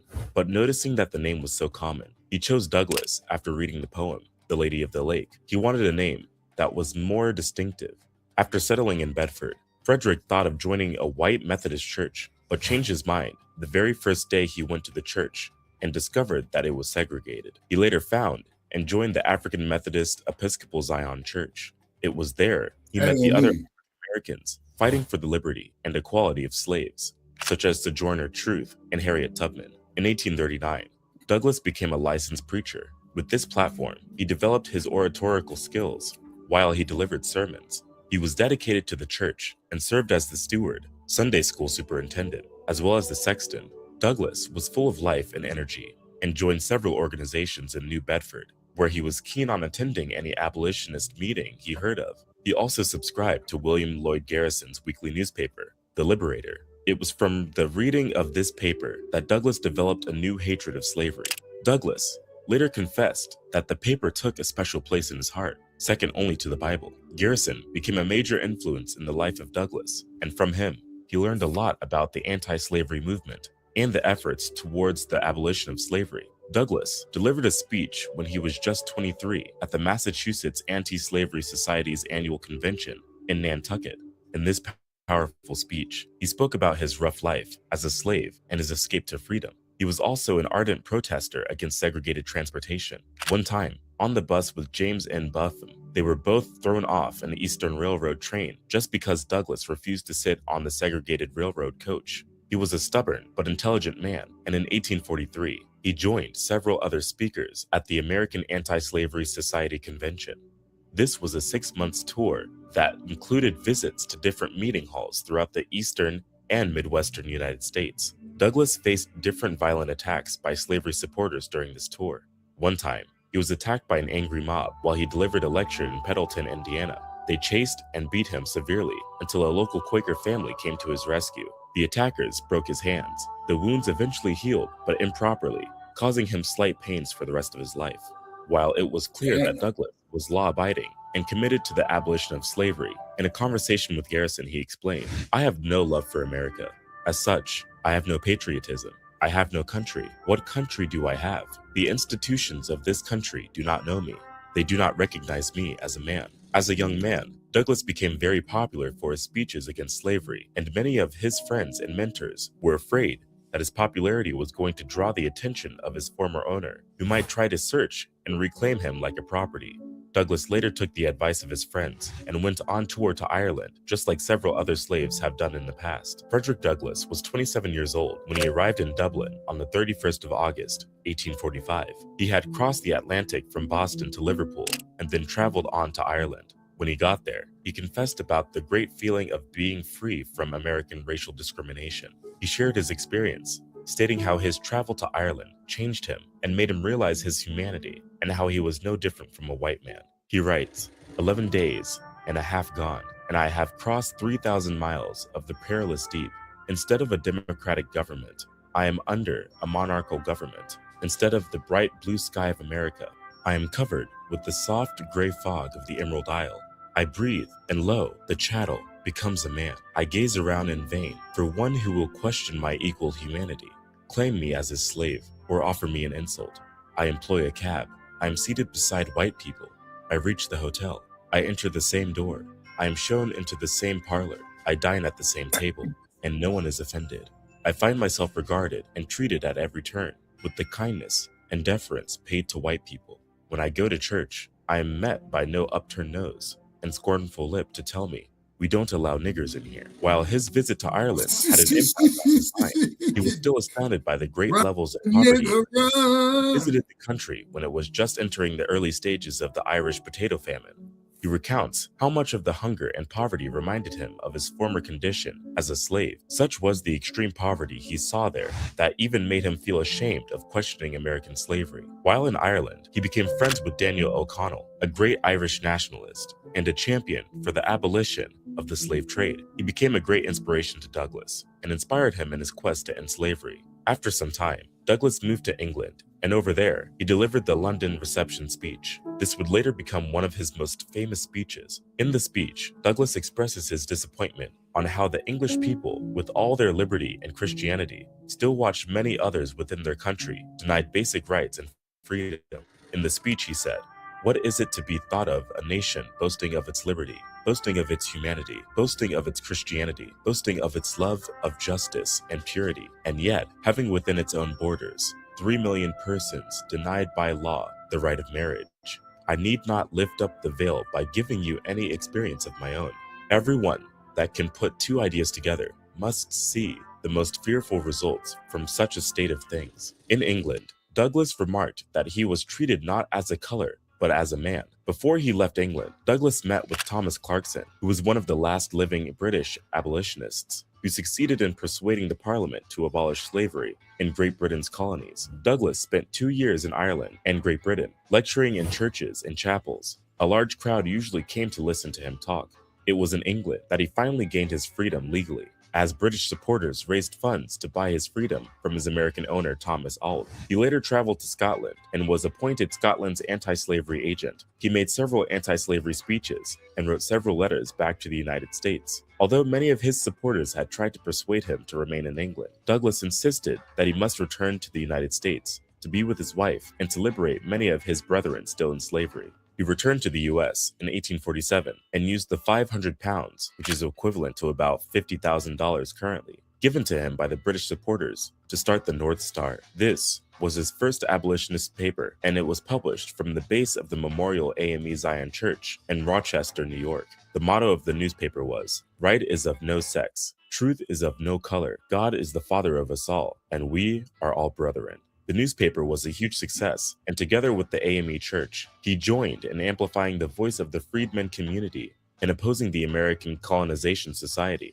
This society was responsible for the Back to Africa campaign. Their aim was to send freed African Americans back to Africa. Also, he and his wife provided lodging and services for the Underground Railroad and helped more than 400 escaped slaves. In 1848, 10 years after his escape, Douglas wrote an open letter addressed to his former owner. In this letter, Douglas aimed at making Thomas Auld realize how unfortunate he is to be a slave owner. He boasts about his new life, his 4 children, and his improved circumstances, without failing to remind Thomas of how cruelly he was treated. In the letter, he asked Thomas how he would feel if one of his daughters was taken into slavery. Frederick wrote angrily, "Oh, sir, a slaveholder never appears to me so completely an agent of hell, as when I think of and look upon my dear children. It is then that my feelings rise above my control. The grim horrors of slavery rise in all their ghastly terror before me, and the wails of millions pierce my heart and chill my blood. I remember the chain, the gag, the bloody whip, the death-like gloom overshadowing the broken spirit of the fettered bondman, the appalling liability of his being torn away from his wife and children and sold like a beast in the market." However, he ended by wishing Thomas no harm and stating that he was welcome to his home and neither would he deny him anything good if he was in a position to assist him. Douglas was also actively involved in the movement for women's rights. He was the only African American to attend the Seneca Falls Convention, a gathering of women's rights activists in New York in 1848. As usual, he gave a powerful speech at the conference. He clarified that women were essential to the success of any government. He states that, in this denial of the right to participate in government, not merely the degradation of women and the perpetuation of a great injustice happens, but the maiming and repudiation of one half of the moral and intellectual power of the government of the world. His newspaper, the North Star, also started publishing articles and essays on women's rights issues. The paper was finally changed to Frederick Douglass's paper in 1851 and was published until 1860, just before the start of the Civil War. Frederick Douglass had 5 children with Anna Murray, who remained a loyal supporter of her husband's works and assisted him a great deal. While there were several speculations that Douglass was having an affair with 2 women he worked with, there was no evidence of such. One of the women, Ottilie Assing, was a journalist from Germany who visited Douglass in 1856 and requested permission to translate 2 of his books, My Bondage and My Freedom, into German. They both spent a lot of time together while she stayed in his house for several months. While it was reported that Assing held Anna Douglass in contempt and even secretly hoped that Douglass would leave her, Frederick remained faithful to Anna until her eventual death in 1884. 2 years after Anna's death, Douglass married again to Helen Pitts, a white suffragist and abolitionist from New York. Earlier, she worked on a radical feminist publication named Alpha while she was in Washington, D.C., and later became Douglass's secretary. Assing committed suicide after hearing of the marriage between Douglass and Pitts. Upon her death, she bequeathed Douglass a $13,000 trust fund, a large album, and his choice of books from her library. The marriage between Pitts and Douglass was a highly controversial one at the time. This was the era when the marriage between colored and white people was frowned upon. Another issue was that Pitts was 20 years younger than Douglass. This made the Pitts family cut off all ties with her. Even Douglass's children, thought that the marriage was an insult to their mother. However, Douglas responded to the several allegations, stating that his marriage to Anna was because she was a person of color like his mother, and his second marriage was to someone the color of his father. Frederick Douglass was an active role and participant in the Civil War. At the time of the war, he was one of the most famous black men in the country. He was popular for his powerful oratory on the condition of the black man and his agitation on other issues like women's rights. Whenever he spoke, thousands of people gathered to listen to him talk. During the Civil War, Douglass and several other abolitionists strongly suggested to Lincoln to allow African Americans to fight in the war, since it was a fight to end their slavery and determine their freedom. Lincoln finally showed African American soldiers into the Union Army, and Douglass was put in charge of the recruitment process. 3 of his sons were actively involved in the war. Douglass fought for the equality of his people and ensured that all African American soldiers were treated with respect. In 1863, President Lincoln's Emancipation Proclamation called for the liberation and freedom of all slaves in the Confederate-held territory. After Lincoln's assassination, Douglass conferred with President Andres Johnson, demanding for suffrage for all African Americans. After the Civil War, he received several political appointments and served as the president of the Reconstruction-era Freedmen's Savings Bank. In 1872, Douglass became the first African American nominated for Vice President of the United States. He was nominated as the running mate to Victoria Woodhull of the Equal Rights Party. He was nominated without his knowledge. He didn't campaign and never acknowledged the nomination. That year, he was the presidential elector at large for the state of New York and took the state's votes to Washington, D.C. He moved to Washington, D.C. after his home in Rochester was burnt down. Over there, he continued speaking and working for voting rights and actual exercise of suffrage for the African Americans. In 1877, he was named by Rutherford B. Hayes as the United States Marshal for the District of Columbia. Frederick Douglass was the first person of color to be so named. That same year, Douglass visited his former slave master, Thomas Auld, on his deathbed, and the two men reconciled. In 1881, Douglass published the final edition of his autobiography, The Life and Times of Frederick Douglass. It was later updated in 1892. Douglass continued his work and speaking engagements all over the world. In 1889, he was appointed by President Benjamin Harrison to be the Consul General to the Republic of Haiti. 2 years later, he resigned from the commission after he found out that the American president intended to gain permanent access to Haitian territory, despite the country's opposition to this. In 1892, Douglass constructed houses which were rented out to African Americans. It was called the Douglass Place, and in 2003, it was listed on the National Register of Historic Places. Douglass was the most photographed American of the 19th century, sitting for more portraits than even Abraham Lincoln. He was keen on taking many photographs, believing that photography was an important political tool for achieving civil rights, as it portrays African Americans fairly and accurately. In all of his photographs, he intentionally refused to smile for the camera so as not to play into the racist caricature of a happy slave. He often looked directly into the camera and confronted the viewer with a stern look. Douglass died at the age of 77 after suffering a massive heart attack, just after he returned from speaking at a meeting of the National Council of Women in Washington in February 1895. His funeral was held at the Metropolitan African Methodist Episcopal Church. Thousands of people attended his funeral. United States senators and Supreme Court judges were pallbearers. His coffin was taken to Rochester, New York, where he had lived for 25 years. Frederick Douglass was buried next to Anna in the Douglass family plot of Mount Hope Cemetery, Rochester's premier memorial park. His grave is one of the most viewed in the cemetery. A marker, which was erected by the University of Rochester, describes Douglass as escaped slave, abolitionist, suffragist, journalist, and statesman, founder of the civil rights movement in America.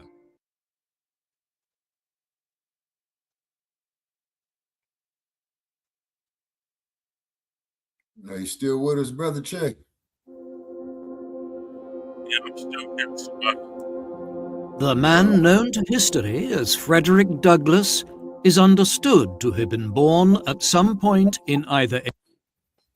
I'm not going to play this one. Okay, what are your thoughts on the video I just played, Shabazz? Then we got okay, I'm going to read. Okay, if I may, Brother Che, I'm going to read something out of this book called Frederick Douglass, Prophet of Freedom by David W. Blacc. Okay, so we don't get hit with no more strikes. So that's why I'm giving that. Over the summer of 1866, Douglas joined forces with an old abolitionist friends, Gerrit Smith and Wendell Phillips, that was just mentioned in here, and openly opposed the 14th Amendment on the grounds that it did not explicitly provide Black suffrage. And of course, suffragists gaining the right to vote.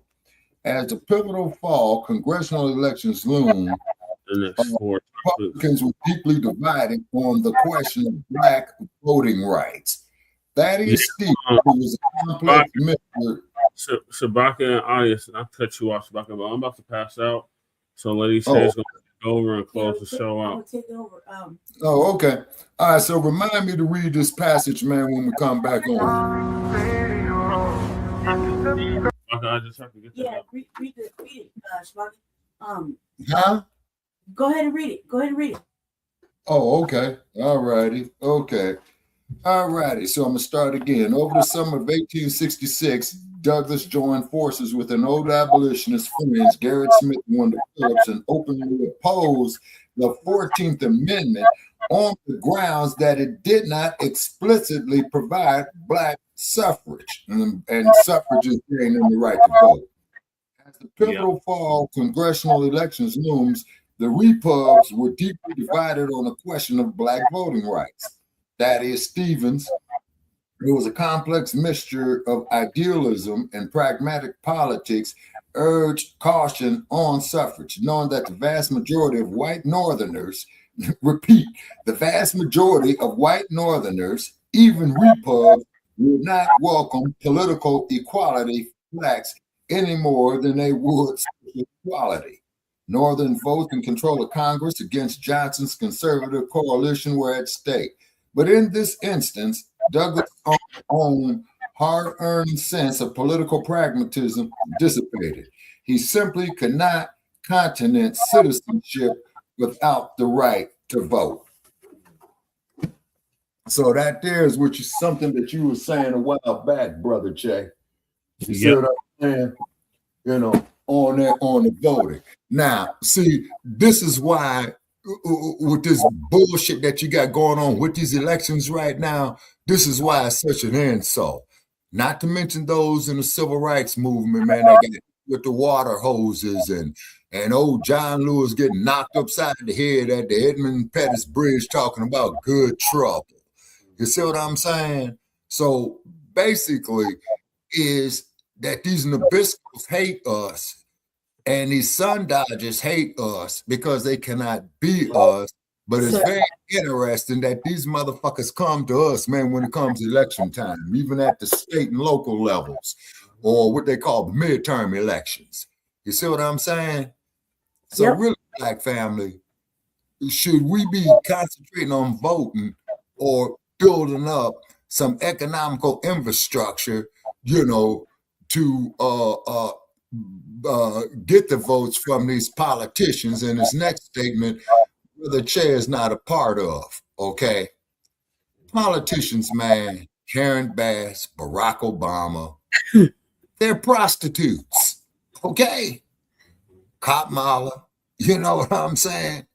These motherfuckers is prostitutes, you know, taking money with these political action committees, putting it in their pocket, hiding the money through stocks, through real estate holdings, through what do they call that? Living trust, trust deeds, and shit like that. You see what I'm saying?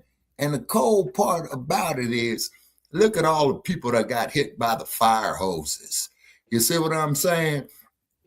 And then these motherfuckers on the continent calling us Akatas and all this old type of shit, and they black asses would have been subjugated to that same shit too, had they would have been there in those times.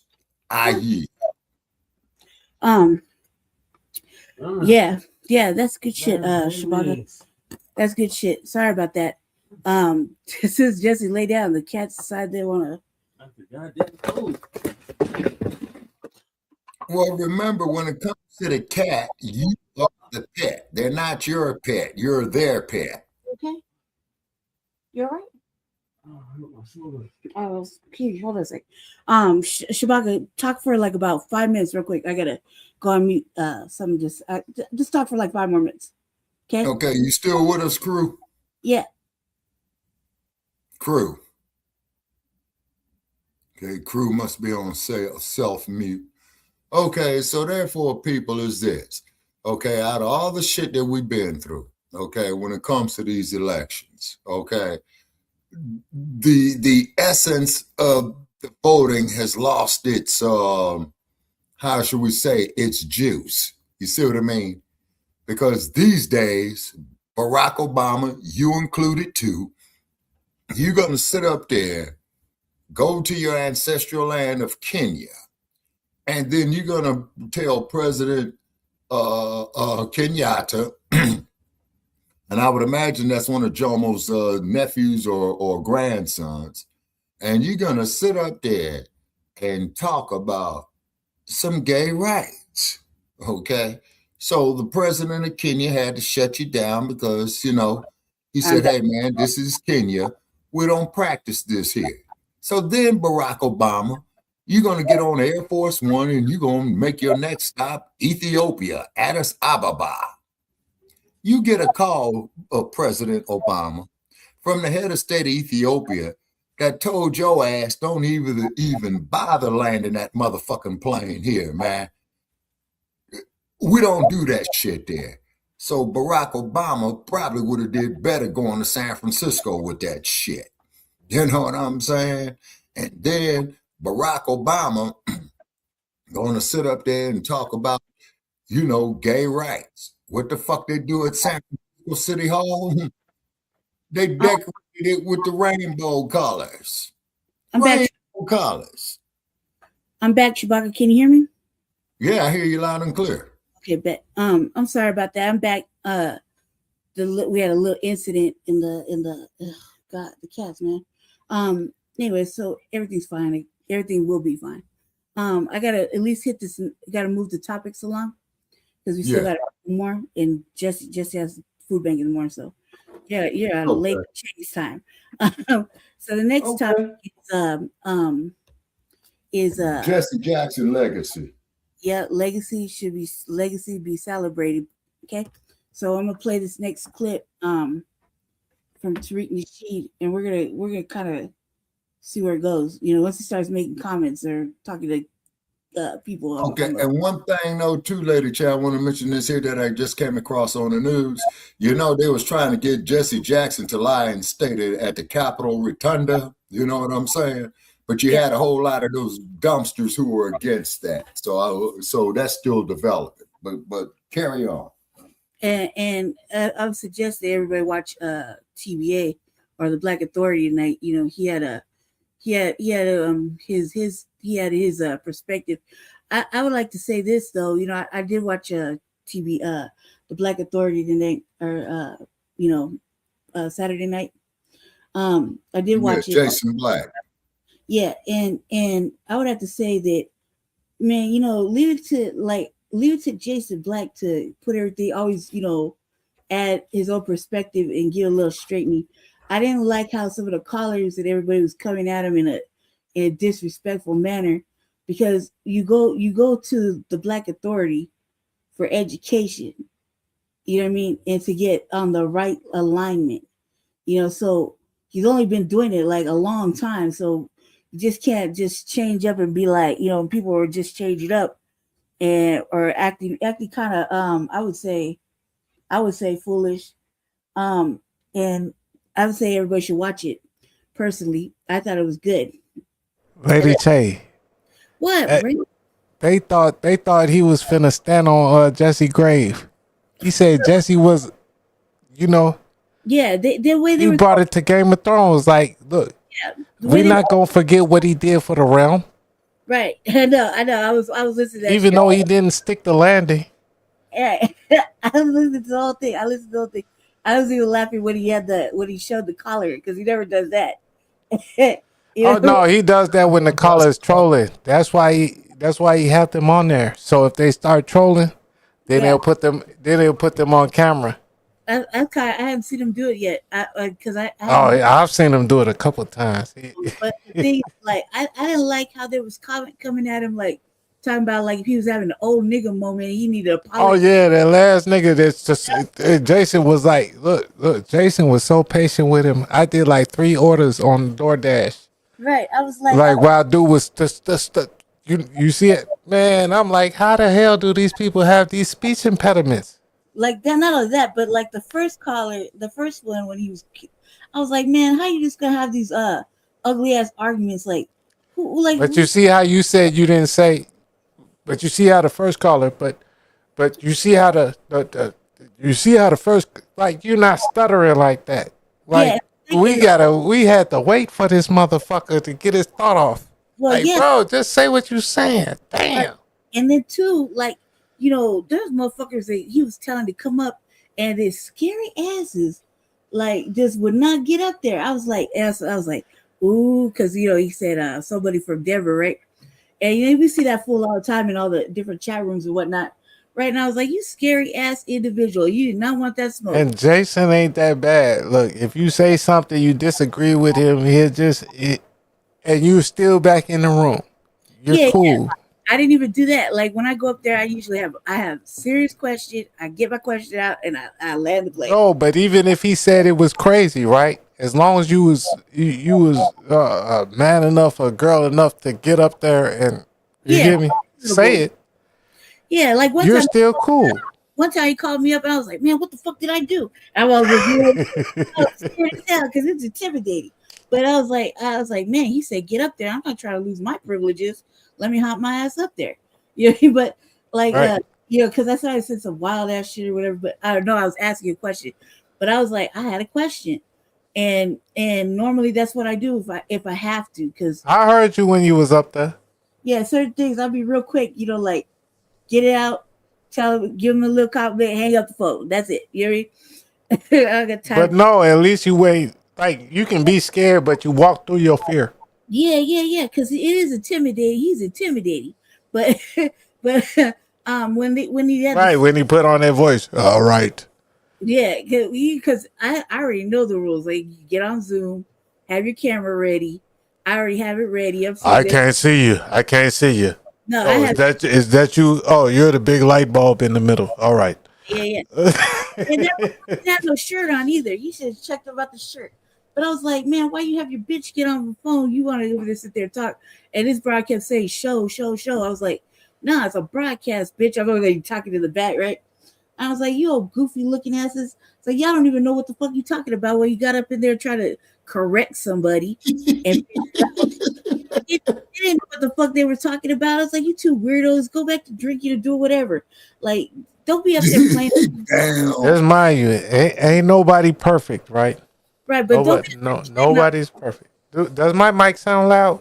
No, your mic sounds good. No, you sound perfect, crew. You got good acoustics. How do I sound? Perfect. Oh, you sound good, Shabaka. And me, I'm over styling, but I'm just saying, like in my ears, like because I got my earbuds in, it sounds like it's coming back to me a little hot. It's too loud. But it's looking like the broadcast is sounding good. Did you hear how the girl said? Remember what the 2 drunk people called in today? Yeah. And he was like, Shorty was like, yeah, I was watching your show. He was like, lie. Right, lies. And then she said, show again. Like, Jason don't have a show. Yeah, yes. And secondly, I'm like, dude, I was like, bitch, do you know who you're talking to like that? Like, you gonna call like, first of all, dude was mad disrespectful. He came out the gate disrespecting. Like, he's like, I'm surprised at you having an old nigga moment.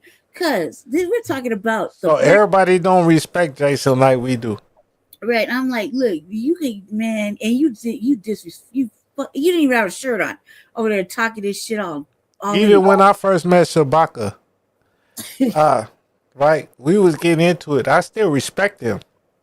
You get me? But I was going in on him like, ah, damn. Shabaka, you remember this shit? Man, you wasn't getting along at first. Right, but I'm saying with Jason Blacc. But it comes with the territory, crew, as you know, doing this type of work, man. But look at it this way, though, crew. You ought to see how I get into it with these cave people, man. Wait, hold on, let me finish. So, like, what I was saying about that was that then people like even with the old man that got on there and said about Judge. I got probably about 5 years on you, Jason. He said Ed Al Sharp did it. I was like, look, man, you know, he's like around, like he's not that much older than me, right? So he's not that much older. So oh yes, he is. Jason Blacc is not that, but he's like that. You know, I don't Jason know. in his 50s. Yeah, he's not that much older. So and then the dude that called in said he's older than Jason. Right, but he called in and he was acting stupid. He's like, you need to apologize to your people. I was like, cuz he ain't gotta apologize. You like barely older than me. Right. I'm at a 45-degree angle. Right, I'm gonna be 46. Yeah, right. You see? They in their 50s. So what? So they're older than us. Right, but he's still a Generation Xer. No, yeah, they're Gen X. You're Gen X. Yeah, I'm a Gen X. I'm like the last of the real Gen Xers. But they call me Gen X, but I'm still millennial. But I'm like the first millennial, but I'm still got Gen X tendencies. You'd be a millennial. What birthday year? 81. See, I don't even see how that's possible. April 81. Okay, so I'm April 80. So yeah, I guess the cutoff's 80, right? Yeah.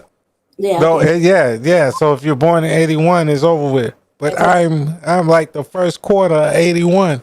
Yeah. So you're still on you're like on the cusp. So you can still go either way, right? So no, don't say that. I don't go either way. I don't go either way. During the Reagan regime. Look, I'm on the last of the. Yeah, I was born with Reagan. I was born when Reagan was president, and I'm Ray Gun. I'm Reagan, born when Reagan was president. Mm-hmm. Now, look, and that motherfucker was a 2-bit ass movie actor, and he wasn't shit as a movie hold actor. on. So was Donald Trump. Hey, Donald Trump was a movie actor. What? Donald Trump. Shabaka. So you're so mad at Donald Trump, you don't even know Donald Trump was in movies. No, I didn't. The only thing I knew about Trump was he used to put those fights on, man, at the Trump Plaza all the time. Holy shit. In New Jersey. He was in Home Alone too. Zoolander. Oh my gosh. He was. Yes. He was in the Simpsons movie. He was in Fresh Prince of Bel-Air, Drew Carey Show, Saturday Night Live. Really? Yes. All this in the 90s. Saturday Night Live was in 2015. He was in The Simpsons in 2004. He was in Ghost Can't Do It in 1990. He was in Home Alone 2 in 92. And then started 5 years later. He was in Zoolander. You know, with them damn white guy that bad. Like I'm a fashion model. Ben Stiller and shit. That was in 2001. He was in the Fresh Prince of Bel-Air in 94. He was on the Drew Carey Show in 97. Right. Control yourself. No, I'm just telling Shabaka where Trump was. Trump was there. Hold on. Did y'all see what Trump did Can we just next for time? Black History Month? Yes, you showed us that already. Can we get to let's get to the next clip before you already take time. Hold on, what did I show you? I showed you. What did I show you? Yeah, you made Jesse play 2 fucking clips already. I'm here saying Happy Black Century and I don't know what else. Yeah. Been there. I didn't. Okay, you didn't then. We'll just say you didn't, and we didn't watch it. So let's play the little Tariq Nasheed.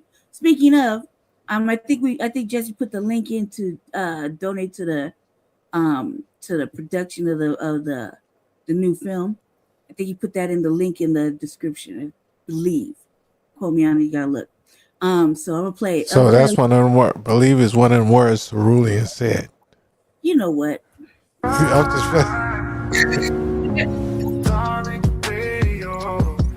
yeah, because you're gonna get the Aries treatment. This is the Aries treatment.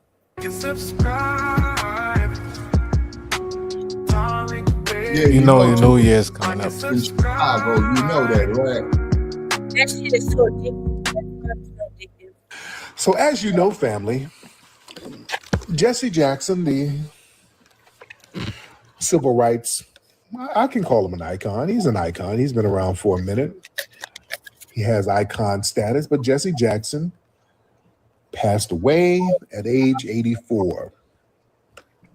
That's and a full life. a lot of people, a lot of people feel a certain way about it. So some people, Shabazz, you gonna be here till 260. Some people, are paying respect. Some people, you gonna know my grandchildren. He did that. So should we? Hell no. Celebrate Jesse Jackson. That's the question to the family. Let me ask the room. Is it proper? Is it appropriate? We gonna keep your head in a jar hooked up to the computer. The legacy of Jesse Jackson, or should intellectual proprietary it still be up? Should the critiques still flow? Talk to me, family, in the chat room. Somebody says no. Some people say yeah. Some people are saying hell no. All right. You might not agree, but he's like, oh yeah. This is me personally. I'm gonna just say how I feel. This is me personally. Yeah, there were questionable things. There were a lot of things that were questionable. I'll still pay homage, though. I'll still give respect. He was a complex man. There was a balance with him. I think he did do some cool things that Jesse did. That was cool. There was some questionable things. He's saying the exact same thing that TBA said. Public figure of that era, nobody really escaped any kind of controversy. Everybody had accusations, surveillance files, personal controversies attached to him. So, I won't beat him up too much on that. But a lot of personal failings can coexist with some public contributions. There's some legitimate criticisms, but again, Jesse, he's done some cool things, but and I get where a lot of people are coming from. There's a lot of things a lot of accusations that were made, and yes, he was a foundational Black American. Yes, he was. He was a foundational Black American. He was of the soil. But there are some things that a lot of people have had issues with over the years. The legendary Hosea Williams, and I knew Hosea down in Atlanta, did some things when he was doing a public access show down there with them. Hosea Williams was around Dr. King during the assassination, and Hosea Williams said Jesse rubbed blood from Dr. King's assassination. He rubbed it on his clothes and said that he was holding Dr. King before he passed. And why you do that, Jesse? People around him was like, and now that wasn't what happened. So that kind of put a shadow over Jackson's career for a while.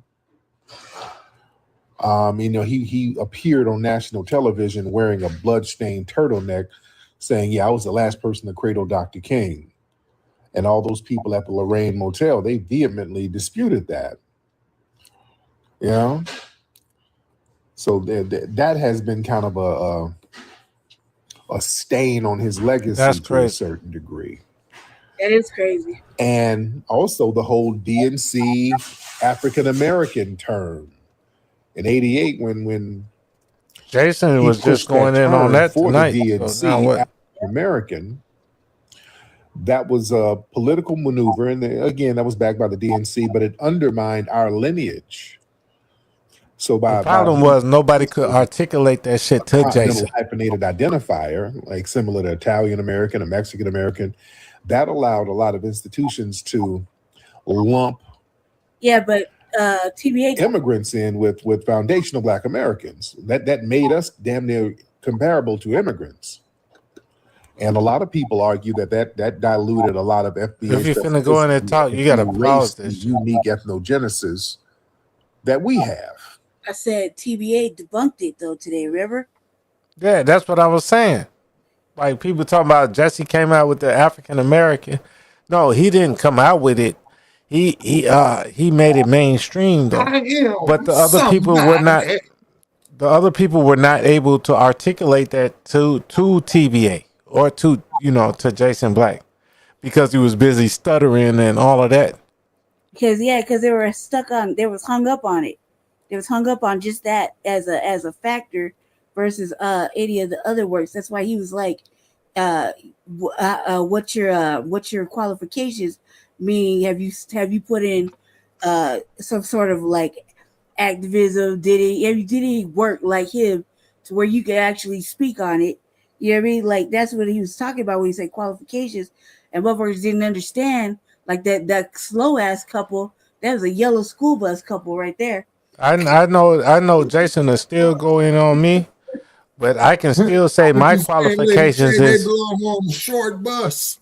I'm saying, all right, so what I'm saying is Jason is still going on me, but I can say I'm still right there where my parents are dealing with Jesse Jackson's Rainbow Push Coalition, doing shit in Africa, doing shit in you get me? In Chicago. Right. That's something else. That's a whole different little segment right there because you didn't call in acting stupid. He was basically the people that called in. Yeah. It was in the chat talking stupid. Right. So that and he had like I said, he had every reason to ask him what the qualifications was if he was gonna badmouth somebody because I learned a lot today. I learned several fucking interesting things I did not know about Jesse. What's that, Lady Che? I might have lived through it. Tell me, what was it that you learned? I can't really recall because it was happening so fast. Some about Saddam, was it Saddam Hussein? Some about him getting one of the prisoners back or something like that. Wait a minute, Lady Che. Yeah, wait a minute. There was a black pilot. Hold on, Shabaka. Let her finish. So she. That right there, that was like I might have got the motherfucker person wrong, but I'm pretty sure that's what he said. And it another thing was that, correct her after she done. Yeah, and then the other thing was about the instead of giving the white folk money, he was talking about doing the nonprofits, you know what I mean, for black folk. You know what I mean? The fact the football stadium, how he was opposed to it, where that dude tried to bring that up. Just a couple little interesting little tidbits, and the fact that the Parkinson's thing, I didn't really know about the Parkinson's. I didn't know he had Parkinson's until until he passed away. You ain't know Jesse. No, because I don't. Jackson had Parkinson's, right? No, listen, that's what I'm saying. Yeah, he had it for the last 6 years. I did not know because I don't stay up on that like that about Jesse Jackson. However, when I learned, Parkinson's, I already knew about because of Michael J. Fox, right? So I already had a good, thorough understanding of what the illness does and the medicines and all that shit, right? So when dude was bringing him up, talking about him being in a wheelchair, all this extra shit, I was already having an understanding of what was going on. So I didn't hear about the wheelchair. Yeah, the cuz got on there. The first dude got on there. He was like, he was in a wheelchair. He wasn't doing nothing for. He was like for everybody. Remember?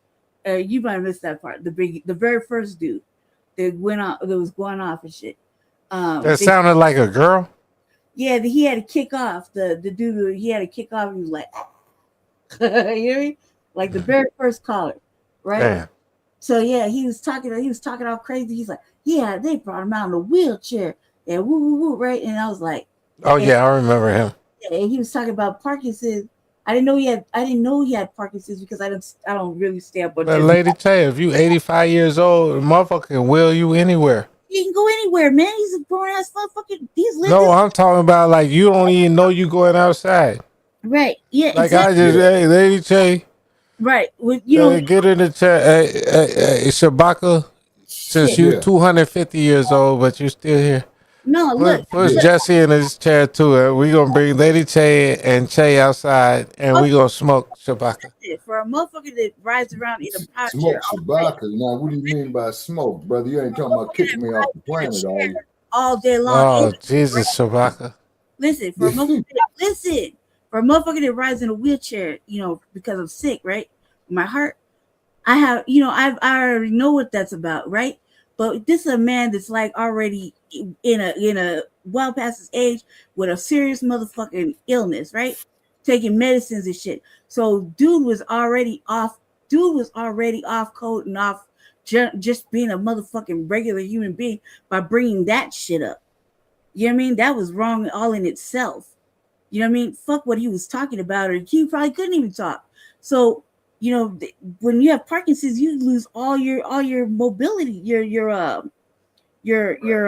So that's what we were saying, Lady Che.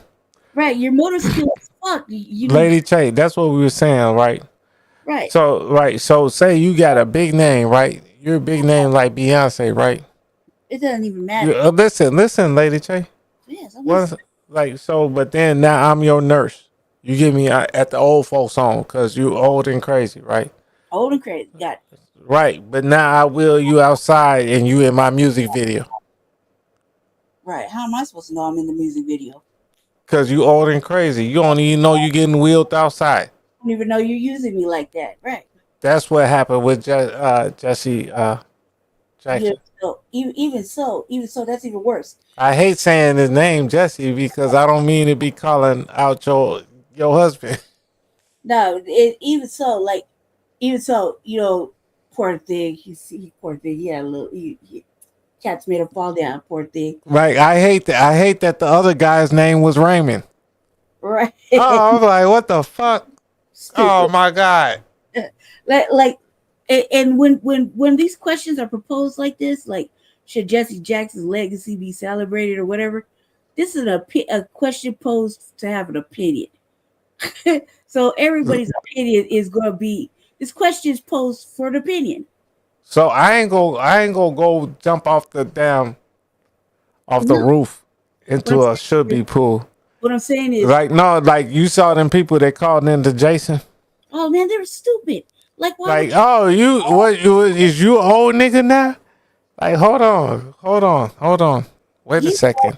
Wait a second. The term old niggas. Like come on, you gonna call him you gonna do that to the motherfucker that said it in the first place? And that's what Jason was like. Where's your qualifications? Right.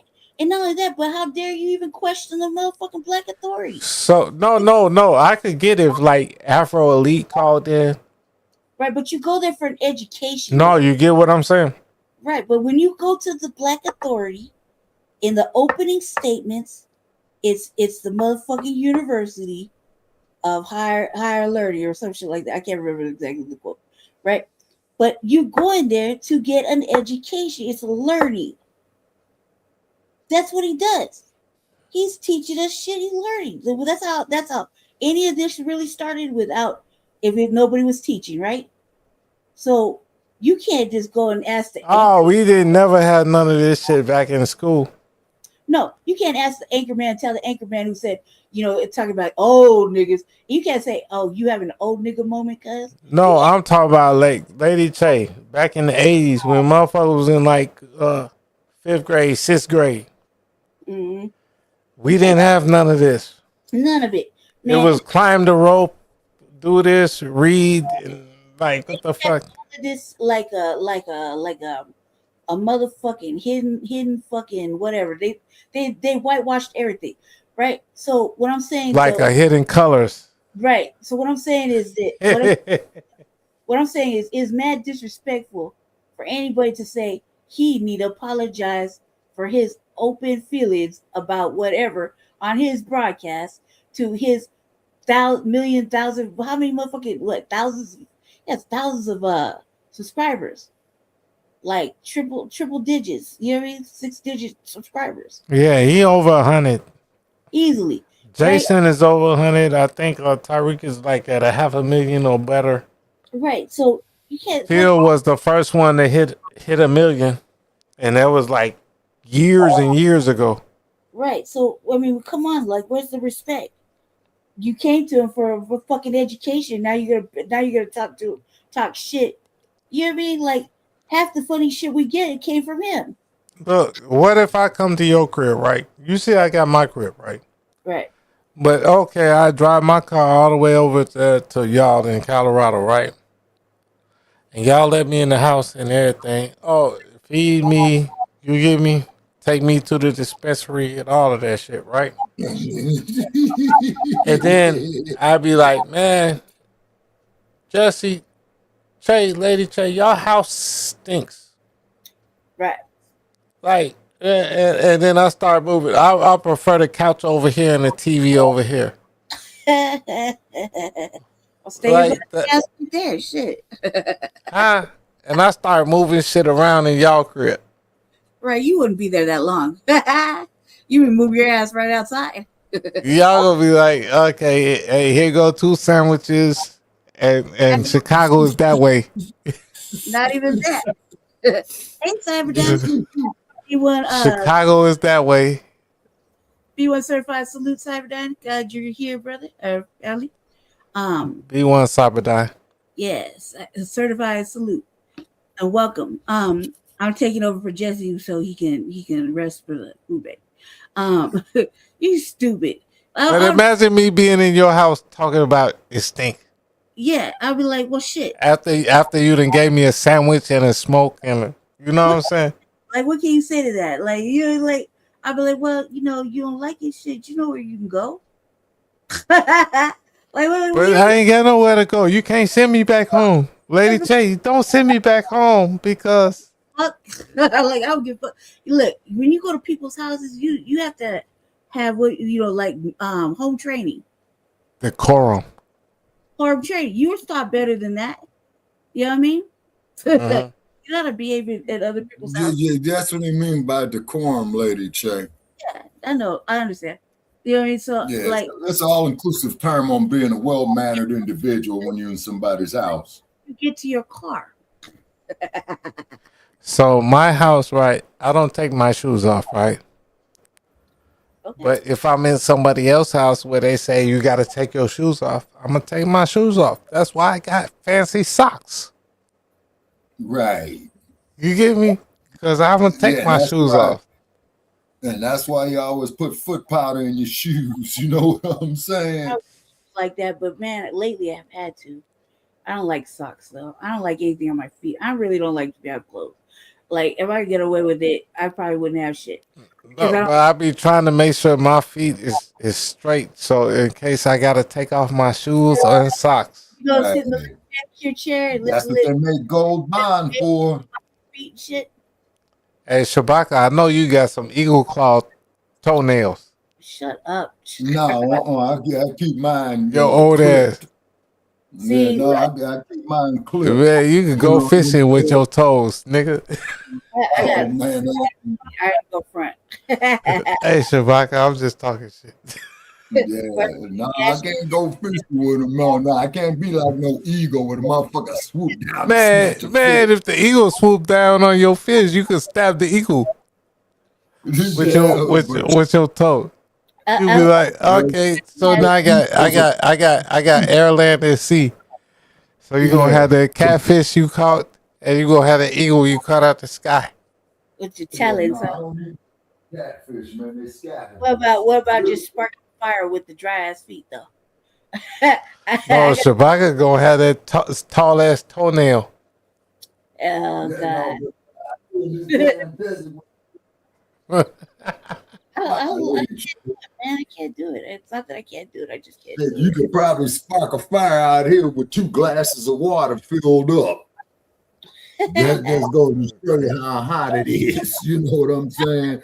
And that's why these damn Nabisco motherfuckers. We're all the same, man. Come sit with me out here on the first day of summer. We'll have a wind chill about 120 degrees. Hey, Shabaka, are you gonna watch the fight tomorrow with Clarissa Shields? Okay. Oh, Clarissa Shields is fighting tomorrow night. Yeah. That's my girl right there. Shit, boy. Clarissa Shields is bad. A couple little dollars on it. Huh? I'm gonna put a couple little dollars on it. See what happens. Because I want to watch. I want to see if I can watch the shit. Actually, because I've been looking forward to that all weekend long. Oh yeah. Clarissa Shields is cold. Yeah, no. And they made a movie about her called Soul on Fire. She's out of she's out there out the Midwest crew. She's out of Flint, Michigan, same place where the Mayweathers is from. Yeah, I want to see it. I want to see the fight. But I kind of caught on to it really late. Like really late. I mean, like yesterday late. Yeah.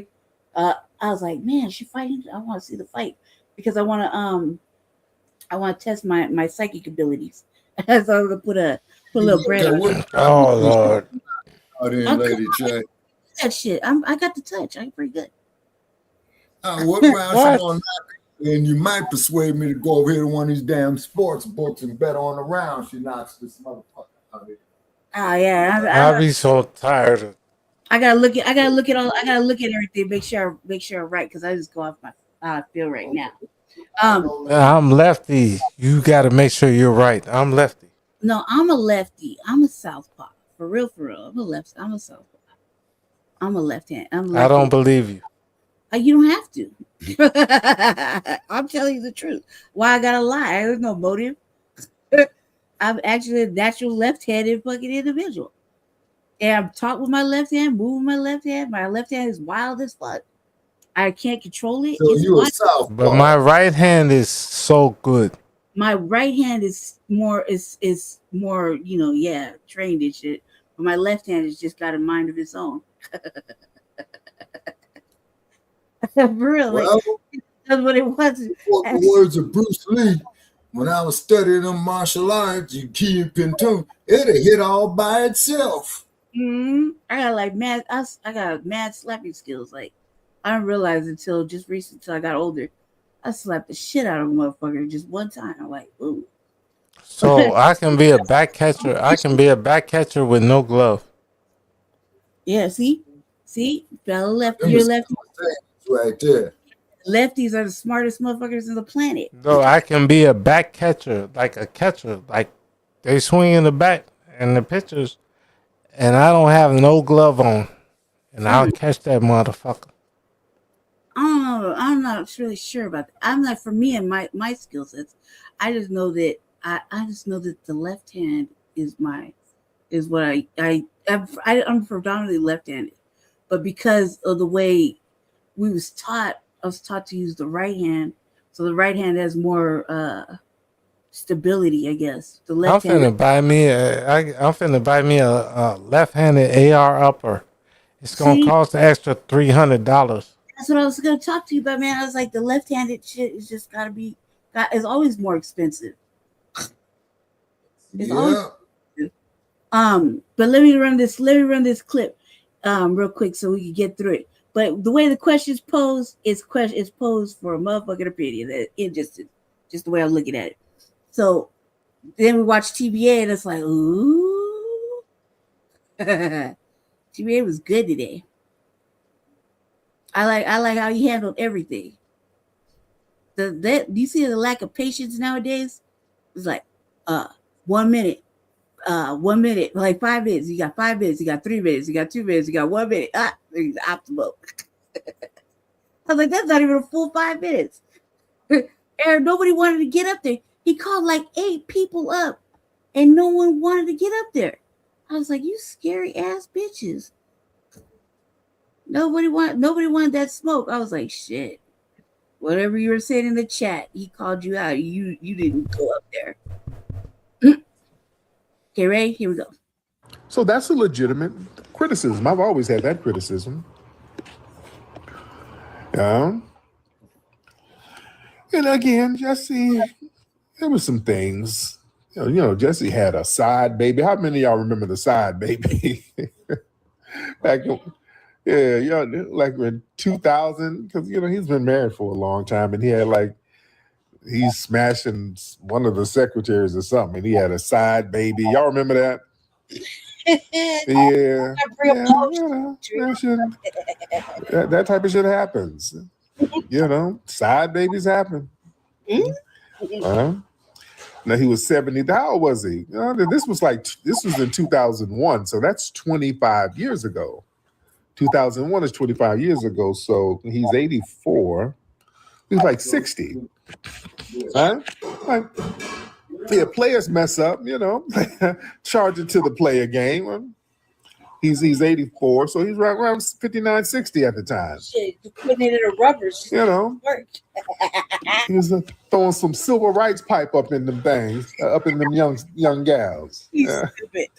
He said, "Shit, I am somebody." That's right. So, yeah. So that happened. Dude, I be having these little stupid ass speeches with Jesse sometimes, and I'm like, I am somebody, and then he hits me with the fucking line. I was like, oh, that just drives me crazy. Like, I hope you know that I am somebody. Cause I'm not. I be getting these little speeches, and he be like, he hits me with this fucking stupid ass speech. I'm like, oh my god, that's it. The argument's over. He done clown me. I was like, you hear me?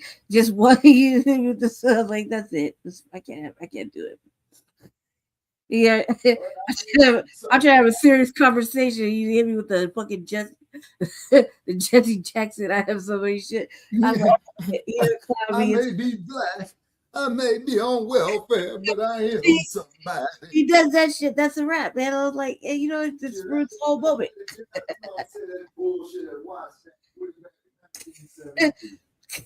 I'm trying to have a serious discussion. Like, man, you play too much. Ooh, you know, like something like that. And I'll say something like, man, just know, man. Do you think you somebody? I am somebody. And he'll hit me with that fucking speech. I'm like, oh my god, because I done officially lost. That's the first thing I think about. As he said it, I'm like, he just started clowning. And I started laughing, and that's it. That's a wrap. You heard? Like, he's an ass. And it's gonna sound like he's making bread or something in like some warehouse. You know, he admitted that he was he was taking care of the child financially, and that broad grab. Whatever happened to the baby, by the way? Whatever happened to that Jesse Jackson side baby? I never heard anything else. That's why y'all never heard of it. It got real quiet. What happened to the side baby? Stupid. Whatever happened to Jesse Jackson's side baby? I would like to know he's at least 25 years old right now. I don't want to know what happened to the side baby. Hold on. Let me see if I can get a recording of the side baby. Hello. Hold on. In this picture, hello, the look on his face. I am the side baby of Minister Jesse Jackson. I'd like to say that it is very important that you go out there and vote for dignity, vote for integrity, vote for immigration, procrastination, hesitation across the nation. Now, I am just a baby, a smart baby, a tiny baby, a hefty baby, but a baby that stands on dignity, unity for the community. If not me, who? If not now, when? When I take a dookie in my diaper, is it going to be changed now, later, greater? I am somebody. And I smell your dookie. If my diaper needs changing, I am dookie. You stupid, cuz. All right. Not what it did. God, he's stupid. Listen. Well, there's some better shit but to talk listen. Dude, you can't be serious. The fucked it up now. I don't even want to play the rest. That was good. But I am somebody. He said that like it's not. Jesse, with Jesse, man. Again, Jesse's been in the game for a minute. Jesse's done some cool things. I know y'all remember he called out Obama low key. They called his mic using the right hand. He had a hot mic and he was talking greasy about Obama. He was like, "Yeah, I'll need to cut his nuts off." He's talking down to black people. You know, he saw how condescending Obama was. Well, you right about that, Tariq. He did say that. Another thing, you know, they back in the 80s, they kind of made him denounce Farrakhan, and you know, when he was when Jesse was running for president in the 80s. I love being elected. You know, so there's been a lot of little questionable things, but again, Jesse's done some cool things. In 83, there was a Syria hostage rescue. He was very good at negotiating hostage releases. They would utilize him for that a lot. That's what I learned. You know, acting as a private citizen, he went over to Damascus and successfully negotiated a face-to-face with the president over there in Syria, so they could release a U.S. Navy pilot. The brother's name was Robert Goodman, Tariq. I didn't know that until today. And I was like, damn, I'm over here learning shit. You know, like that's why I was like, Lady Che, I lived through it. I know, Shabaka. God damn it, I'll get there someday. But what I'm saying is, I didn't know until today. Like a lot of things I didn't know because I just was ignorant to not hip to it. I wasn't hip to it, right? But what I was paying attention because I've been waiting on a TBA to start. He was on major CP time. So I was waiting for it to start, and I was like, man, I had learned a great deal. So it wasn't lost on me. So when all that disrespectful shit was happening, I was like, well, now, come on now. Like, everybody doing a little bit too much. And like, listen, I could have hopped up in the comments and shit. I was like, sit back and listen, because this is one of those educational programs today.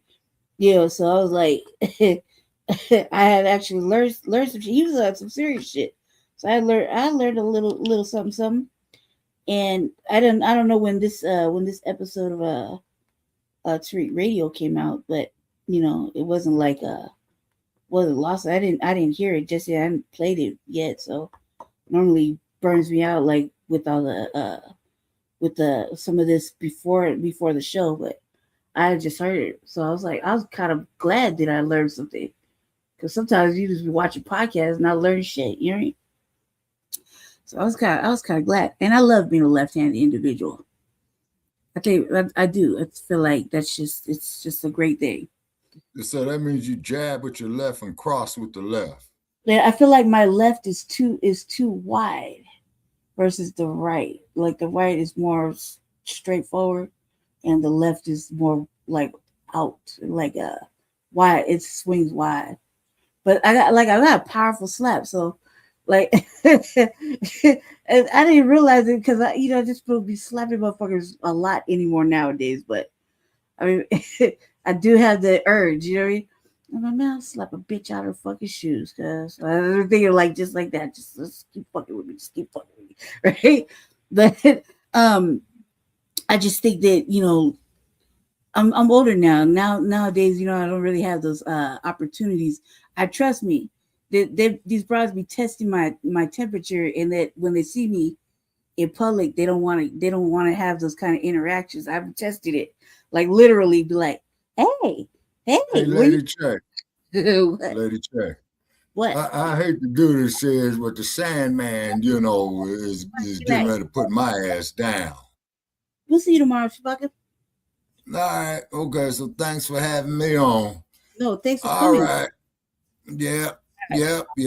Okay. So I'll talk to you all tomorrow. Okay. All right. Ray, you still here? Raymundo, did you fall asleep on me too, cuz? Sounds like you did. All right, hold on. I'm gonna play this clip. And the U.S. State Department couldn't even do it. So, they would send, the FBAs go over there and handle it. So he did a lot of great diplomatic things. In 84, there was a Cuban prisoner release. He went down there to Havana and talked to Fidel Castro, and they released 22 Americans and 26 Cuban political prisoners and brought them back safe. I think over there in 1990 in Kuwait, on the brink of the Gulf War, he went over there to Baghdad and got talked to Saddam Hussein and got a whole bunch of foreign nationals released. He went over to Yugoslavia in 1999. He met with the president over there and negotiated the release of 3 captured soldiers Even went over there to West Africa. He went over there when Liberia and Sierra Leone was going through what they were going through. He went over there and got hostages released. So, you know, he did some things. He did some things. So, you know, I give credit where credit is due. So, you know, we can pop our collar and say, okay, we can, you know, look at the positives and still have critiques of the negatives. You know what I'm saying? We can recognize him. He's a human being. You know, there was a balance there. You know, there's some. He wasn't like an Obama who's just a big ass nothing burger. Obama was the nothing burger. Obama just didn't do shit. Obama was a damn nothing burger. But, you know, Jesse, you know, was the Rainbow Coalition, All Lives Matter. All right, that's what it is. But what's really interesting is just the timing of everything, the symbolism of him passing really during Black History Month. All right, he passed during Black History Month. Yeah, it's great. Right in the middle of a massive foundational Black American delineation movement. You know, see that the symbolisms are very, very heavy right here. That holds a lot of metaphorical weight. You understand?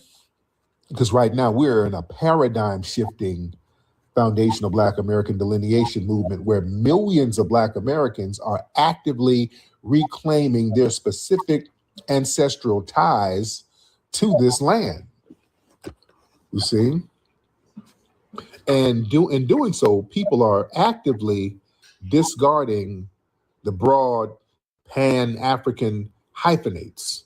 We're recognizing that we're not immigrants at all, but we are the foundational builders of the United States who are owed a very specific targeted debt. And many people look at Jesse Jackson as the quintessential figure of the old guard, the integrationist era. So some people are looking at his death this very month, you know, dedicated to domestic American Black history. It symbolizes the definitive closing of an ideological chapter that we're just not on no more. Yeah.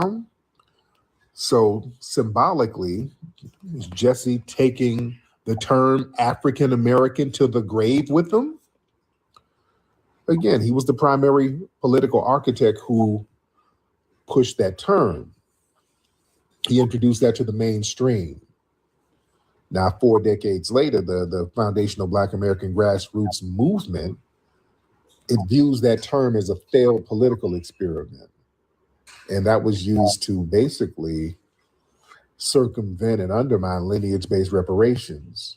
And because Jesse was the godfather of that term, his passing at this cultural crossroads, you know, is viewed by a lot of people as cosmic synchronicity to a certain degree. You know, just like the word colored died out, the term Negro faded with some of the leaders of those respected eras, the passing of Jesse Jackson, you know, that's the passing also of the term African American. The term has already been failing anyway. But we can still show respect to him. We still show respect, but it's a new day. It's a new day. It is a new day. He's still cool. I'm right. I don't have a problem. Jesse follow me. You go to his Twitter page. He follow me. And his people, they reached out to me. They wanted to do something with me. They wanted me to hook up with them. And just at the time, I don't think I had time at the moment. I don't know why I didn't get down with them, but they reached out to me and they wanted me to work with them on something. And I don't know, I was doing something. You know, but with respect. I don't have a problem with them. And Jackson showed respect to me. I show respect to them. Him and his folks. You know? Man, who are these people trying to get up here? Am I going to put them in the museum? You know what? I should, Candy. You know what? I should. I'm trying to see, have y'all been to the museum? Do we have something of him in there already? We might have something of him in there already. All right. I got it. What is my wife eating over here? Y'all hear her cup clicking? She's over here eating something. When I go to the museum, I'm gonna go down there this week. And y'all come down. Y'all come down to the museum Friday. Come down Friday and kick it. Come down and get some root work deodorant and all that stuff. I think we do have a picture of him, if I'm not mistaken, right? I think I'm trying to think. I could have swore that there's a picture of him in there. We have so many pictures in there of different people. But I think we might have a picture. If not, I'll put one in there. I give props. I'll put one in there. Hola, amigo, ¿cómo estás? Why did you catfish? You got a picture of a woman, man. Brother, please, can you borrow, please? Get Por your baby, ass please. out. He had a picture of a thick ass woman and then his big pickle nose ass. Don't be catfishing. What the hell is that? I don't like that. I'm like, who's this woman? She kind of thick. Let's just see what she has to say. Hello, brother. Get out of here. That's stupid. And if you don't get your Aladdin ass out of here, all these people are damn annoying. All right, let's move on. You already talked about that. All right, so the next topic is the boycott. I think we're gonna stream the State of the Union. I think that's what Jesse said earlier. That's what we're gonna do with Shabaka because I think it's on Tuesday. I don't know. We're gonna let Lisa tell us a little bit about the boycott, alleged boycott. I don't even understand what that's about. Like, you either gonna watch it or you're not. You catch the highlights or you won't. It's not like a big ordeal. Like, I don't understand. Like, I don't understand. So let's see what she got to say. Shout out to Lisa Cabrera. Let's see what she's got. Well, shalom, family. Shalom. Boy, there's a lot of people mad at Donald Trump. I think in all the years I've been around, I never heard of anyone that wanted to boycott the State of the Union until now. Shout out to the But that is going around peaking, but not social media, and a lot of people are getting on board.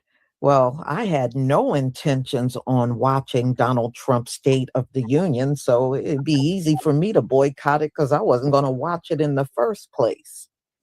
So it is something I've seen on YouTube, people chattering about, also on TikTok, and it seems to be growing.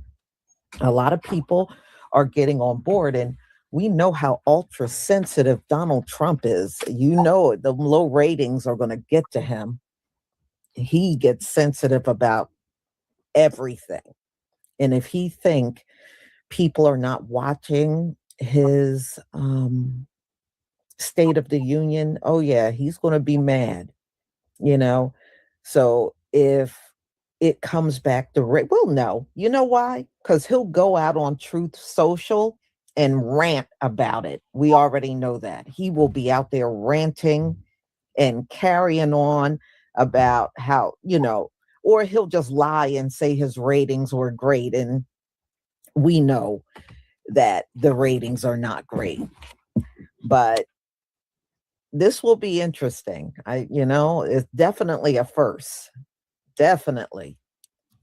So let me go ahead and share my screen so you can hear what people are saying about this State of the Union boycott. I believe the State of the Union is on the 24th next week. Please give me a 1 if you can see my screen.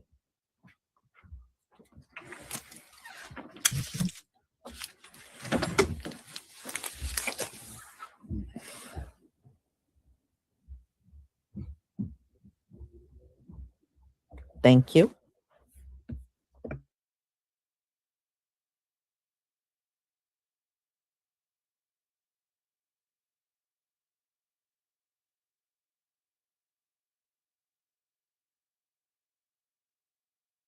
decided they're going to be petty, y'all. They are boycotting Donald Trump's State of the Union. Come on, sip a little tea with Auntie. We're going to talk about it, y'all. Non-biased content, y'all. Donald Trump's State of the Union is scheduled on the 24th. That's next week, y'all. Next Tuesday, his State of the Union is scheduled. The Democrats, a lot of them, y'all, have decided they are going to boycott. Y'all, amongst other people, they made a whole nother thing be on TV around the same time. Midas Touch and something else, another program for you to be able to watch. So my question to the American people, comment down below, are y'all going to watch the State of the Union address? Now, y'all, being who I am, I don't know if I'm going to watch the whole thing, y'all, but I'm going to have to catch a little snippet, just to see if anything new comes out. And so y'all don't have to watch it. I'll watch it for y'all. We ain't got to watch the whole thing, and I'll just let y'all know what was said. Okay? Sound good to y'all? Because it sound good to me. Thank y'all for sipping a limo tea with Auntie. Yeah. Bye, y'all. I heard that there's going to be a handful of people that are going to be boycotting the Orange Monster's State of the Union next Tuesday. And then they'll be doing their own commentary, like their own halftime show. They'll be doing and broadcasting that somewhere. I was really hoping if they were going to boycott, they would do it all together. I mean, we have a week to go, but if you're going to do it, go big, okay? And if you're not going to all boycott and not show up, here's the next thing I'd like you to do. I actually prefer this, but I get this takes a little extra work. But here's what I think that Congress should do when they show up for the Orange Monster's State of the Union. I think that they should show up wearing these. A crow mask. There's so many to choose from. You can go sleeker. You can go a little rougher, tousle those feathers, You could get one that the mouth is kind of open, like you're like aghast with the Orange Monsters saying. Or you could be going, ah, ah, ah, like right. People, I swear. Nah. I think they should show up with tacos, y'all. They should show up with tacos.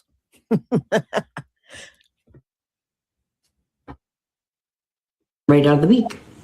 Or you guys could just all be sitting there in a group of crows. We know what that's called, don't we? Starts with the M, ends with a R, right? And just be looking like this, either straight ahead of him or, just be acting like crows. I think it would be a little unnerving. And if you want to do more than a mask, which I appreciate, go for the whole thing. Make it your own. I'm not here to stifle your creativity. Like, dress it up, dress it down, like whatever. Be you, but as a crow. And it can be done because, look, we saw Marjorie Taylor Greene here in like furry animal stuff, probably acting like a furry animal. That was Biden's State of the Union, one of them. And we know you can wear masks in there because, look, again, she showed up as the thing that she is. She's got that mask on. Yeah, I still don't like her. And here she went all in. She's got a Lakin Riley. Her name, hat, yelling, screaming, So there's precedent for this, okay? And you could be booing through there. You could be hissing through there. You could be going, like, just get the whole schmurder going. Come on, guys. It's the end of the world as we know it. Like, so come on, get festive. If we're going to do this, let's do this. Let's make it memorable. Let's make it kind of terrifying. I'm sorry, but I would not want to be looking out at that. I just wouldn't. And all of the focus would go there and away from the Orange Monster. And my God, would he hate that. So come on, let's get creative. Will you give your State of the Union speech if we're still in a shutdown next week?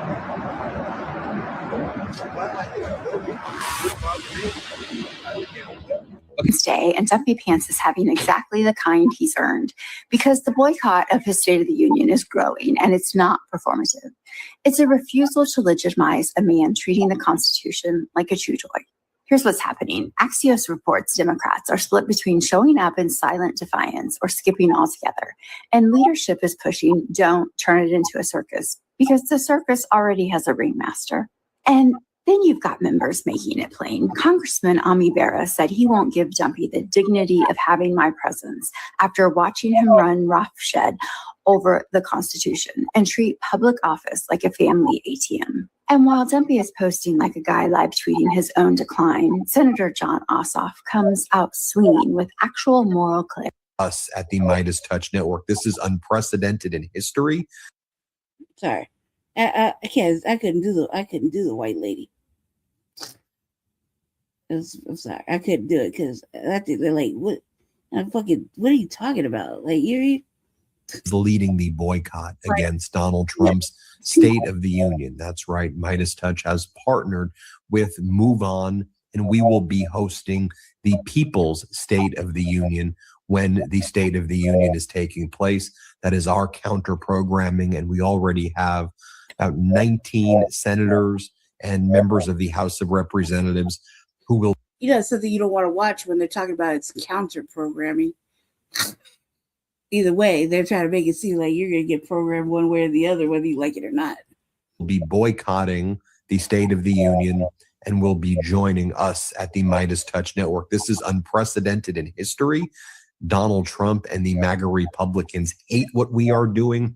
Right-wing media has been attacking the Midas Touch Network, as has MAGA, for the fact that we've been putting on this event. But frankly, I don't care. And I expect that the number of senators and Congress members to grow and perhaps even be around double what it is right now. 19 will be joining the Midas Touch Network's boycott. I expect that number to look more like 30 to 40 in the coming days. We will see and keep you posted. Here's our official flyer right here. The People's State of the Union, February 24th, 8:30 Eastern time, although we'll probably end up starting earlier than that. You can watch it here on the Midas Touch YouTube channel. But it's not just the lawmakers who are going to be here on the Midas Touch Network. They're also going to be alongside heart and soul of this country, federal workers, immigrants, and other Americans impacted by Donald Trump's policies will also be at our event. They'll be speaking. And again, this has never really existed. There's no historical precedent for it. But we have to lead by example. And that's what we always do here at the Midas Touch Network. And Trump and his regime, as I said, absolutely hate this. Few housekeeping matters. As you can see, we're very close to 6 million subscribers. Hit subscribe right now. Help us hit 6 million subscribers before the State of the Union. Let's make a statement there. Also go to MidasPlus.com. That's our Substack. Join that right now. So here's how it's being reported in the press. Democrats plan counter-programming during Trump's State of the Union. That's from The Hill or USA Today. People's State of the Union, what Democrats plan for Trump's speech. And all these members of Congress have been announcing they're going to be joining the Midas Touch event and skipping the State of the Union, boycotting the State of the Union. Here's how New York Times reported it. Democrats plan to counter Trump's speech to Congress with rally. And it says the event, which is being coordinated by the left-wing advocacy group Move On and Midas Touch, a progressive media company, will feature Democratic lawmakers speaking with people who have been negatively affected by Mr. Trump's economic. Next Tuesday, we have the State of the Union from the President of the United States. This message is to the congressmen and the senators and to the Democrats throughout the United States. If you are a Democrat or independent and you're a congressman or senator, please do not attend the presidential State of the Union. Please boycott the State of the Union. You know that Trump's not willing to work with you on anything that matters to your side and the people that you represent. So why would you attend? If you are a citizen of the United States, do not turn your TV. Make sure your TVs in every room of the house on your cable channels. Don't just switch to Netflix, but be Donald Trump. And she's right. He's going to say it was the biggest rating in the history of any State of the Union. He's such a child. And, you know, he'll show it in other ways by being angry that nobody watched. You know, he'll be ranting because that's what he does at 3 a.m. when the rest of the world is sleeping. He's up on social media ranting. So, you know, this is going to hurt his feelings. Alcha supporting. Thank you, Antithesis, for your support for my channel. Thank you so much. All right. Yeah. Well, you know what? I don't even I don't think it really matters. He's gonna say whatever he's gonna say regardless. And you know, it doesn't matter if they boycott or whatever, you know, he's the president. You don't even have to have anybody there but him in a podium and a fucking camera. You know, and the what do you call it? The thing he reads from. It really, you know what I mean? So he's gonna do what he's gonna do. You already know this is like round 2 of the Trump show. You know what I mean? So there's no need to do all that. Like, and like none of these protests are really stopping him from doing anything. So boycotting his State of the Union, it's not gonna matter. It's not gonna matter because he's gonna pick it up either way when everybody's looking online for the clips. So either way, I don't see how anybody's really gonna defeat him. And I'm not really sure I would want to watch the Midas touch shit either, just because the people talking are full of shit anyway. So all the legislators or whatever is going to be there talking, we don't listen to them half the time anyway because they're full of shit. So I don't even know if I want to listen to that either. But I'm pretty sure we're gonna stream it. Just because, you know, it's gonna be something to talk about. It's not like the first State of the Union we've broadcasted, so this is no different. All right, now Jesse has the next topic is DJ Vlad. This is Black Americans that say we would have to go back to Africa to, he's stupid. Yeah, fuck him. I fuck Vlad. I don't even know why he's like, culture vultures still exist. I'm surprised like we haven't canceled this yet.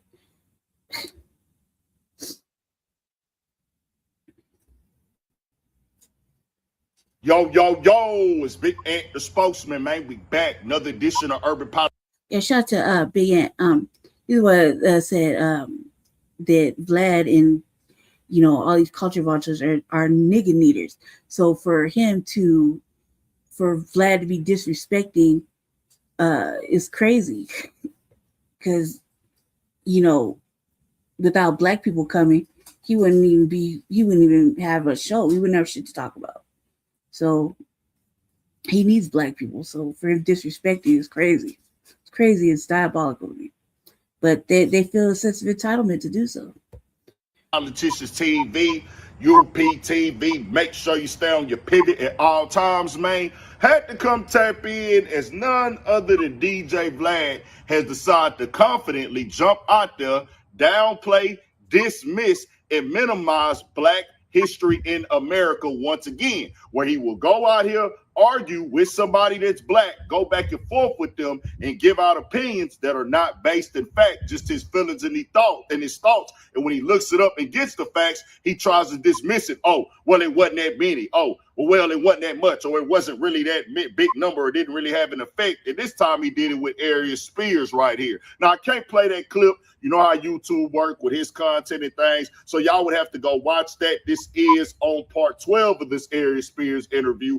And I didn't even see this. I haven't been watching it for real. Haven't talked about Vlad in a while on the channel until the stuff where he just came out here doing a little stuff with Jay-Z and Rock Nation and all that. But this was brought to my attention by somebody in the comments. One of my supporters said, go look what he had to say about Black history in America. Now, this conversation was rooted in Billie Eilish calling America stolen land, saying that, hey, nobody's illegal on stolen land when she was at the Grammys or whatever, and they was doing all their little speeches.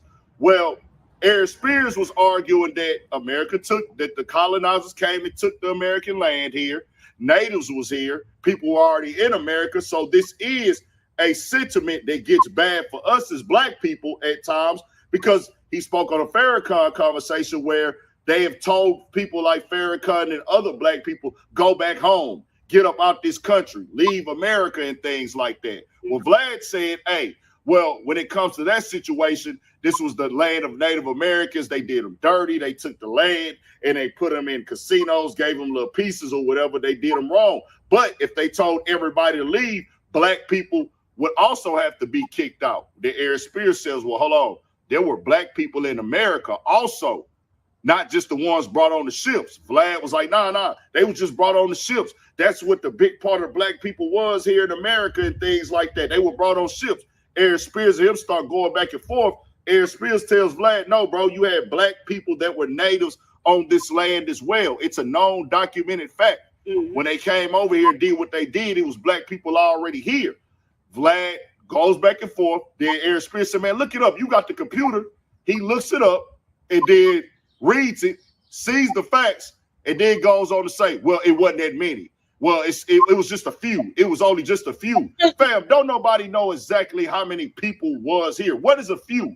There's no direct number on it, but we know that there were Black people already on this land who migrated. They say Africa is the land of the original man, where the man came from, and then they migrated to the other parts of the world all these years ago. But for Vlad to jump out there and say that and always want to argue about Black history, he want to speak on reparations, he want to speak on lineage and how we should feel, how we should perceive things, and try to act like he's the voice of Black people, he has no right. Because guess what? If we minimized any part of history from his people and his lineage, which I would never do. I don't do that to people culture. I don't do that to people history. And then if I get proven wrong, let me try to say, well, man, it wasn't that many, or it was just a small few and things like that, bro. And then Eric Spears is like, bro, we wasn't talking about the numbers. We saying that Black people was here. You saying they wasn't. Then you had to go look that up. Like, what do we got going on, fam? You make your money by dealing with the people of this lineage and this culture and this history.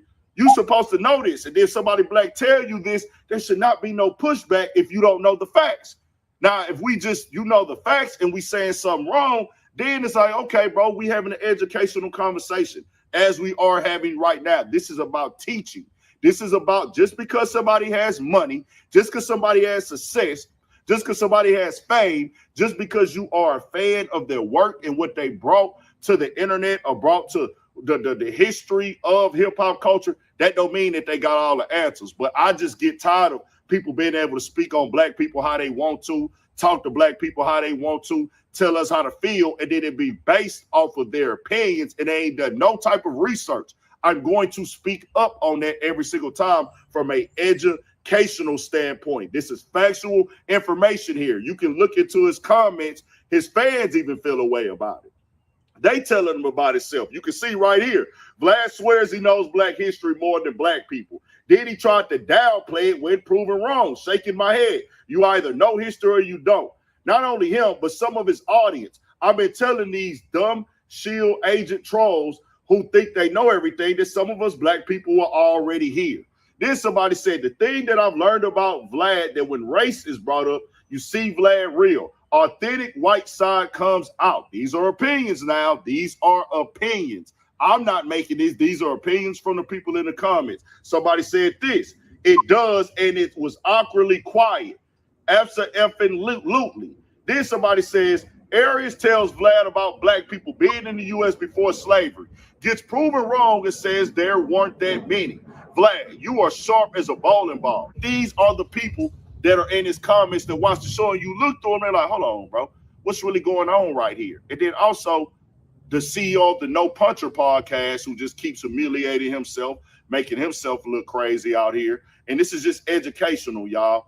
He got on his show as well and talked about Billie Eilish saying that America was stolen land. He said America is not stolen land. It's on camera. Go look it up on one of their live streams. They probably got it clipped or something. He said America is not stolen land. Wow. He said that that's just what they did back in the day. So it wasn't considered stolen. To get land, you had to go take it from somebody. So that wasn't taking it at that point in time. That's not stolen. So I said, oh, this him showing how he really feels and how he really thinks. That's the mindset of what you have the description in a factual based thing, colonizer. And I got to put it to it like that, factual based things. This is me reporting things and speaking on things that are facts. That's how a colonizer mind works. Then he goes on, and I just asked myself, so I guess it was cool for them to have blacks in slavery in America back then too as well, and do redlining and have government programs not approve us as for loans and hang us, Jim Crow laws, because that was how they did things. So you can't call it wrong or incorrect, or that's just how they did it back in the day. Hey, bro, y'all do what y'all want to do. Feel how y'all want to feel. For Vlad, he's going to see this. No Puncher CEO, he might see this, and they might feel a way about it. I don't know. But if they do, I'm only going to speak up when y'all come at the black community. I'm staying back off of going at y'all like this, but I don't like it, bro, especially with the fact this is the culture, the history, the lineage that brought everything into fruition for us to even have hip-hop, for y'all to make y'all fortune. There should be nobody in this country at this point in time with the way that you can get information that questions Black American history and contribution that Black Americans have put into this country to make it flow the way that it does today, especially if you are somebody that works with Black people and makes a living off of Black people. That should never be happening. We have fought in every single war in this country. We were here before the colonizers even came. We worked, we suffered, we bled. Every single war, every monumental moment, everything has happened. We have contributed all and gave it our all in this country and made it possible for other people to even come into this country and go and chase their dreams. So when people say stuff like this, I got to speak out on it. It is what it is. And then if I talked about other people's ancestors from any race in this world, they'd be ready to cut my head off about it. Just keeping it 100. But I can wake up every day and just talk about what me and my people got going on in our history. I ain't got to speak on nobody else. I'm just keeping it all the way 1,000. Y'all tell me what y'all think. I got some more stuff coming onto the Patreon, and we gonna have more clips on there dropping. I got something loading up for y'all. So all my Patreon supporters, I most definitely appreciate that. Most stuff dropping on there. You can get it on the app or the website. Make sure you stay on your pivot and make sure you stay out the way. And He's right though. He's right. It's always an issue when we talk about other people. So they can go ahead and badmouth us all motherfucking day long and be wrong. Wrong is wrong, and still act like they're right, argue and everything. Especially Vlad. Vlad is like it's not even a secret. That motherfucker's racist. Like, you know what I mean? And he makes his money off of us. He makes his money off the culture. You know what I mean? He doesn't give back to the culture. And I believe, doesn't he have like a I believe, I'm not sure, maybe I'm make a hot boy statement, but doesn't he have like a sister for a wife? You know what I mean? I believe that's what doesn't he have one? Yeah, Ray, finally you're back. Doesn't he have a black wife? Like an FBA wife? I think I remember, don't quote me on it, man. I think I remember him disrespecting and him having to call Tariq. Right? And I had to call Tariq, and Tariq had to go talk to him. Stupid. Vlad's ignorant as hell. He's stupid as hell. What Big Ant is saying is that's facts, that's reality. They just want to go and listen to that free colonized programming and then act like they're right. But he shouldn't be speaking on anything. In fact, he should be giving back in a major way and stop talking shit and stop making money off the culture. He shouldn't be able to eat off the culture, as in my opinion, my personal opinion, should not be able to eat off the culture at all anymore. We shouldn't even go up there. Give a fuck how much money it is. It's every moment is FBA all day. No, I'm talking about him. I'm talking about Vlad. Then Vlad got a sister for a wife? Question mark. I believe that came up. The land is stolen, but that ain't got shit to do with it. And fucking, who gives a fuck what Billie Eilish said? Because she said that. That's why she's the way she's sitting. You know what I mean? Because she wanted to have an opinion, and white supremacy had their way right there with that. You know what I mean? But land is stolen, been stolen, but not from $5 pretendians. Everything's stolen from FBA. Like, should be 100. We keep it all the way 100. You know? Fucking whitewashed. Everything's whitewashed. Pre-programmed whitewashing, and they want you to accept it, eat it, love it, live it, breathe it. And it's not the case. It's not the truth. So yeah. All right, moving along to the next topic real quick. Let me see what he got. Oh yeah, I've been waiting for this topic. Let's see.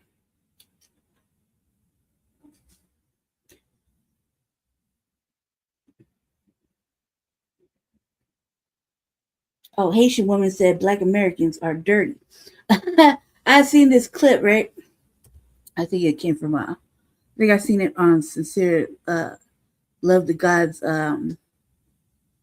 It came across my feed on Facebook. Believe that's where I seen it. That's for sure where I seen it. Then I reposted it because 90% of the time I'm using my phone. If you see me repost shit on Facebook, I'm just reposting. You see me comment on it because I can't type on the thing for some reason. This way my phone's set up so I can see it. But I have major opinions and major thoughts. I watched it twice. Was enough for me to watch it to have a couple of solid opinions. Let me see.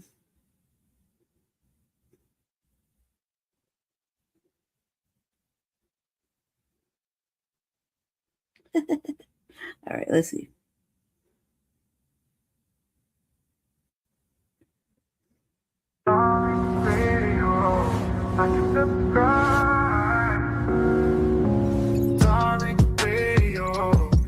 Subscribe.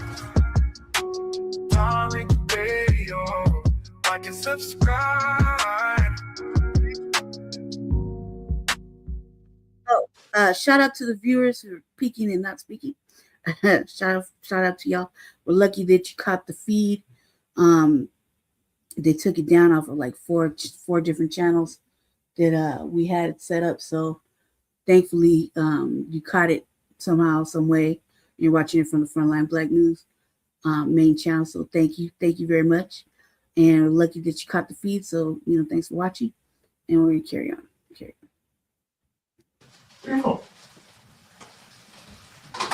Cool. Ask why I asked. I'm Haitian. Why? Where you from? What's your background? You American? Dirty Black American? Wait, what? Huh? What? Wait, what'd you American? say? Black American? What? No. Hold on. You said dirty Black American. You heard that? You just asked me what I said. I did. Why you said that? Because that's what y'all are. Dirty Black American. She just said that? I did. A dirty Black American. I sure did.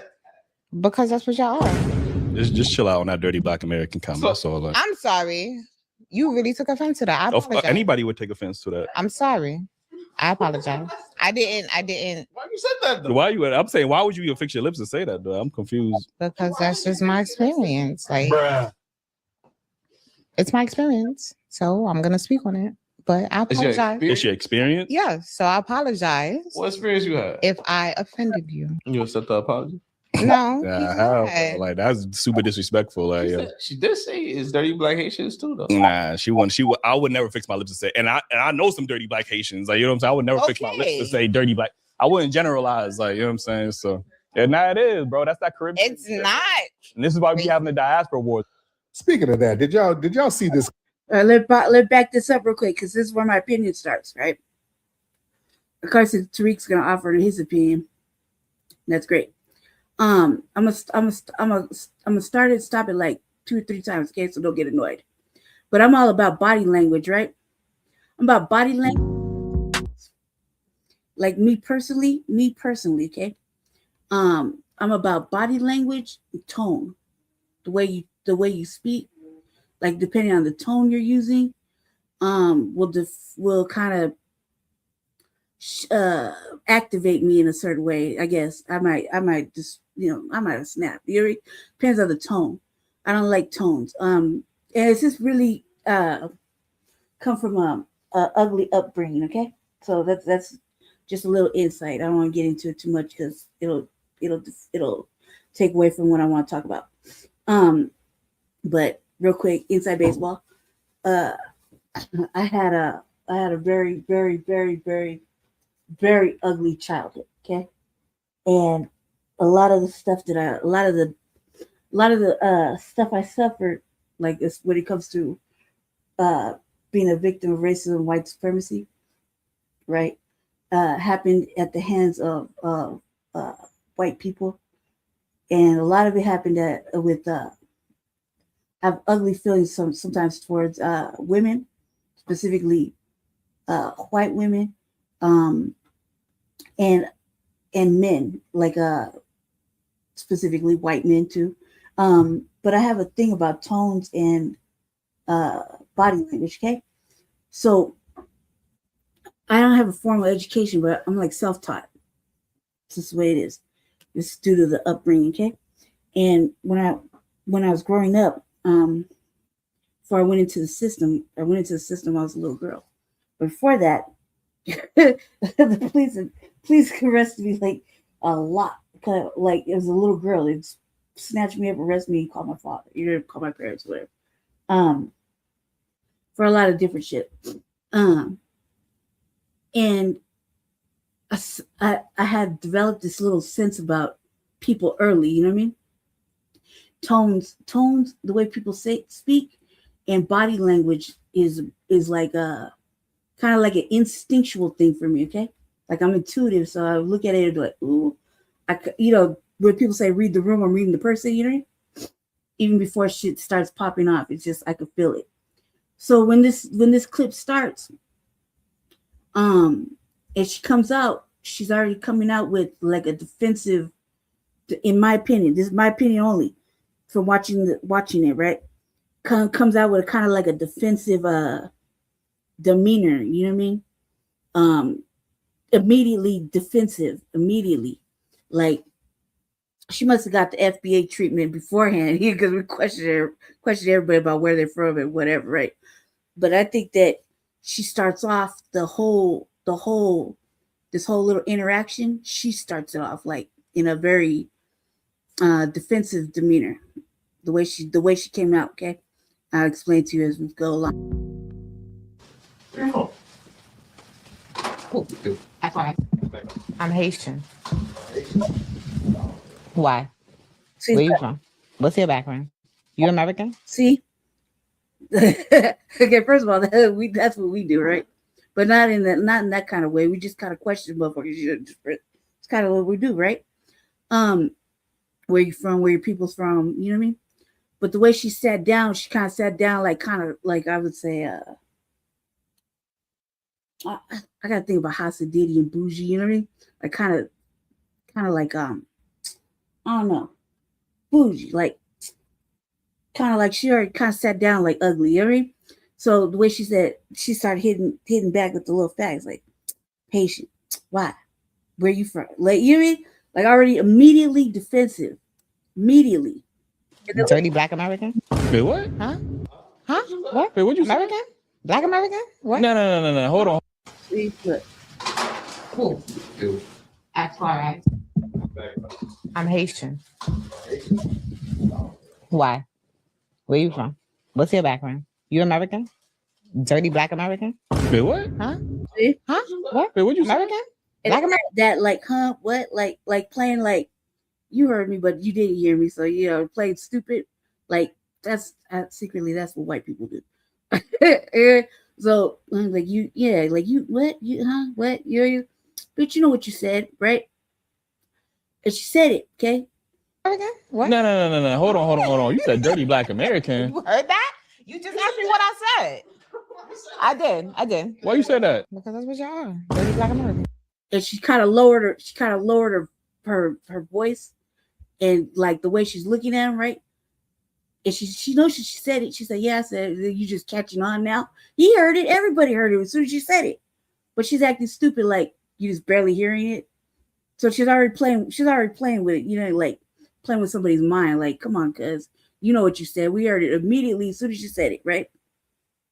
And then she kind of lowered her voice, fuck that. Let me see how this plays out.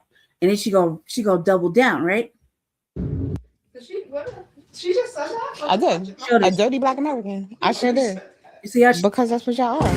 Just chill out on that dirty black American comment. That's all. Like. I'm sorry. And that's what you all are, right? That's so she generalized it, right? And then she went with the condescension. I'm sorry, like she's gonna apologize, right? So that none of this next part is sincere at all, whatsoever. You really took offense to that. I apologize. Anybody would take offense to that. I'm sorry. I apologize. So she acted like, oh, you sensitive ass motherfucker, you took offense to that. Like, you know, like that. Like, I'm sorry. Like, first of all, she don't mean that shit. She's not apologizing for real. And why wouldn't you take offense to it? Like, this is how you come on? Like, come on, cuz, like, bitch, do better, right? I didn't. Why you said that though? I'm saying, why would you even fix your lips to say that though? I'm confused. Because that's just my experience. Like, it's my experience. So I'm gonna speak on it. But I apologize. It's your experience? Yeah. So I apologize. What experience you had? You see how she loud talking to try to overstate that she apologized so you could just move on and let it go. Like, yeah, okay, I apologize.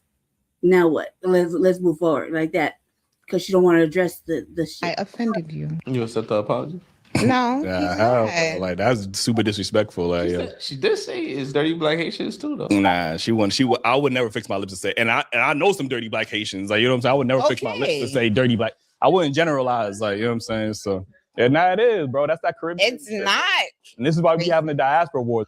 Speaking of that, did y'all like somebody walking out, right, walking around, and Sherry knew, like, didn't see it at that point. It could have just went left, right? Because there's a whole bunch of females in there. You know what I mean? You can hear the broads of the back, like, and there's no real like I don't know what show this is, but I mean I remember, but I don't remember because I don't watch it all the time. I think that she didn't mean the apology. No, he shouldn't have accepted it. Yeah, she said it. She meant it.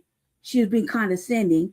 Her whole body language told it. And the fact that she could say it like that is just like that fat Mexican dude that said, what you gonna do about it?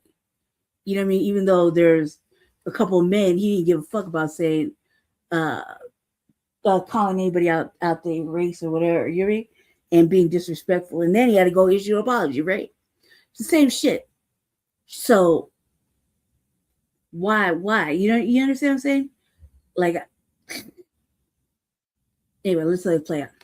I'll see this clip. There's a clip of this Haitian chick, this Haitian immigrant. She was on the Daily Wrap-Up show. Did y'all see this clip? Yeah. She got on this podcast and started crapping on Black Americans. See, these people do these unsolicited crappings on us just out the blue. I know y'all seen the clip. So yeah, this Haitian woman. Right, like, I mean, I don't even think they asked her anything except for, where you from, or you know what I mean? Like, you know what I mean? Like, I don't even know what to say. Like, what part of the diaspora do you come from? You know what I mean? Something simple. I don't even think it was disrespectful. The way she went off, and she was being disrespectful, and the fact that nobody does anything is really mind blowing. Because it's a bride. There's a whole bunch of brides in there. You could not even say a whole bunch, maybe like 2, 3 in the background. Probably doing camera work or who knows what they're doing. Right? Who knows what they're doing? I'm just making a statement. I don't know what they're doing, but it could have just went real crazy. Like, bitch could just I would have thrown a water bottle at that bitch. Like, what you talking about? Cause like, and this is your first of all, this is your interaction. Like, this is your experience. Who has that kind of experience? And what kind of experience? Yeah, like too many questions that I don't even want the answers to, because this is how she feels, and this is like he said, unsolicited.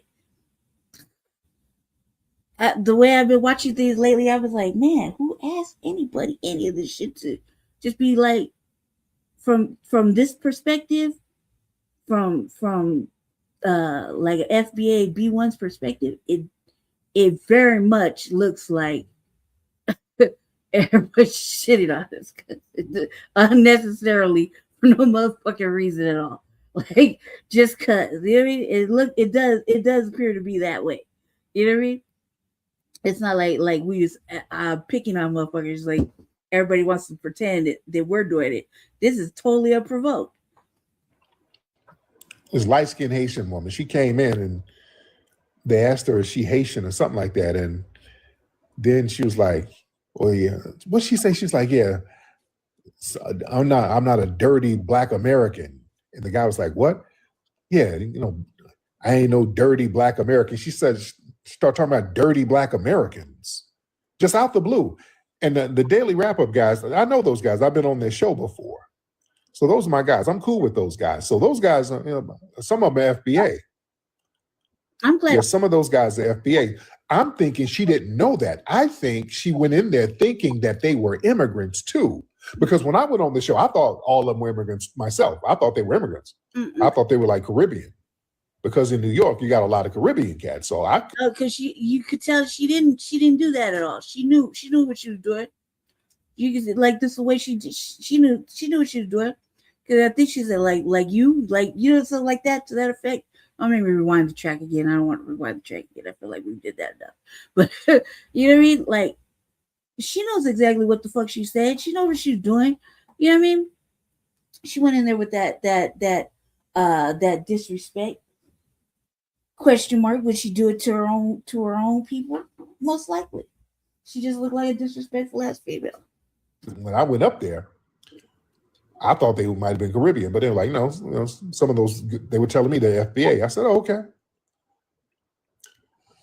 But yeah, she up there talking about dirty Black Americans, and everybody, and it went viral. You're like, a Haitian? A Haitian calling somebody dirty? That's where everybody's tripping. Like, really? Shout out to Haitians, but come on. Yeah. That's kind of ironic. No, I'm not trying to crap on the Haitians. I got a lot of love for the Haitians, but really? Dude, y'all saw the video recently of this woman down in Florida, this Haitian woman whose house was so damn filthy, Child Protective Services was about to take her kids. Did y'all see that? Y'all remember that clip? The bed was all dirty and there was just garbage all in the house and they don't have running water in the house. This was in Florida. And she's like, I'm Haitian. This is part of my culture. And like, whoa. Did they take the kids? I don't know. I don't know if they took the kids or not. But yeah, this house was, the shower was in the backyard. It was filthy. But listen, man, a lot of these people, you got to understand something, man. These people will project as a psychological self-defense against the internalized stigma. See what was really cracking off.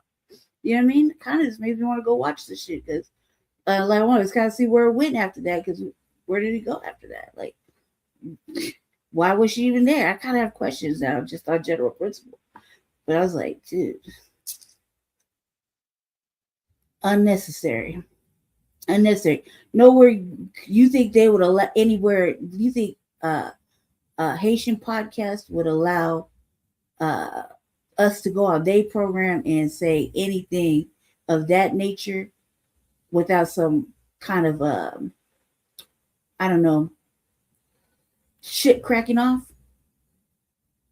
I don't think so. I think it would get worse. I think it would be ugly because I think that there's a level of sensitivity, obviously, because that came from a place of animosity. You know what I mean? I'm like the dude, like the brother, like I wouldn't even fix my lips to say shit like that. So that her shit came out of a place of vitriol.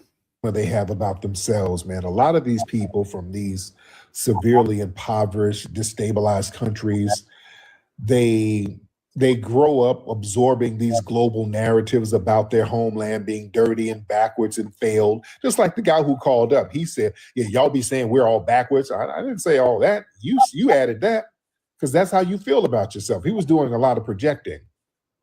So a lot of these people, instead of confronting the stigma that they have, they try to project that stuff onto us. They start doing these weird projections onto us as foundational Black Americans. You know, they try to, it's like a coping mechanism. You see? And the thing is, man, these people try to flip global poverty into some kind of imagined moral superiority. They come from these countries with all of this extreme poverty. They try to cope. Love I got in Houston. Even if that's the case, like I think that there's a level of respect that a person has to have, like of decorum and moral decorum, to kind of, contain themselves. Like just right out the gate. You know what I mean? Like it's like going to somebody's house and just be like Red Reyes has said. Somebody's house to be disrespectful. Same shit. You better stop it. Little sassy thing. Man. All right. Let me see. Wolf? What you talking about, Wolf? Oh, yeah, they're taking comments now. Okay, moving along. You don't have no patience for the TikTokers. Let's see. I think this is one more to go with that.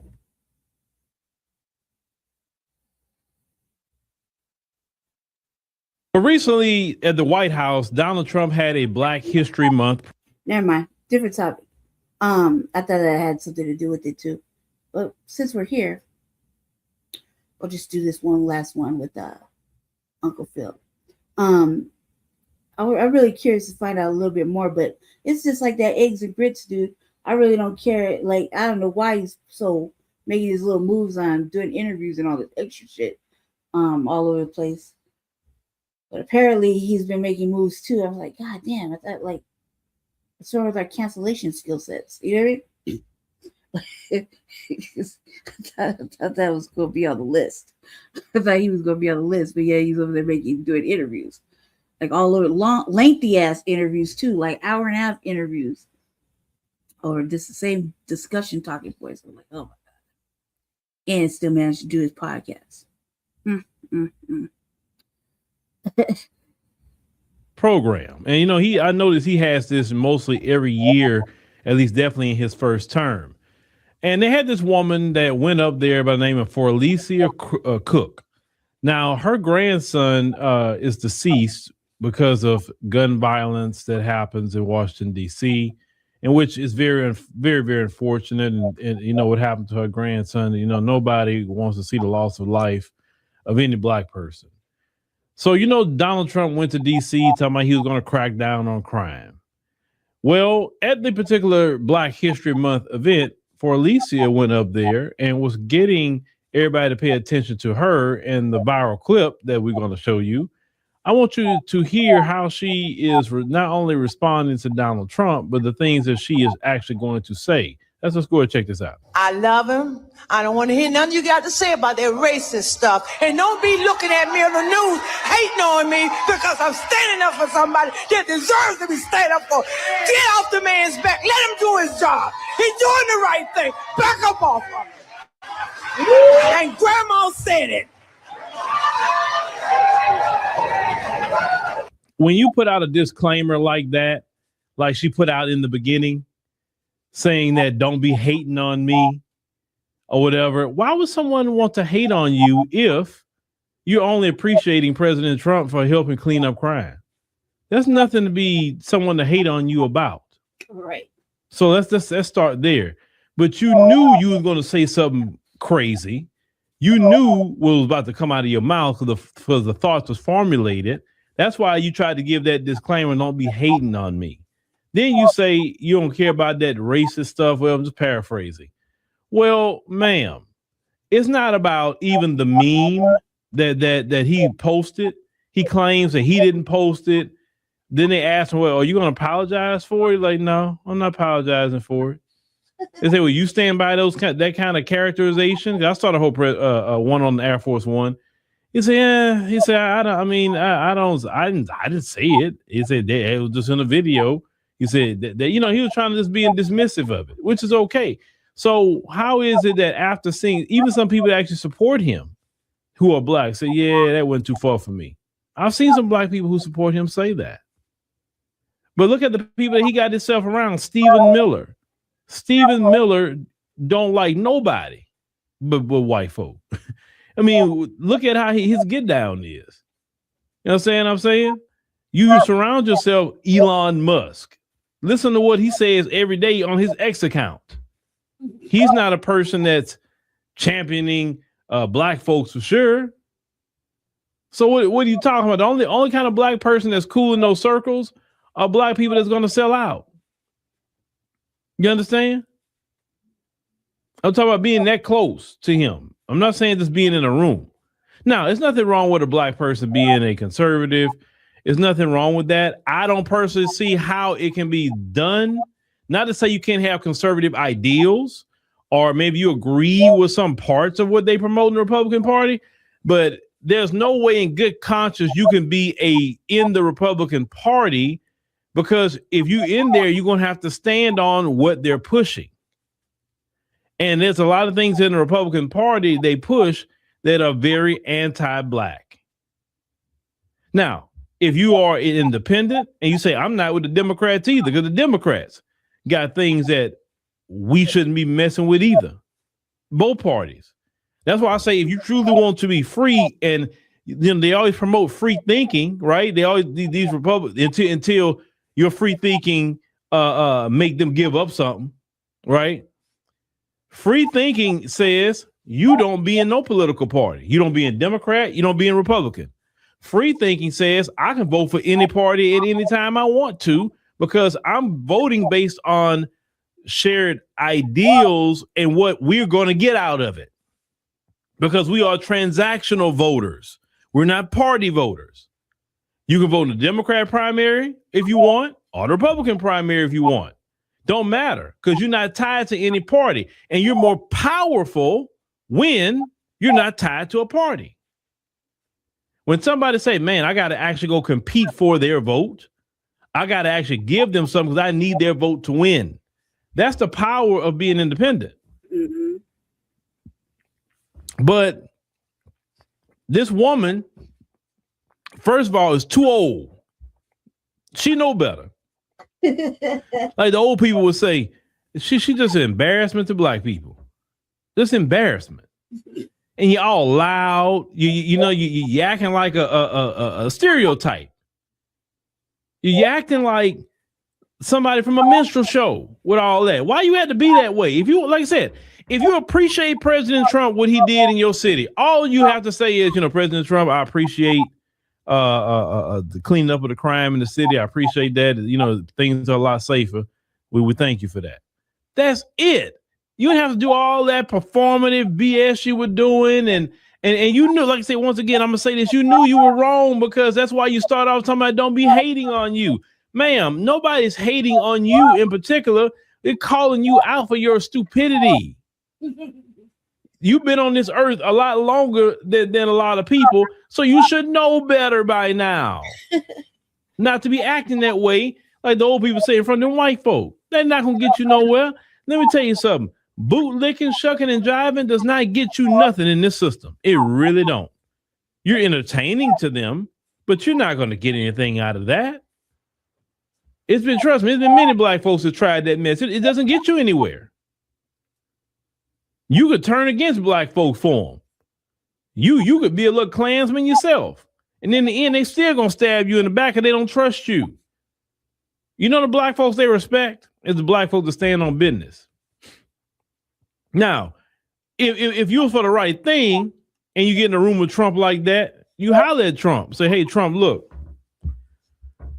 in the black community, we got some needs and we didn't talk to you about that.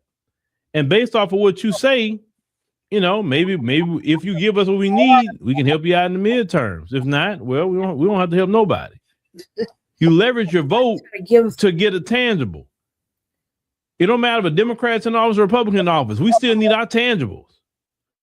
But when it get on my nerves about those events, black folks go in there just happy to be in the room instead of saying, you know what, if I get a chance to talk to President Trump, even if I get to shake his hand, let me ask him, at least throw one thing at him for black folk.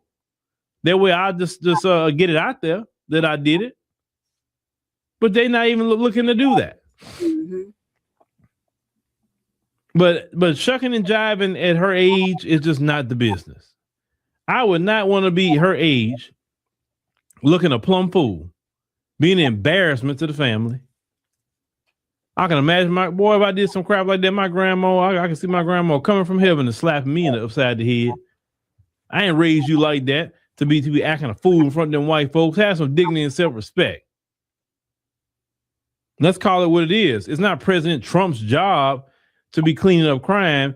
It is, well, at least right now, Muriel Bowser and the DC Police Department to be out there cleaning up crime. That's why you got police departments in cities.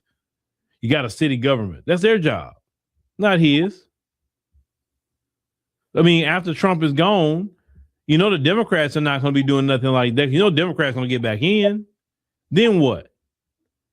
Y'all should have been, if Muriel Bowser wasn't cleaning up the crime in D.C., then y'all should have not voted her back in. Because you say, hey, you're not making sure crime is cleaned up in the city. And that's just really what it is. But I just can't stand seeing black folks act that way, like just from them white folks. I can't stand that. I can't stand it. It gets on my nerves because it doesn't get you anywhere. You know, you can do all that mess. And now if he gave you a $10 million check that you cash and it's in your bank account tomorrow. Well, some people may understand it, but you're not getting nothing. You just got nothing but a hug. That's it. and trying to make him look better. That's why he like you doing that. You good PR for him. But anyway, don't be like her. Don't be like this lady, please.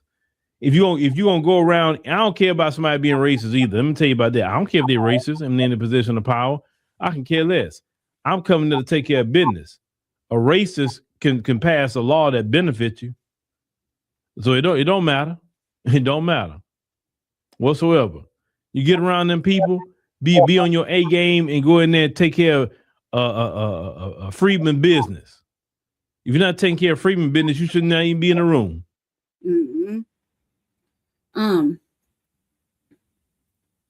Okay, thank you. Okay, thank you. All right. That's it. That's all the topics. I think I went over one topic. Ray. Did you fall asleep on me? Raymundo.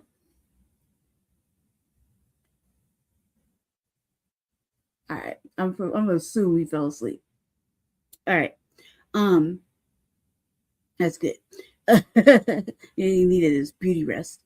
I want to thank all the viewers for finding the feed and watching it. Shout out to the little 5 eyeballs that I see up there.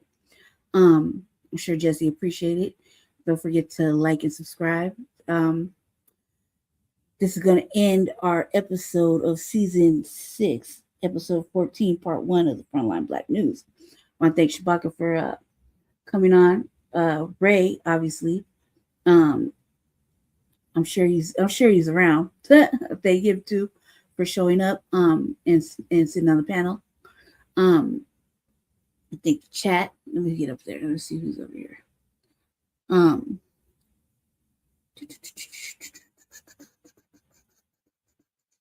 Okay. Goddess Navi, thank you for coming through. Let's see. Let's see who's all in here. Breeze, thank you, Breeze, for coming through. Twin, no, Twin was in here. Mac, I think Mac was in here too. Let me see. Let me see what else is in here. Melissa, thank you for stopping by. And watching. Let's see what else. Give me 1 second. I gotta get all the way to the bottom.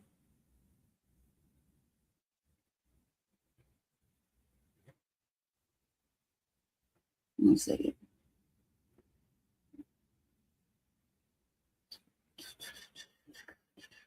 Oh, thank you, Black Orpheum, Dynamite. Thank you for coming through as well, brother. Good to see you. Who else? Oh, Ray was all over the chat. Kahari, Leonard,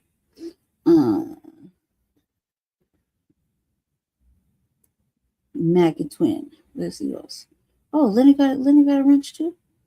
All right, cool. Cyberdyne, thank you too for coming through and hanging out with us. Here at the Front Line Blacc News. Let's see. I feel like I'm forgetting somebody. I'll scroll past them. Let's see. So I'm double checking. Gotta make sure we thank everybody. Bro, it's all over this chat. I feel like I missed somebody. Nope. Okay, I got everybody. Obviously Jesse has to do the food bank in a couple hours. So we were broadcasting on like 1, 2, 3, 4, 5, 6 platforms, and only one stayed up. So thankfully it's the main channel. So we're thankful that you got a chance to see it, as the other ones got struck like a bolt of lightning. Ray, I'm gonna try to go live here, like right after this in like 10 minutes, 15 minutes. While I'm here, sitting here at the desk. I'll try to go live. So if you wake up, I'll be on the RVA. Kind of want to go over the data centers and whatnot. I had 2 shows built up, but I know I had food poisoning right for like 2 weeks. So I couldn't do anything. It was just horrible. Me and my brother, he got over it in like 1 day, but I stayed sick for like 2 weeks. So yeah, present. I might as well just try to get it in while I can while I'm here, because when I go back to the dollhouse, I have to get with you anyway, Ray, so we could put the windows on the computer so that I can actually use my webcam. And I can sit at my desk. I was dying to sit at my desk and turn the webcam on, but I can't because my computer needs updated. So yeah, thank you everybody for coming, watching, and hanging out, and hopefully you learned something. Hopefully you'll share the broadcast. I know Jesse will appreciate that. Join us tomorrow for part 2. I think I jumped 1 topic ahead, so he'll probably go over that to catch up. So for whatever topics he has planned for tomorrow's broadcast, I'm gonna try to go live. Even though my channel got struck, I'm gonna try to go on my personal channel, which is on the Seduction Doll channel. See if I can do it. But Ray, if you wake up or whatever, you roll the track back, I need your help so that I can clear the strike.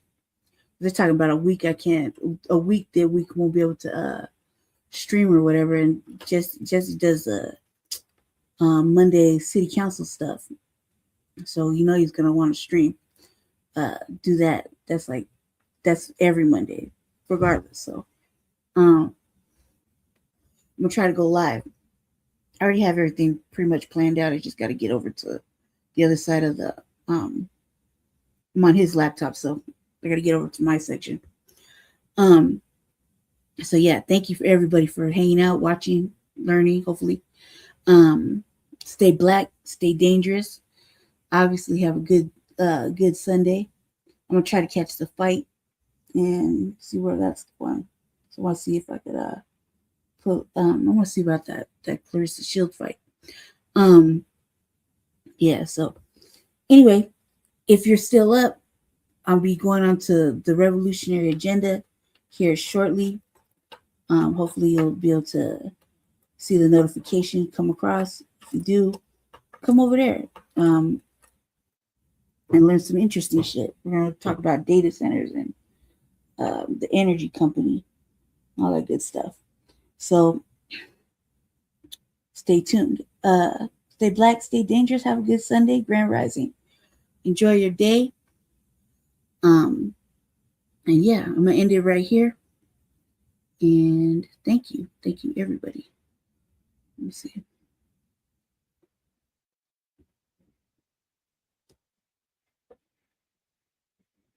Okay, peace.